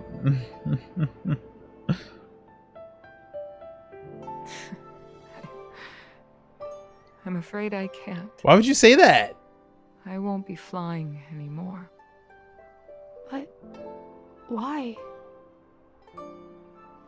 Because I already touched the sky. That's so selfish. I don't like Yukong again. Why do you keep doing this to me, girl? What the fuck? Why would you say that? You go through all this. You didn't even tell your daughter that she was freaking adopted until she's 21 and an adult. She has to find out through all these different diaries. You have to go into this entire treasure hunting mission. You're like not even allowing her to be the person that she wants to be. And then you finally concede, and then you don't even like give her the like final wish of just flying with her. You know, honestly, Yukong, stay off my team. I'm sick of it. I'm done. Pissing me off. What the fuck? Husbando enthusiast? Yes, take my husbando. Take my husbando. My blade is for everyone. Alright, enjoy him.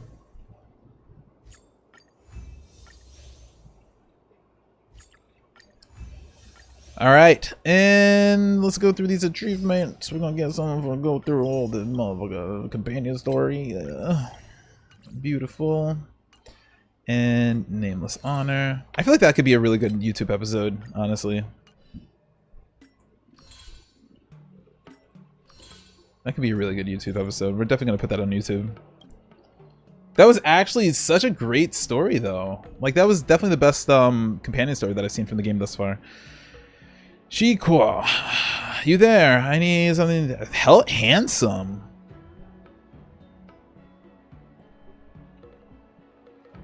Where is this going?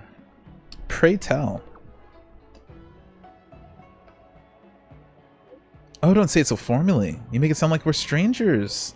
Now, due to the unusual yin-yang phenomena that brought by the Ambrosial Arbor's revival, many of the Herons expressed as Psycranes of freight star skiffs have had accidents and a great number of goods were lost. They want to send our staffs to receive this good blood. Oh, this sounds like a event mission or something.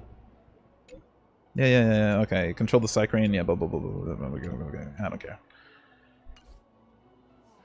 So we gotta control the Psycranes again, probably using that same mechanic that we just used during the Yukong story.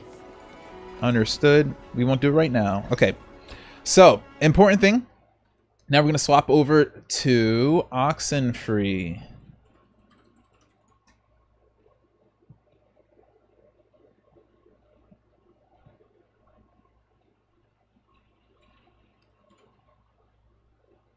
Very nice, very nice.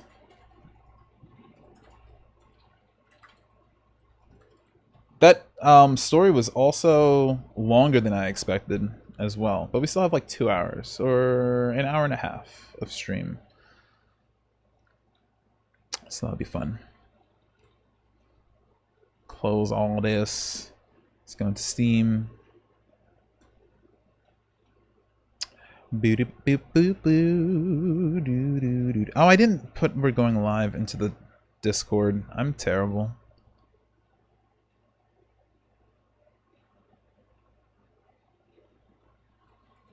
I appreciate Game Plan coming over here into the Kick chat and telling me that I stream well. But don't be fooled. I'm horrible. Alright, cool. We got that. And we got this. So I've heard so many good stories about this game. I'm really excited to check it out. Really, really excited.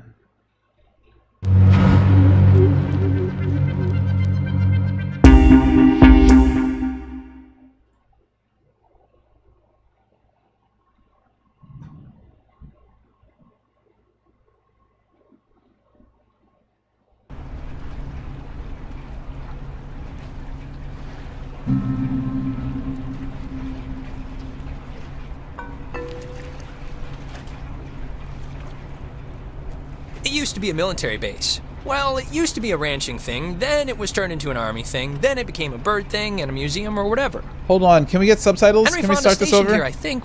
Hold on. Hold on. We need subtitles. Hold on.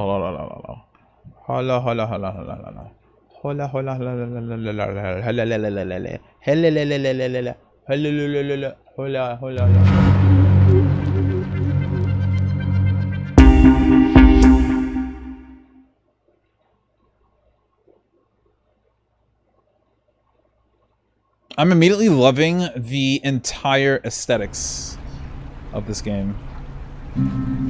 Quite honestly. Subtitles.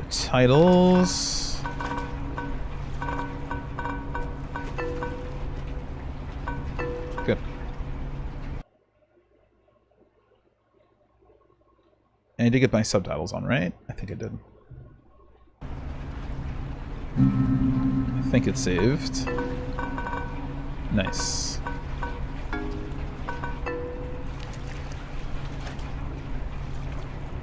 It used to be a military base. Well, it used to be a ranching thing, then it was turned into an army thing, then it became a bird thing and a There's museum still or no subtitles. What do you get? Hello. Get it together. It was checked off. It was 100% checked off in the settings.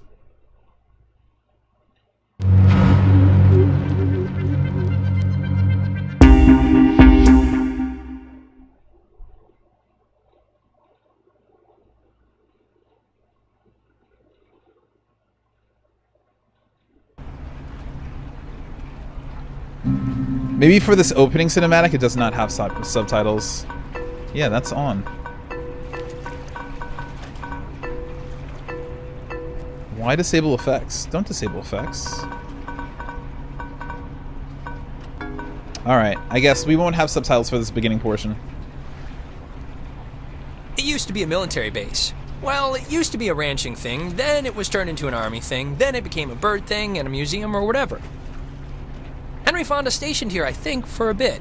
Unless he was Navy. Who's Henry Fonda? Around Christmas time, this little breakfast place used to sell these amazing polar bear sugar cookies. Man, those were good. And then one year they changed the formula or whatever and ruined it.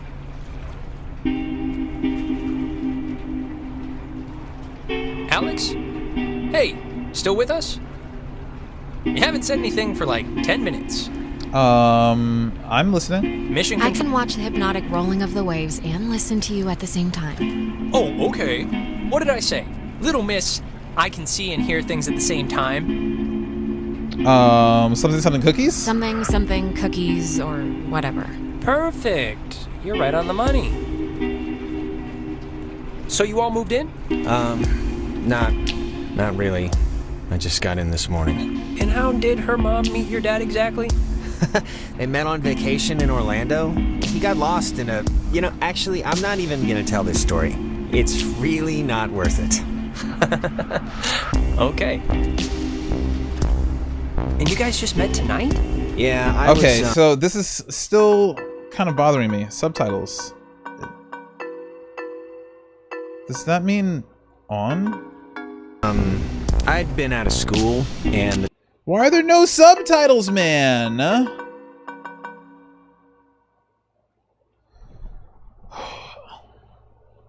Hold on. Am I going crazy? Subtitles Oxenfree.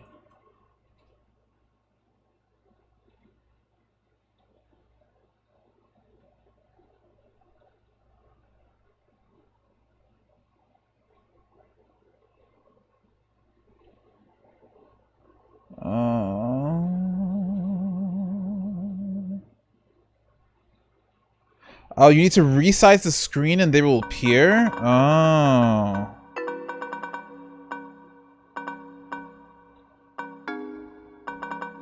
Timing, it just never worked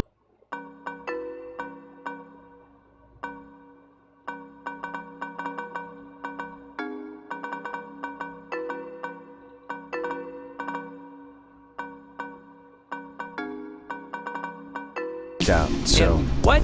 Oh, there we go. Yeah, they did appear. Nice.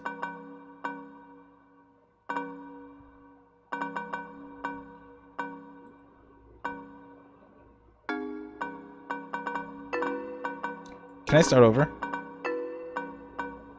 Does that make you to her then? It's really important to me to just have all of the accessibility stuff on. So I do want to restart.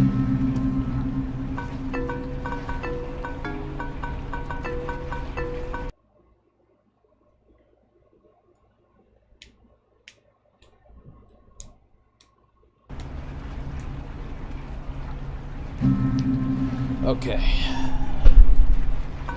Let's try this again. It used to be a military base. Nice. Well, it used to be a ranching thing, then it was turned into an army thing, then it became a bird thing and a museum or whatever. Henry Fonda stationed here, I think, for a bit. Unless he was Navy. Who's Henry Fonda? Around Christmas time, this little breakfast place used to sell these amazing polar bear sugar cookies. Man, those were good. And then one year they changed the formula or whatever and ruined it.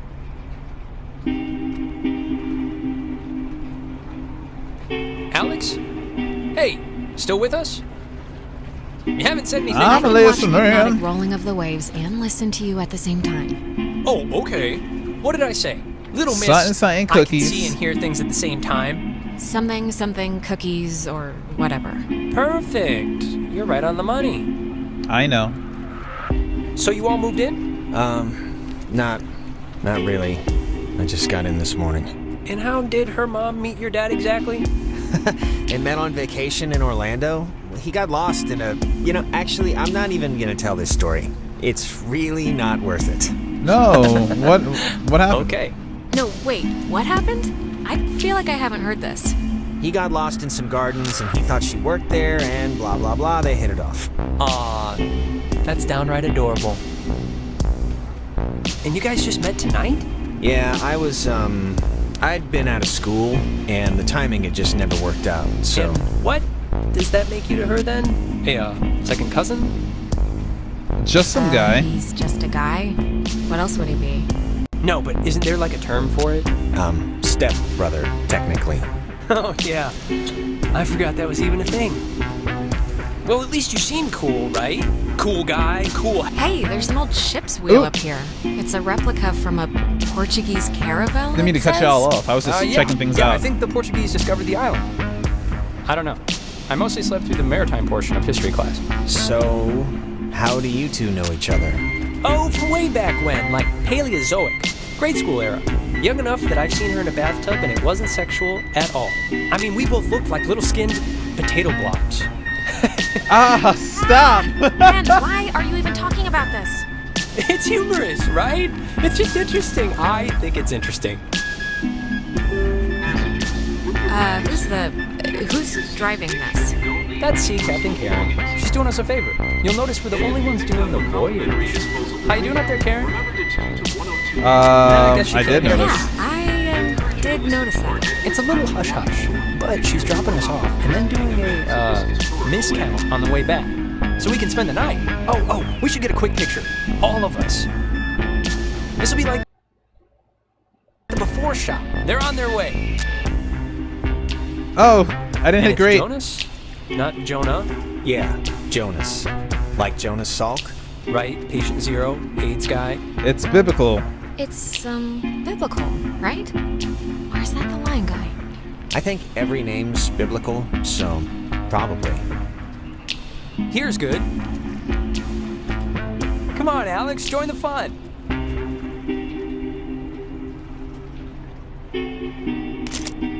There, great. I'll magic erase all the warts out and stuff, so don't worry. Hey, Alex, you brought the radio, right? The little portable one? What radio? What radio? That little, it almost looks like a toy, Had an ARG fans could participate in? Just bring it out, will you? What's an ARG? Augmented reality game? There's the little guy. Our high school has a radio station, and Carly, she's a friend of ours. She's filling in because Reggie got mono from some track runner or something. It doesn't matter. What matters is that she's gonna say something like, basically, right now, about our thing. Oh, so I get it. Tune it to 88.3 so I can tell her we heard it. Which I played because that song's been stuck in my head since I woke up this morning. But, Real world puzzles, word at coordinates? Oh, that's super cool. which means my dear friend Ren and his buddies are probably just touching down on Edwards Island for the yearly bash on the beach, or whatever we call it now. But anyways, I promised him that I'd play a song from his band, so hope you're listening, Ren. Here are the Red-Headed Bedwetters with Baby Carrots. Not red-headed bedwetters. That's awesome. I hope Christina. Not me shutting off the radio immediately after the song starts. We must be getting close. There's no radio reception on the island. I'm glad I got to hear it before it went totally kaput. Oh, I didn't turn it off. Use it. Why'd you bring it? It's just a reception. Not just for the boat. No. You'll see. I don't expect too much, but where are we going, it'll be Ren? fun. I won't undercook it. You'll see. This is looking extremely sus. Immediately. On a boat. No captain. Foggy waters. Rocks. We're just setting ourselves up to be in a horror movie right now. Smell that clean air, boys and girls. Boy and girl. This ain't city living. Yeah, anybody need a smoke? I have a full pack. No thanks. I mean, I literally just said the clean air thing, so... Alex, you can bum one off me if you're empty. I forget if you're a fellow addict. No thanks. No thanks. I don't smoke. The last time I had one, it didn't go well. Yeah, no, I didn't know what coughing with your whole body meant until I saw you dry heaving. Okay, just checking. All right. Coughing with your whole body. Actually, Dad, I mean, I don't mean to be the guy to break us up already, but Ren, can you do me a favor? Can I have like 2 real quick minutes with Alex for a second? And you can, you run up and meet your friends? Really? Just... Wait, is something wrong? What is it? Nothing's wrong. It'll just take 2 minutes, super fast. All right, bud. Look, I don't want to go up by myself. Are you gonna hit on me? Can't we just stick together? You're gonna have all night to say, like, whatever. But since you want to meet up with your friends anyway... We're all gonna meet up with them. I'll hear it. It's fine, I'll hear it. Going up ahead and we'll catch up with you. Okay, I guess. Though this is a really strange way to start off, splitting up. It'll be fast. Thanks, man. I'll just be up the hill, in case. Whatever. Ren seems nice. He's funny, you know? Reminds me of a guy I know back home. What did you want to talk about? Yeah, he's... Look, just what did you want to talk to me about before I suspect something nefarious? No, it's nothing. It's not bad. Listen, I just wanted to grab you ahead of time and say you've been cool about everything. And I guess it's just for me, I've never moved anywhere. And like getting a new family at the same time kind of feels like I'm skipping the training wheels. Not that it's been bad or anything. You and your mom have been great. You miss your friends? Yeah, I'm sure you miss your friends. There's not much to miss, to be honest. Oh, and thanks for setting up the attic for me. It's cool how it's like a little bedroom. I was in the basement at my old house, so this is... That was Mike's room. That was Mike's room. Who's actually. Mike? So, there wasn't that much to set up. Oh, man, I'm sorry. I didn't mean to bring it up. It's okay. It's okay, you didn't know. I heard what? I heard you were in jail? I heard... Appropriate. I think from my mom that you, went to jail. I love that. Yeah, just enough so it well, counts on Spotify. Don't believe everything you hear. Well, not right now. We can not right now. Catch back up with Ren now. I didn't mean to take so long. All right.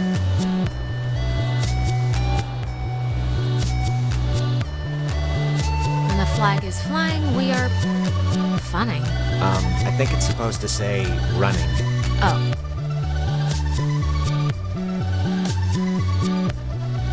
Ooh, a store? It's kind of kitschy, right? Who used the word Kinda kitschy? Yeah, it's like a quiche. Y'all just making up shit. Just making up they shit. block this off at night since nobody needs to use it. Or maybe they just had a parade? Sure, either one. So this game is essentially a PSA for not going to abandoned islands at night. If nobody lives here and the stores are all closed, whose car is this? Oh, there's always that one lonely car in every parking lot. The dialogue is very teenagery, yeah. That's not a reason though. There's always that one lonely car. Like, that's literally not a reason. Like, how did the car get here is the question. Like, we had to take a boat to get here, so why is there a car? I forgot this was even here. It's a monument to some submarine that was sunk off the coast. Oh, do the radio guide thing they talked about on the boat, you know? It's what, like 102.3? I just want to see how it works. Maybe we can do the walking tour later. Like, after 3 beers. Named after the Hawaiian god of the sea, the USS Kanaloa was launched on January 15, 1941, and commissioned into service at the end of that year under the command of Lieutenant James Earl Blackman. In a way, right? On October 28, 1943, Yeah, my dad had a bunch of comics named that from like the 70s, but it was like literally Marines fighting Satan to or this day, dinosaurs or the something. only submarine casualty. Named after the Hawaiian god. I do want to turn down the music sound a little bit. The music is a little bit overbearing. Just a little bit.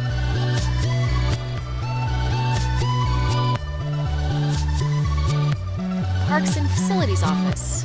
Ren's sister Allison used to work there. You'd like her. She's tall. Tall? Right. 3 beers deep. I really didn't even expect her to say that. I didn't realize what I was talking about when I selected that option, which is why I went to the radio station anyway.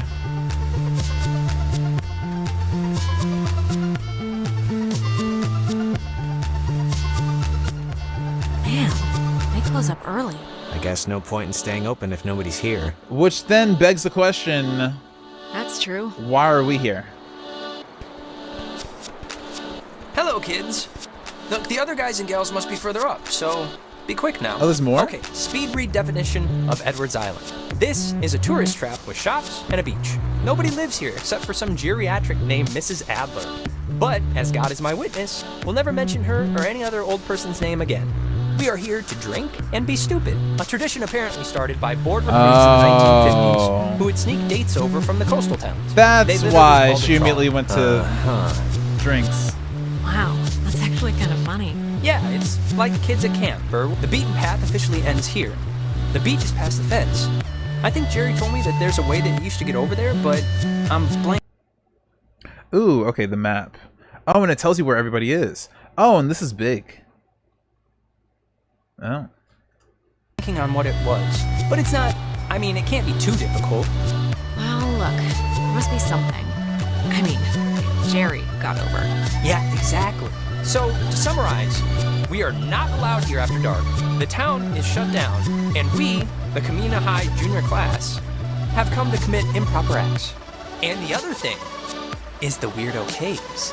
Weirdo Caves? The whole reason Alex brought her radio is because when you go to the... It's like the front. The mouth? The mouth of this particular cave, you can sometimes pick up frequencies to stations that don't exist. What? You'll hear voices or just sound. No way, come on. Alex has always been a devout skeptic, even though the 4th grade field trip proved it without a shadow of a doubt. Whatever. Oh God, whatever.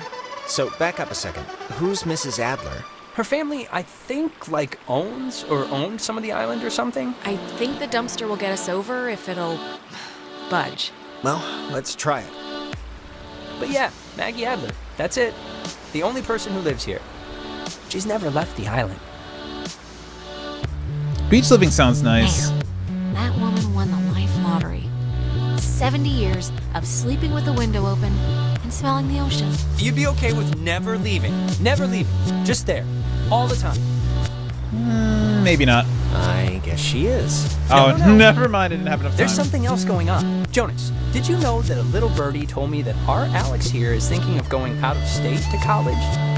Oh, really? Yeah, so... So what if I am? I don't know. So what if you are? I guess it's nothing. No big deal. If you are thinking of leaving, I just hope you're doing it for the right reasons. That's all. That's my whole spiel. Excuse me, why do you care? Ren, why do you even care about this? Oh, I don't know. Maybe because you're my friend, and I'll miss you if you go. That's what a friend does. They miss the other person, and I don't want you to regret anything. Aww. So, yeah, never mind. I'd miss you too. Ren, you big knucklehead. I'd miss you too, okay? But for now, I'm not gone yet, and who knows what I'm gonna do, so... All right, all right. Oh, you two are like kittens in a paper sack. Ugh, what is that? It's a saying. Yeah. No, it isn't. What is that? Me and Alex, I feel like me and Alex get along. Alex is a vibe, certified vibe.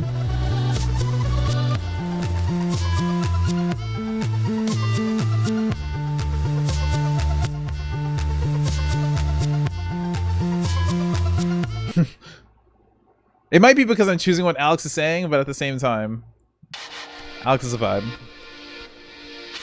9 p.m. That went quick. Oh, before we get there, I should probably mention that. Oh god. Who's that? So there's this girl, Nona. She's just this girl, and I'm totally into her, and I want her to be into me. So just, just be cool, okay? Oh, here no it goes. No complaining or anything, all right? Deal? Be cool. Don't be like just how you can be sometimes. What's that supposed to mean? Oh, and okay, Jonas. Now that we're dumpster buddies, what was the thing that you said to Alex back there? Do you have one of those vestigial tales or something? Reginald, I hear you over there. Yeah, I wasn't going to answer that question, Wait, Ren. I was about to tell a story. What was Mind it? your business. About Brad's car? Oh, well, that can wait.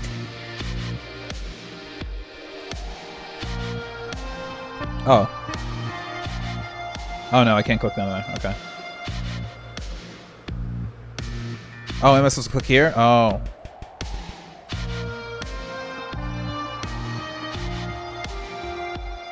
Hey, we started a fire down the way, but Nona wanted to play beach nanny, so... Ren does have a lot to say. Yeah. Everyone, this is Jonas. Jonas, everyone. Hey. Hi. And Jonas, that's... Who are you again? Jonas. He's Alex's new in town, fresh as a daisy stepbrother. Stepbrother? Really? Yeah, I know. It's a trip, right? Yeah, this is his first night here, so everybody be on your best behavior. Treat him as you would a scary dog. Palms out. That's, I don't bite. It's fine. Wait. You're Jonas. Jonas, the stepbrother. Yeah. What's your name again? That is Clarissa. How are you her stepbrother? Like, what does that even mean? Our My parents mom are married his married. dad, so family law and all. Yeah, well, I guess this is happening now. This is a thing that is happening, so... Where's everyone else? Nicole had that tennis thing. And? Who else was supposed to come? Anyone? Everyone? Clarissa, we took the last ferry. I thought more would show up, but... Oh my god, it's just Alex and her new stepbrother? Huh, that's it. That's who you brought. That's the group. Who invited you? So seriously, who even invited you?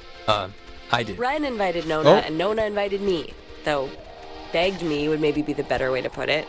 I didn't. I didn't really beg. Wait, aren't you all, like, friends? I'm friends with Nona, and I'm downgrading Ren to, like, a creepy neighbor. And you I just met. Yeah. What about Hey, me? What about me? What about you? Oh. I don't even count? Oh, I get it. I'm not even on the spectrum. You see, Jonas, normally this is like a 20 deep rager. I'm but immediately Pat had a party sensing last weird weekend, vibes from Redhead. And a bunch of kids got caught TPing the school. But this is great, right? We're on Edwards Island. Right, Forget those losers who Clarissa, couldn't handle calm the down. weekend. Who didn't think we could make it? Who lost Not my that invitation? serious, girl. Who had to go on Faster. there? We've been hearing about this for years, and now we're gonna do it. This Now is she's gonna be amazing. Making me right? move too. Shit.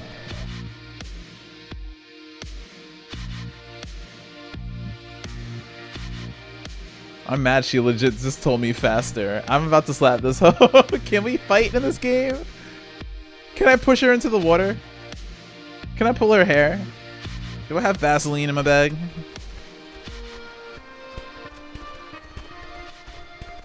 Fire! Man's great equalizer. So, what's the like thing to do here? Other than obviously go skinny dipping and get murdered by Jason Kruger. Let's drink. Yeah, it's let's about that just time. Get drunk. It's supposed to be a party, right? Hey, where does that old woman live? Oh, you mean Maggie Adler? Yeah. Nowhere. She's dead. What? Yep, keeled over 3 days ago. It was all over the news. Damn. Local news, anyway. Oldest living resident. Her family's been Let's see moving her back and house. forth on the ferry, getting all of her crap. Hey, we could go see her house. It must be huge. She was rich as No, we can't see her house. There's a giant fence, and I don't want to tear my jeans trying to climb it. And to answer your previous question, Jonas, the thing to do is lay on the beach and drink till you can't remember where you are. And I remember those sometimes play days. Truth or slap. Yeah, let's play that. We can Truth inaugurate or Jonas. slap? Ease him into the night's festivities. Isn't it truth or dare? This is better than Truth or Dare because nobody ends up licking somebody's butthole. What? You get asked a question. You What? have to tell the truth, but if somebody can prove that you lied, the accuser gets to slap you. It's a good, what did he getting to just know someone say? game. Unless you lie a lot. Yeah, fun. An excuse to hit run. See, please. The truth is truth. Whoever All right, let's just get on with it. Okay, so first we're I'll gonna. start. Ren, I'm come on, shocked. fess up. You want to go out with Nona, right? Clarissa. Ooh, wait. I good wanna one. hear- Oh man, you're good at this. Well, if being good means being kind of mean about it. How's Look, it it's tough mean? to gauge. It's not mean. It's putting it out in the Enough open. stalling. I know you want to sample the goods. Now No, just say so. I mean, Okay, I- now, I Clarissa, like her as a calm friend, down. Right? I just like her as a friend. That's all. I feel like she's like cool. she's pretty harsh. She's just a friend. Oh yeah, right. Let's ease off the throttle for the next one, okay, Clarissa? Yeah. What? This game isn't any fun if you don't get a stomach ache. Okay, it's Ren's turn. I'm about to right? kick He gets Clarissa to in the ask stomach. somebody something. Alex! Uh-oh. I just have Lay it to on think me. about which nerve Let's I go. want to so delicately pinch. Oh, please. Shoot, I can take it. Okay. Mary Screw Kill. Me, Nona, and Clarissa. Ooh. It's fun. It's funny. I don't know. And Jonas is family now, technically. So he's excluded. Why, First side thank Mary. you. No, I missed Earth it. to Alex. This is mission control. You read me?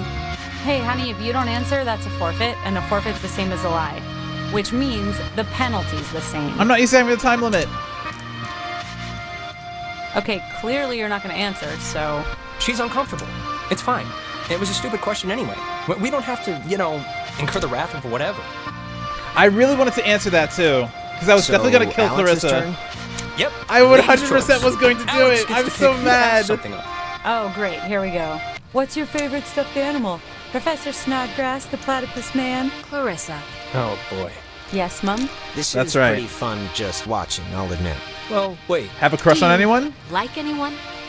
Like anyone? There's no one in school worth liking now. Come on. Ouch. So no, I don't. But nice try. She's gonna end up hooking with Jonas. Clarissa's turn now. Just watch. Alex, you got a new brother. Pretty exciting. I'm sure Jonas is excited, or maybe excited isn't the right word. Maybe a little overwhelmed with just everything, Unsure. It's a lot to take in and adjust to. Is there a question Is there here? like a question coming or what? I'm just saying what Jonas is already thinking. That statistics show if you get divorced once, you're probably going to get divorced again. And the fact is, your mom divorced your dad. So let's put his mind at ease and hear why. What are you talking about? What is this even? What does this have to do with anything? Why'd your parents get a divorce? Just so Jonas can hear it from you. Clarissa, I don't really care why they got a divorce. Just that Alex's mom is happy. My brother died, you Michael fucking asshole. died, and it broke everything, and they couldn't handle it. The end. Well, now you know, Jonas. Don't die and everything will be fine. What?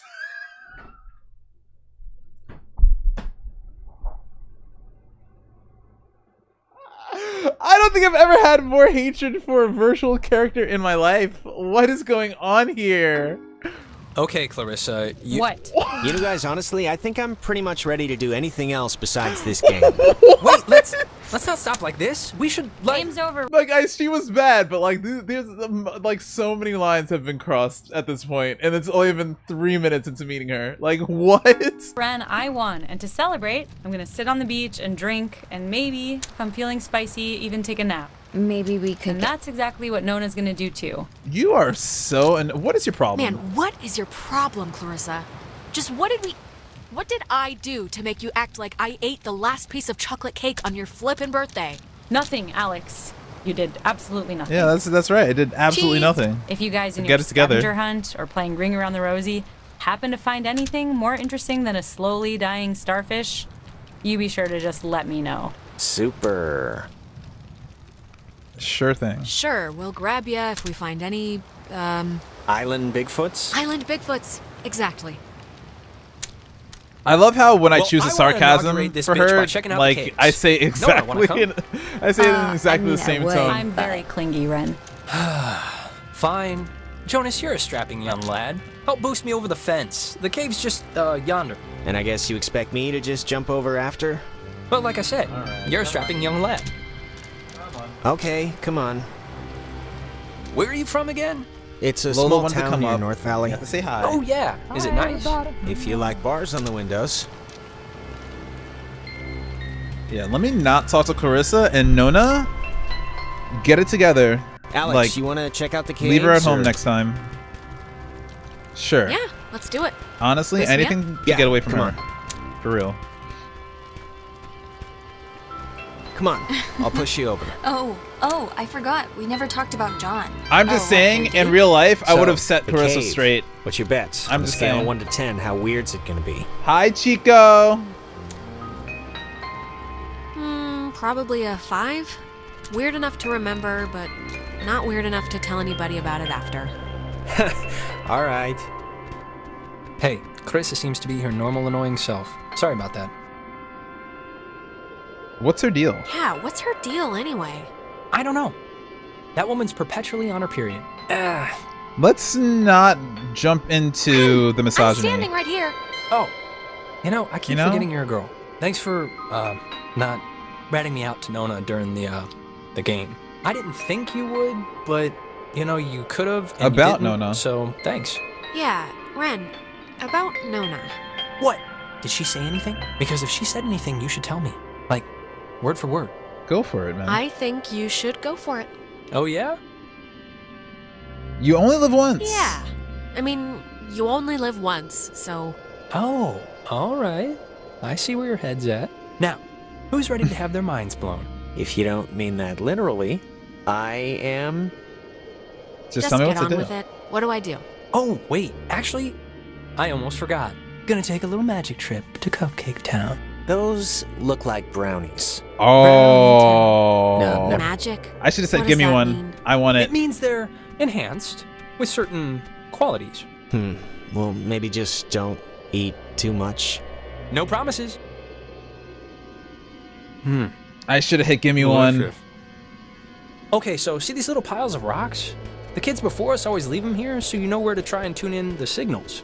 So you're gonna want to stand basically right around here and just tune the dial left or right until you start hearing some weirdness. Okay, can I do it over here at this rock? Let's see. How will we know when it's...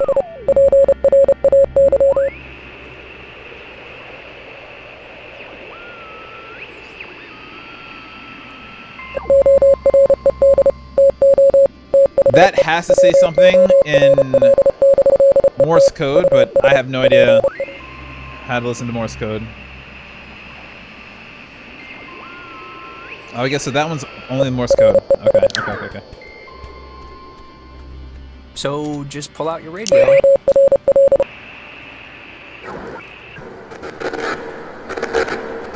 Holy crap! Wow, it's even cooler than I thought it would be. This What is it? What is it? What's doing it? Maybe the tuning's like unblocking a weather balloon or something? It doesn't make any sense. Well, it's just crazy then, because I don't know.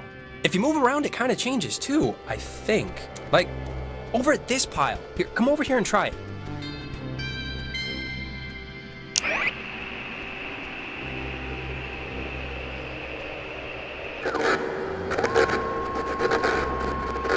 Okay, but what's up with the light? This is so cool. I know!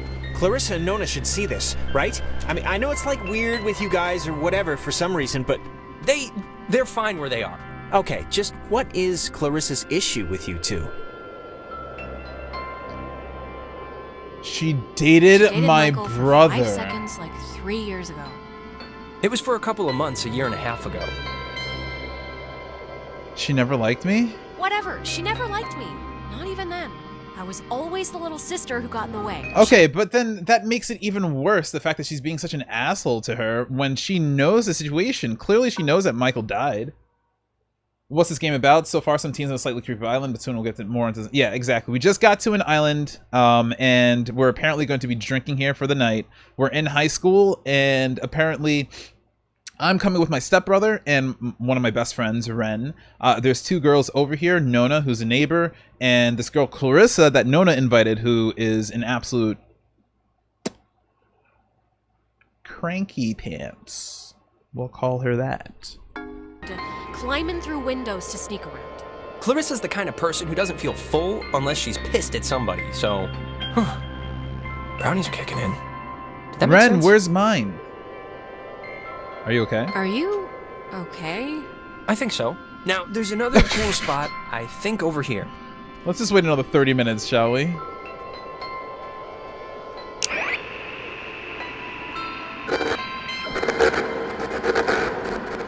God, it sounds so...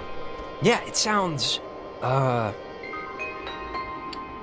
Satanic. Satanic? That's definitely the Not word. what I was gonna say, but close enough.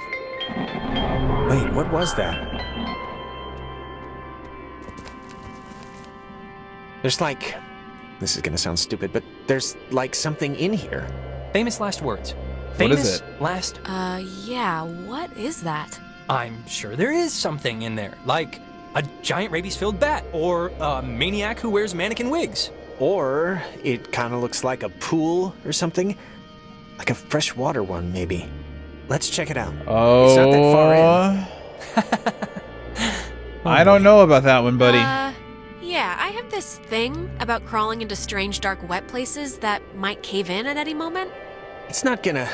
Come on, I can see it from here. It's not that far. We'll be in and out.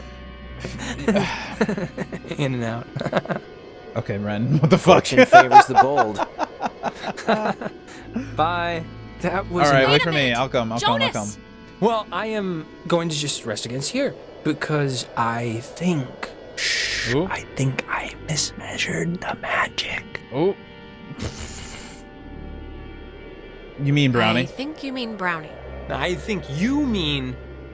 yeah. All right, I guess we go in after Jonas. Let's go. Ren is me. I think, yeah, Ren is Chico. That's valid.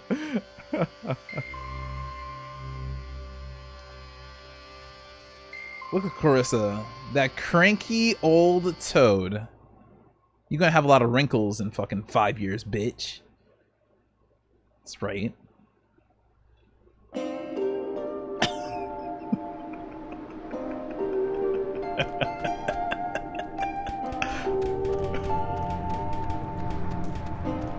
Jonas!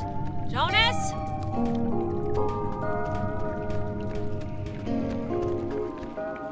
Things that I would never do in real life.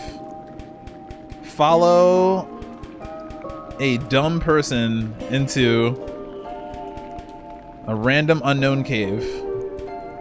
Definitely topping the list. 100%. If someone called me a toad, I could see myself getting hella mad. I thought it was fitting. There were curse words that I could say, but you know, I felt like Toad got the gist, got the point across. Yes, Clarissa, you're in the chat. Hello. How'd you get here? Alex, get it together. I've clicked on the same spot for 8 years.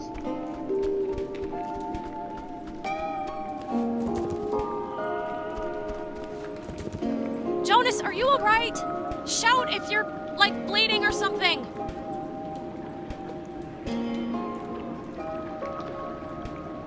I think Jonas is dead. How'd he go this far? In like 3 seconds.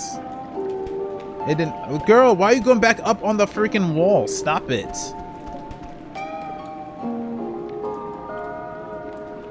It's a good thing there's WASD. Because the point and click is kind of janky. A little janky.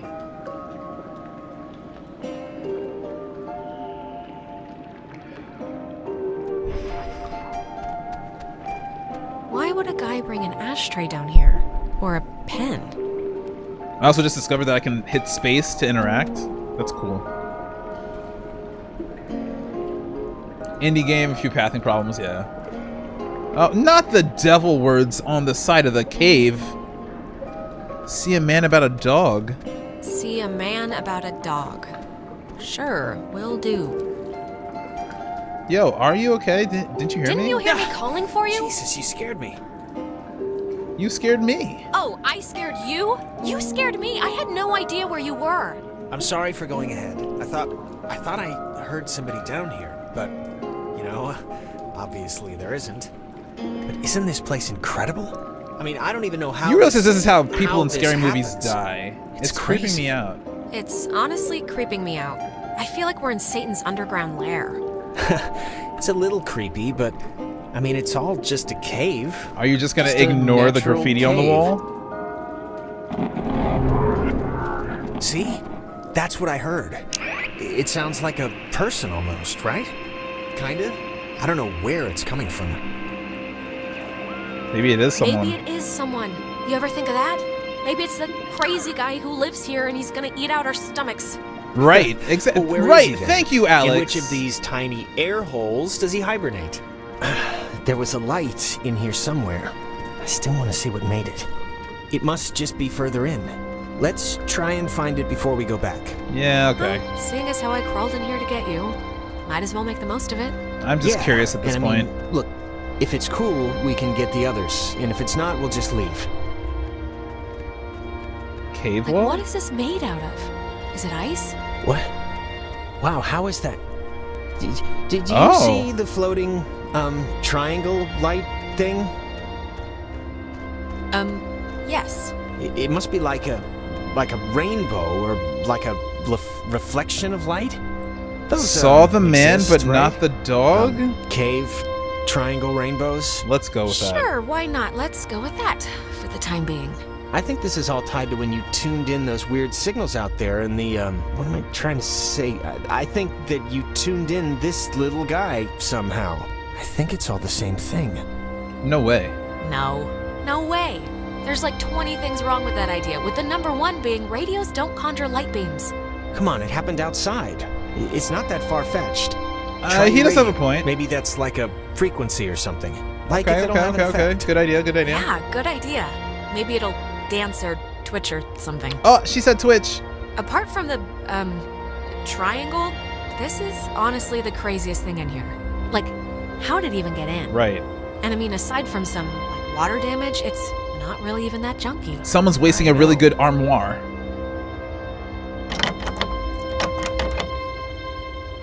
I guess it's locked. Yeah, I already tried. When did you try? I saw you walk in here, bro. Like, what are you talking about?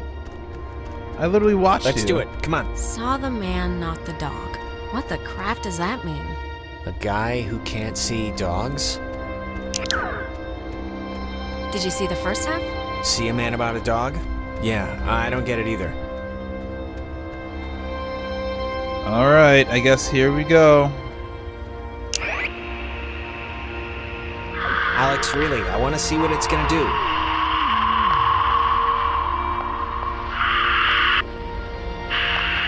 Okay, when you get disembodied... Whoa, what the fuck?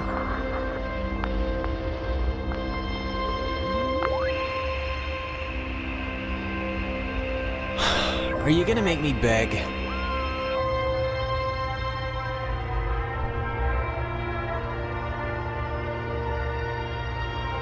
Please, Alex. Please. Let's do the tuning thing. I am!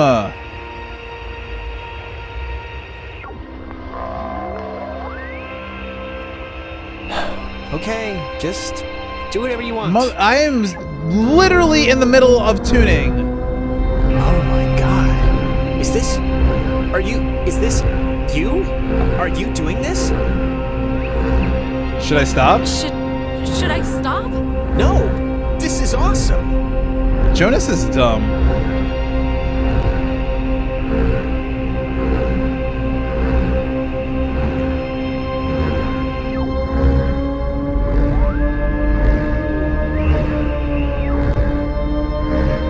I can't even, like, what's... I know. I know.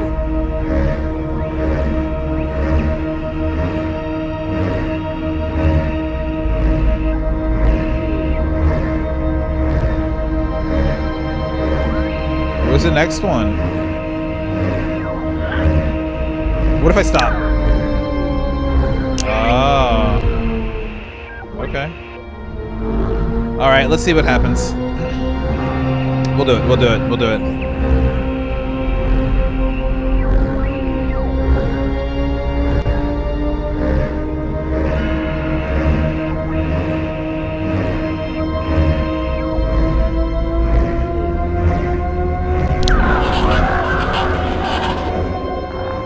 There's definitely gonna be a demon coming out of this motherfucking thing. What the? Jonas? I am...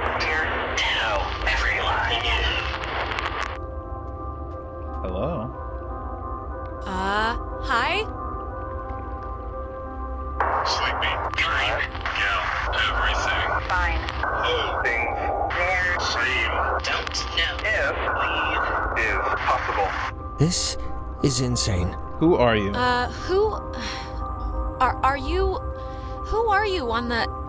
Listen. Bobtail. Tail. Sleepy. Time. Count. Is. Leave. Possible.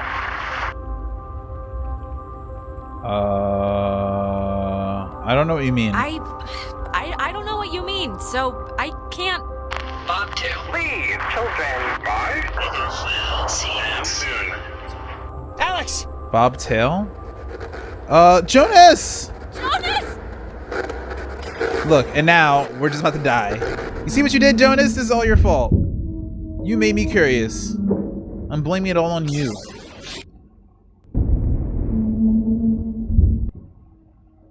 Uh-oh.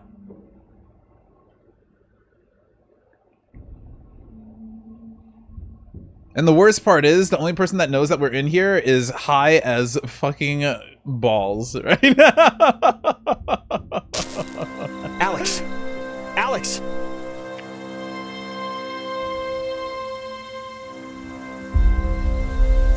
$11 p.m. Damn, time went quick. Alex? How'd I get out here? Are you okay? What happened? What happened? That is a very good question. Look, I'm just gonna cut to the whatever. Like, I don't know exactly what happened back there, but the sign says that's an old communications tower, and I don't know about you, but I want to climb that ladder, call somebody, and get the hell back home as fast as possible. I don't want to be the party pooper here, but the party just kind of... Way ahead of you. I'm way ahead of you. There's gotta be some kind of emergency station. Am I gonna or die if I touch this? way to get out without taking the ferry. Oh, and not for nothing. I'm fine with a little de-pantsing or whatever if the weather's right for it. But if this is some sort of prank or trick, I'm really not in the mood. I am freaked out too. Christ, I'm as freaked out as you are, Jonas, alright? I have a splitting headache and like... I feel like my fingernails are gonna shoot out of my hands. Mine too. Don't touch that, please. Okay. I really prefer not telling your mom that you're dead. She might not But take I too well to the wanna! Have you ever had a moment where you're standing on a ledge and you just want to just like jump off and just see what it's like? news. No. I really haven't though, Alex. That's a really crazy thing to say. That's a wild thing to say right there, Alex. I was letting you. That's a really wild thing to say.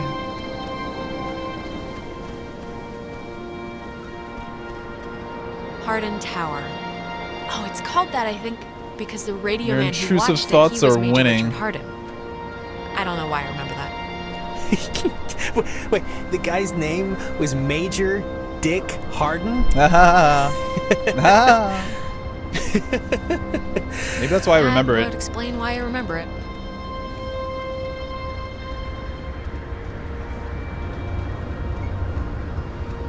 I would remember a name like that. Like at that point, it's not a name; it's a brand.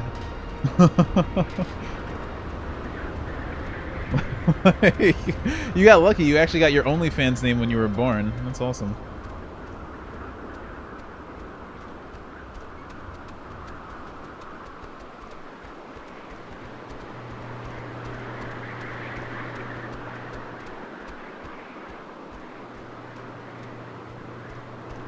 I can see the cave, but not Ren or anybody.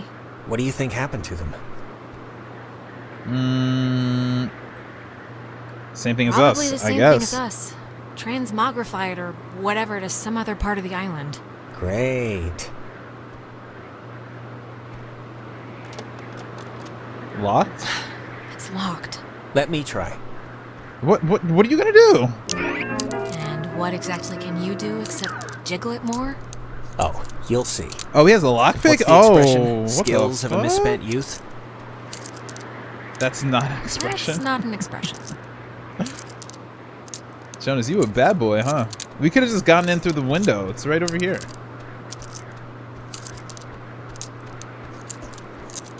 Well, if you want to do things the easy way, sure.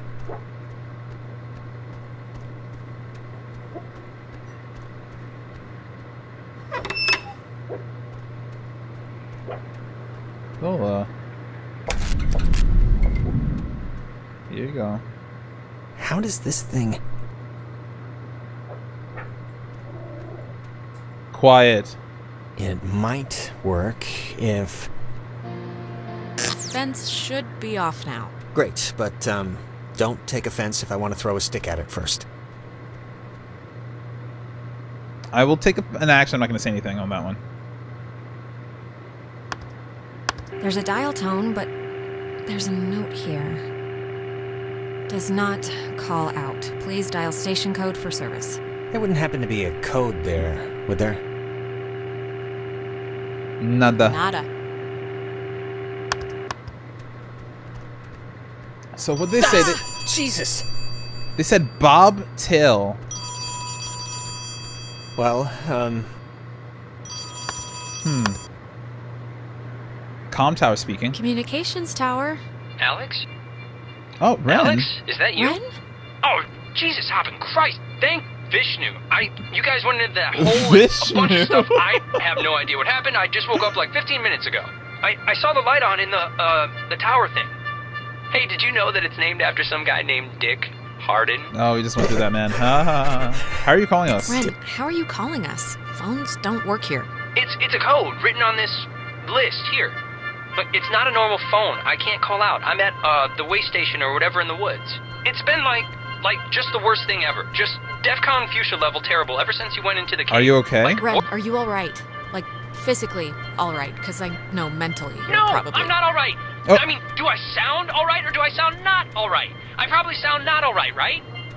wait, I think that's the other line. Maybe it's like a night watchman or something, or they Hold do on. like check-ins. Wait, maybe? Ren, someone's calling on the other line. Just hold on a minute. I'm gonna see who it is. Okay, but make it quick, seriously. Hello? Oh, he didn't tell me Jesus what the Christ, code was, Alex? though. Why are you answering it? It says it's an emergency. I should hang Where up. Where are you right now? Clarissa. Goodbye, Okay, Clarissa! If you're gonna yell at me, goodbye, Clarissa. Oh, really? Fine. I'm at Fort Milner with a working intercom if you care. God, goodbye, Alex. Ren? Just pick me up, okay? Just come and pick me up. I'm really not great. Ren, This is not a what drill. is- This is real Where's world. Nona? Do you know where Nona is? No clue. Is that the phone again? Don't click over. Clarissa might need something. Hold on. Hold on, Ren. Clarissa's flipping out about something. But I'm flipping out about something. It's okay, Ren. Hello? I'm trying to call somebody, but I'm in a room with radio stuff that it says it can contact Kamina, but I have no idea how to make it work. Can you just come over here and figure this out with me? I don't Meet us care here. if No, you- just come here instead. Fort Milner's all the way on the other side of the island. Yeah, I know it is, Alex, but why would I go to the comm tower when there's a working radio that we can use to get help here? Because I'm Fort the Milner main looks character, huge on the map. Clarissa. Do you know where the... And it dies, ladies and... Ren, are you still there? Uh-oh. Yeah, I guess that'd be too easy. So, want to truck over to Milner first, see about that radio? I mean, Clarissa can be a handful. No, we're going to Ren take first. the bitter with the sweet. Ren sounded kinda more out of sorts than usual. I don't know. Look, I'm gonna leave it up to you. We can swing through the forest and nab Ren, or we can go to the fort and see what Clarissa's up to. They're your people. Ren. You can decide. Ren needs us more. And he'd kill me if he knew we went to see Clarissa first. Sound logic. Ain't no way. Clarissa can go eat an egg. All right, for our the rescuing moment. duties have officially commenced. Warning, Let's do get this not use done and aboard get off ship. this rock Unsafe like radiation the limits. badass. You know, I'd normally find this stuff kind of interesting, really. Anyone there? You know, normally. Is anyone there? Thanks. Thanks. I guess. It's... How about we just don't use any more radios tonight? How about that? Did you get anyone? Someone was I think there. someone was there, but I don't know. Is the phone still dead? Yeah.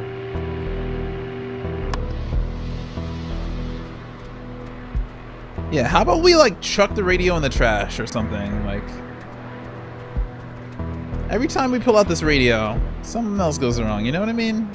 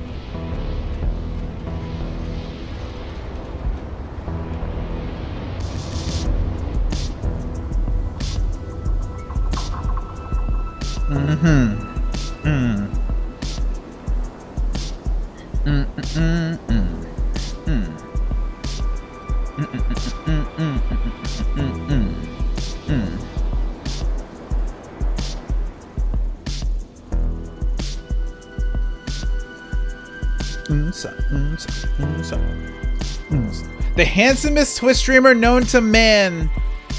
Aww. Imagine being told that by the most beautiful Twitch streamer known to man. How you doing, Mr. Stoner? Welcome on in. Me. Listen.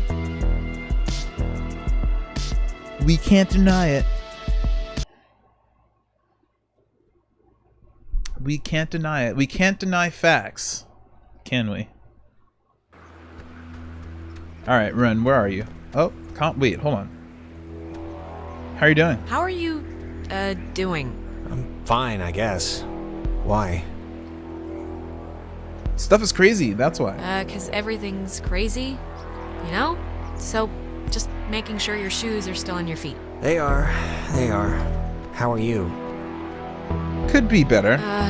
Could be better, but we'll get through this and on to bigger and better. Good talk.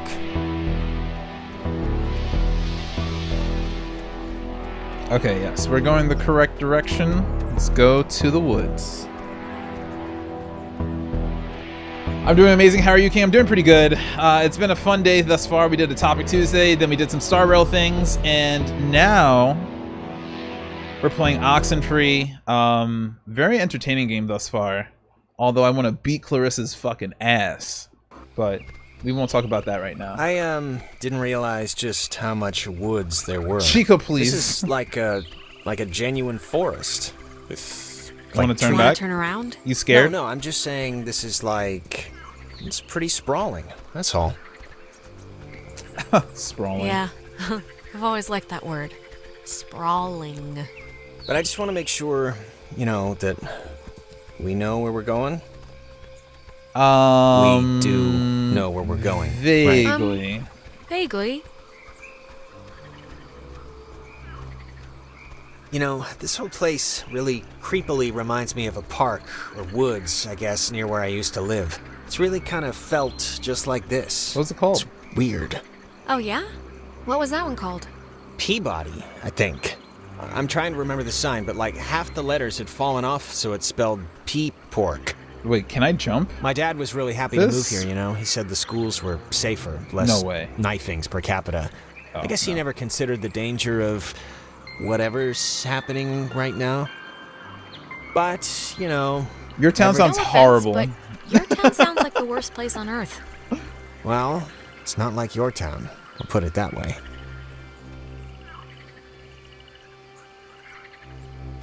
Just got on break. I think I'm going to take 2 hours today. Hey, let's go. I'm all about that. That's self-care time. Wait, where do you work, Stoner? What's up with this log? This log is so suspicious. Like 100% suspicious. What's going on there?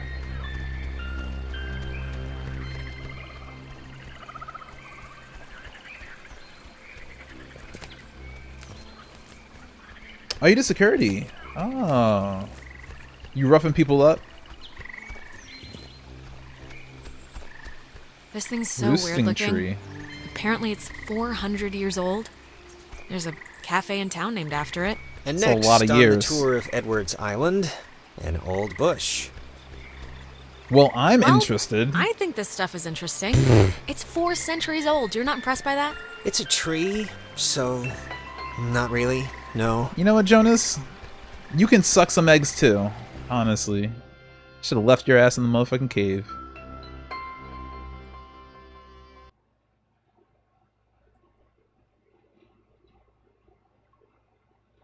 Nope, I don't care enough anymore. Leaving this shit soon. Listen, you better get what you deserve, okay? I'm about that. I'm 100% for leaving, like, jobs that you're not happy in. Like, you gotta find some, like... I've been through it, and it's just... It's never gonna satisfy you, so why keep... When you're so young, and, you know, you have the opportunity to, like, do certain things, why keep yourself in a situation where you hate it, you know? Alright, so I think we're going the right direction, right? Oh, maybe not. I guess not. I can't go anywhere. Okay, I guess not. Alright.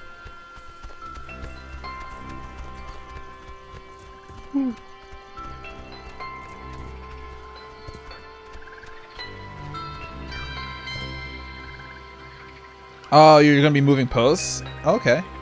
What do you mean by posts? Like just go to like a different place that they're offering security for? Why is there a cable car here? Couldn't they have just made just like a normal bridge? With wood and slats. It's a bridge ferry. It's not a cable car, it's a bridge ferry. Bridge ferry? Obviously.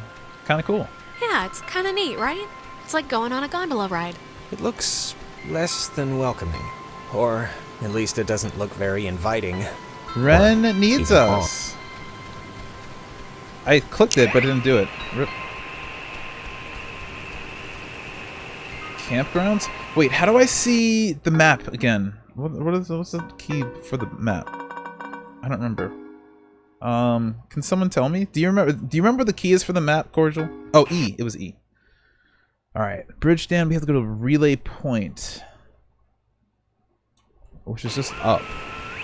What's this about? Engine? I think this is the engine.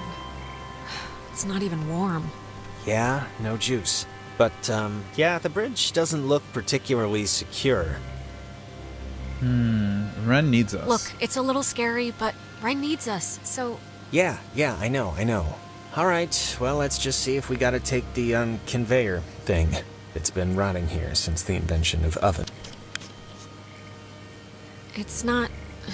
Unless I'm doing something wrong, it's not working. No power? I mean, I would think if it had power, these lights would be on. Oh, same company, different place? Yeah, sounds good.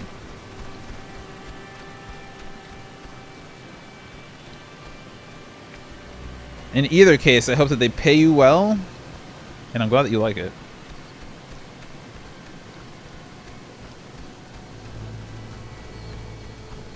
Power transfer What's in station here? 167. Hey, just what we need. Hello? Oh, but it's locked. Oh, no, it's not. Okay, that's a little strange. Why wouldn't they lock it? I mean, somebody should have locked it, right? Monsters? I don't know. Monsters? Just monsters? That's your answer? Being terrorized on an island by unseen forces really makes you miss television. Okay, Well, I don't if want we to hit get the circuit power breaker just working, yet. You can catch up on the soaps. I'm curious to see more what's up this mountain. Because I feel like if I go up the mountain, I should get to Relay Point, right? Like, maybe I don't need to turn on the power, which has been turned off, and possibly release some monsters that are going to murder us, you know? Maybe we can avoid all that.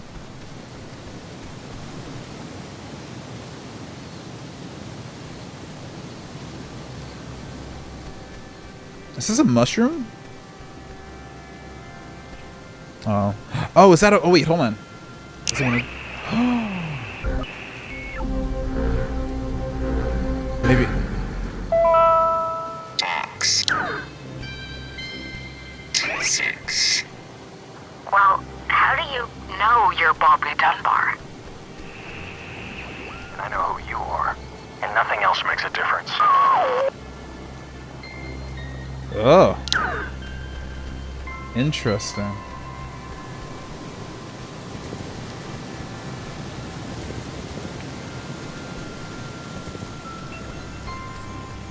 It says it's the, I don't know, catbird station?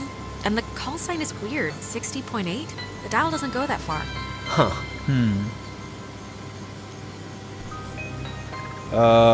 I guess we're stuck then.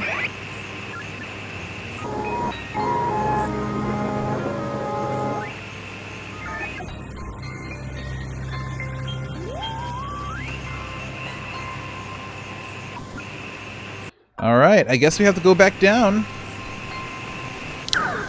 Wait, hold on. Can you lockpick this door, sir?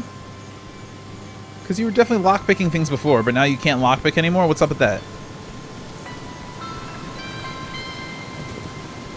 Now that our lives depend on it, all of a sudden you can't lockpick anymore.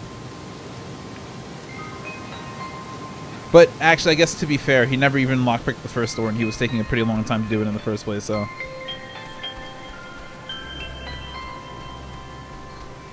Maybe that was just manly bravado that he was displaying.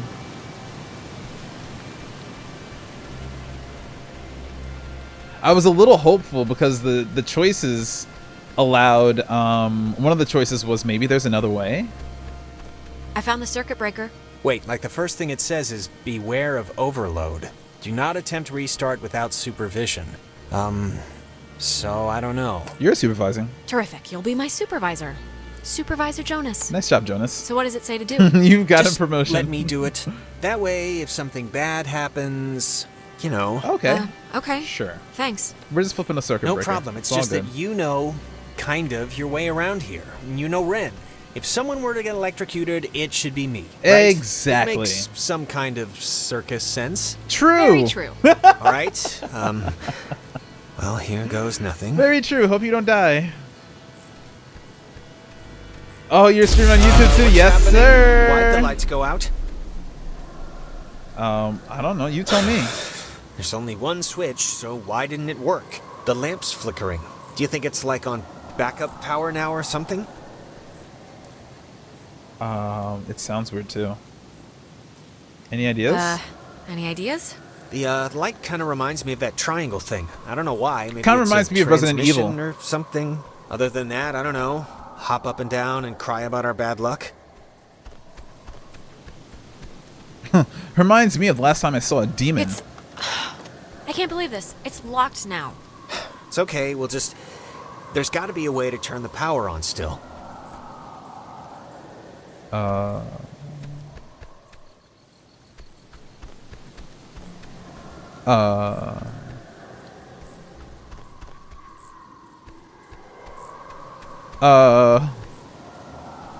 Okay, how about this? How about this? Ah, here we go. It would have been better had it never been found. For all those who possess.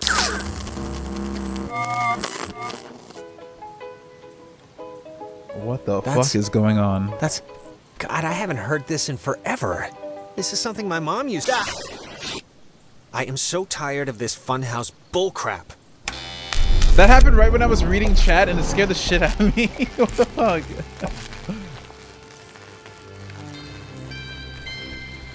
I don't like that ghoul screaming in the background. Same.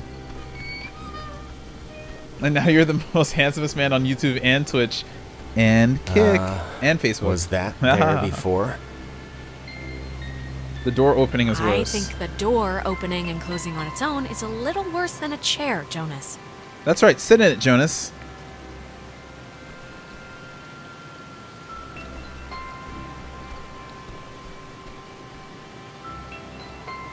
Alex, are you all right? Ah!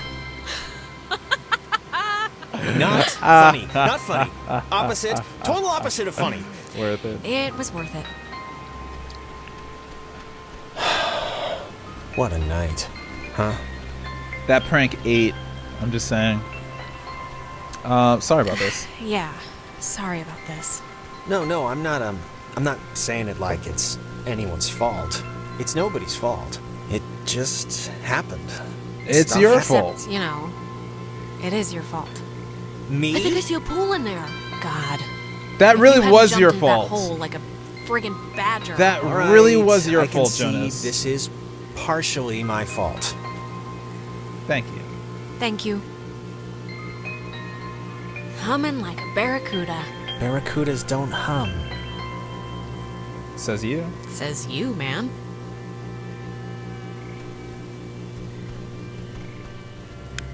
Praise the Hallelujah. Lord.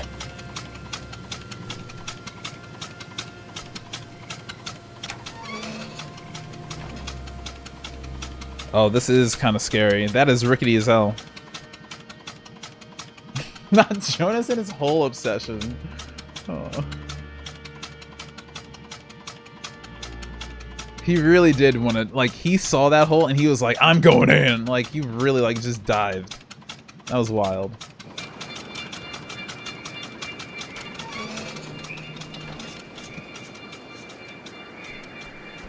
Well, when you look at that, it didn't collapse. That's right.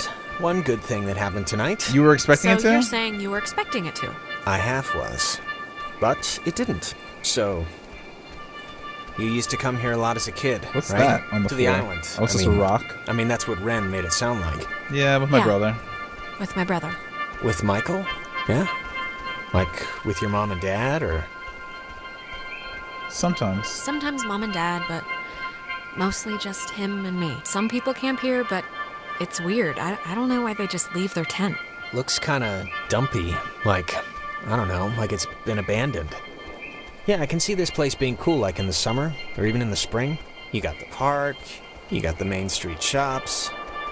After tonight? Yeah. Well, after tonight, No. douse it in gasoline and light a match. I am never coming back here again. Oh, God. You used to come here a lot as a kid, right? To the island. I mean that's what Ren made it sound like. You already said that. Didn't you already say that? Did I? Okay, yeah, tonight's like being trapped in a nightmare zoo, but I don't know. You have memories here, right? Jumping off the diving board with little Janie and eating ice cream with little Franklin, stringing Christmas lights. Whose life is this? All I'm saying is, before tonight, this was a pretty cool place. And you did stuff here, and it's a part of you, you know? It's a part of you. And I just wouldn't want our first night out to, you know, wreck all of that. For like forever. I just wouldn't want that. Well, maybe you're right. Fine. I won't hold it against the island, or whatever. I won't hold it against you or the island. I'll keep my memories. Happy?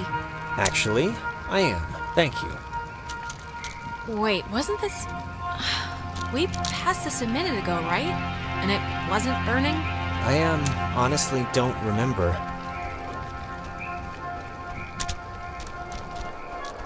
What is happening? Why does my game look like a VHS You tape? used to come here a lot as a kid, God. right? To the island. I mean that's what Something's Ren made wrong. it sound like. Something's wrong. We've already done this, like, Do I have to go twice. back? Done what? 'Cause I don't remember any of this. We're going in circles. I think we're going in circles. We've seen these same damn trees, like, I don't know how many times now. We just got off the tram thing, Alex. This is all new, so, I mean, what are you saying? What's this? A ball? Are we lost? Or is it something else? I mean, whatever we did in the Whatever we cave. did or opened in the cave must have, like, screwed up something, or... I don't know. I don't want to say, like, time, because that sounds insane. Well, it's more than a little troubling that I can't tell besides a headache I've only just noticed, but okay, let's deal with this now, sure. This is, new. I had the same exact ball. It's kind of weird. I had the exact same kind when I was a kid. Yeah, why would a toy company make two, right? Listen. Oh, shut up. I'll kick it.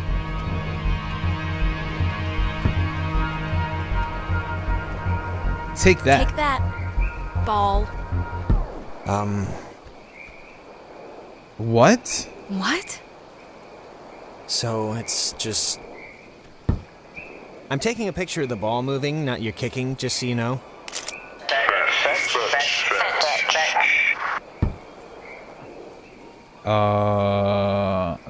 Who are you? All right, who are you? All right, who are you? Maybe don't antagonize whoever. Okay. Okay. I think they have a sense of humor. Don't want to play? Oh, what's that? Don't want to play anymore?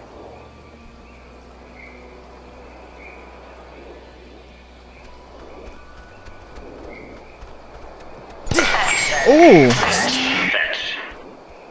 Oh my god. Alex, can you believe this? My heart's gonna explode. Oh, shit. My doctor's not going to be happy with my blood pressure this year. Yeah, mine neither. Alex, I think... Again? Jonas, where'd you go? Jonas, where are you? Oh, shit.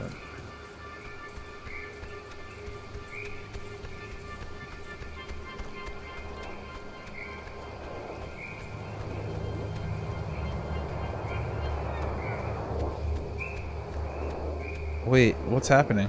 Whoa, wait, what's happening? What? Tell Michael to break up with Clarissa. It's for the best. Huh? What are you? What are you? What's... Wait, we've done this before. But I kicked the ball. What? We're still stuck, but I kicked the stupid ball and everything. What more do you want? It's alright, we must have just missed, something. I saw another version of me. It was weird. Oh, there's a sign now? For a minute, I did the repeat thing again, and my reflection talked to me. Talked to you? What did it say? Or was it, like, anything you could even... Like, what was it doing? It said that I should tell Michael to break up with Clarissa. Which is, of course, totally useless advice for a doppelganger, since Michael's still totally dead. You know, at some point, this is all gonna make sense. I just hope it happens before we leave. Same, Jonas, same. Huh. It's just like the armoire in the cave. Super duper old, but in, like, new condition. It's one of those, magnetophones. You know, I didn't realize I felt like a pressure in my head until right now. Maybe doing that fixed the loop. But whatever you did helped something, I think. But what did it do? Yeah, but making it sound right did what? I don't know, but it's like my allergies cleared up or something. Let's just keep going and get Ren. Huh.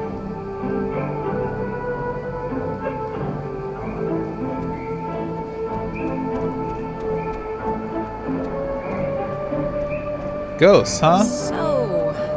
Ghosts, huh? Ghosts. Oh, we got another little rock thing. Do they want anything? Do they have to want anything? Just most of the time, don't they, like... I mean, isn't that why they're trapped here or whatever? Because they didn't do something they needed to in life, or... This feels bigger than that. I don't know. This feels bigger than that. But maybe that's just because we're living it. I just hope they want to, like, play soccer every once in a while, and that's it. Oh no. Okay, guys, it is almost 8 o'clock, which means that I have to go. I'm going to be heading over to a show tonight. I'm not performing, I'm just going out to show love to the local artists. But this is really fun, actually. This is really interesting. I want to see what happens, so we'll probably play this. I don't know about tomorrow. I'm thinking about tomorrow, thinking about it, but I have to put out the review for Bloodhound over the weekend. I'll be starting that tomorrow. If I get far enough, then I'll probably stream tomorrow. But I'll keep in touch with y'all over the Discord. Thanks for the stream, love Oxenfree. I'm liking it too, and I'm liking. I've never played a like choice-based game. You know, I never play anything that's like narrative and storytelling like this. So it's a new kind of delve into a different type of, you know, different type of universe for me, which is really cool. But in either case, thank you guys for being here. We did a lot today. It has been such a big stream, a big stream. So I'm gonna hit bonus all. Also be prepared, we should have the Topic Tuesday episodes, or at least one episode up by the end of this week. The episode that we did today, hopefully, I'll probably do it by like next Tuesday. Hopefully, we'll find out. But in either case, y'all, I can't believe I just got here, PLP clowns. It's okay, it's okay, it's all good, it's okay, it's all good. But I'm so glad that you came here. That's the important thing. Thank you so much for, honestly, y'all, I really have to say, like, thank you for clicking on my face. Like, I spent a good long time in content creation just like crying and just being like, oh, why this, why that, why this, why that. But overall, I was thinking about everything. I was looking at all my stats and everything. I have 1,525 people, 1,525 followers on Twitch. Okay, I have like 13, almost 1,300 followers on Twitter, 600 on the music Twitter. I have 3,000 people on Facebook. You know, like, so like, it's all about perspective, right, baby? It's all about perspective. All about perspective. So I really just got to say thank you. If you're out there and you're doing your daily thing and whatever, and then you see the going live notification, I just have to say thank you. Thank you, thank you, thank you, thank you, thank you, thank you, thank you, thank you, thank you, thank you, thank you, thank you, thank you. Thank you so much for just clicking on my face. I really appreciate it. Thank you so much for clicking on my music. I've been looking at the stats and everything. Right On's doing very, very well. I appreciate y'all. That's it. Just thank you.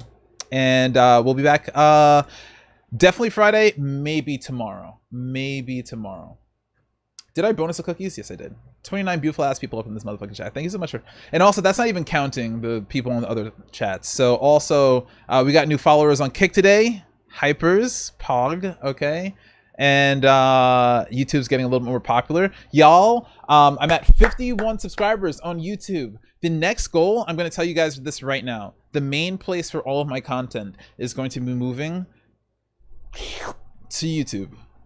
It's going to be moving to YouTube. And I'm still going to be able to multi-stream because YouTube does not have any sort of exclusivity cases.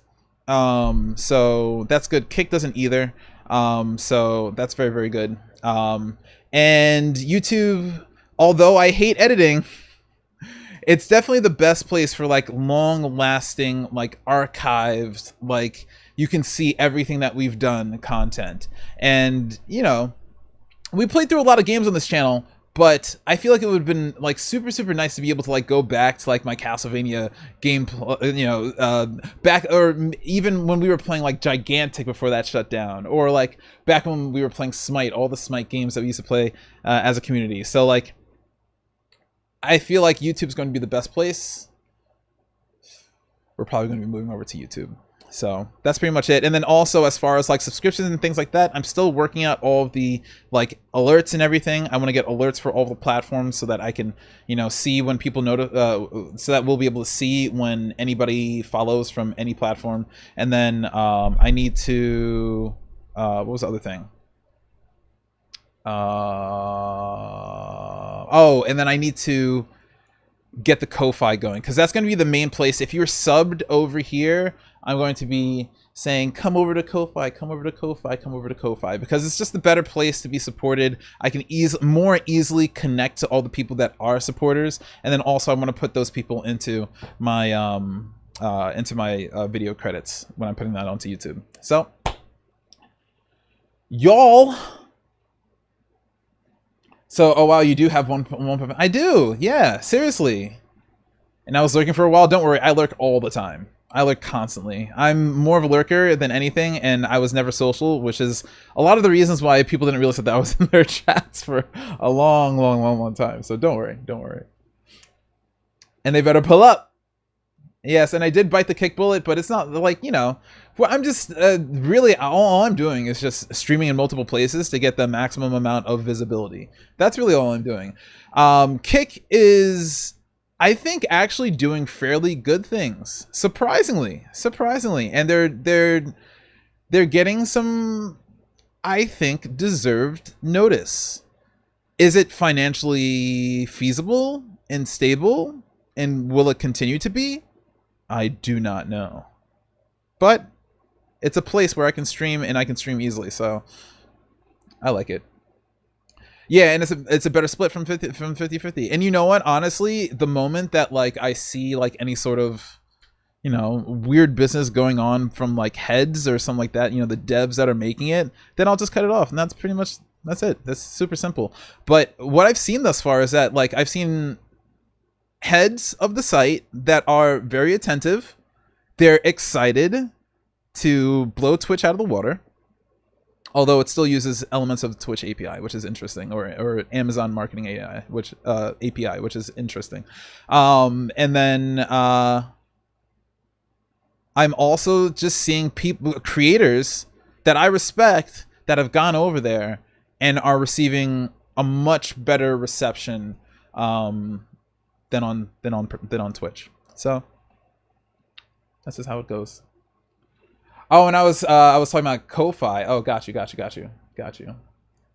Yes, and that is true. And Ko-Fi is 100% better than that 50-50 from Twitch, 100%.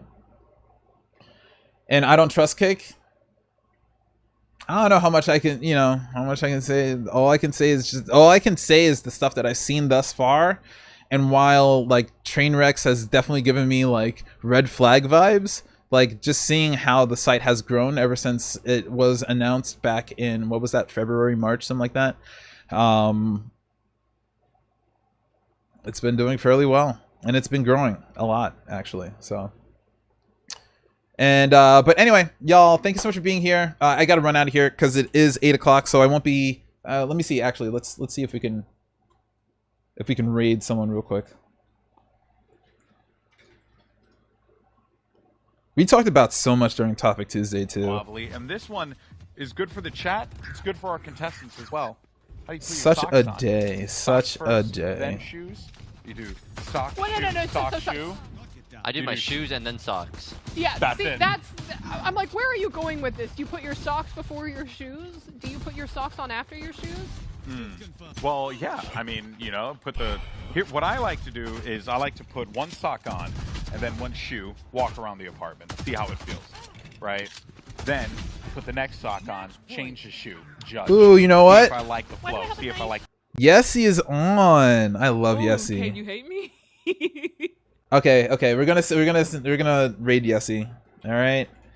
Go and say hi.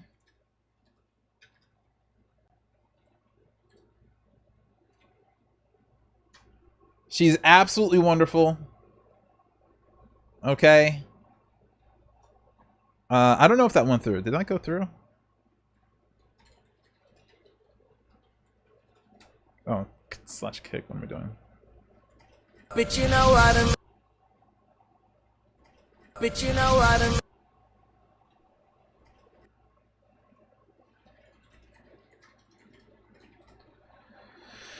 All right, and cordial clowns, stoner. Am I forgetting anyone who's still here? Chico.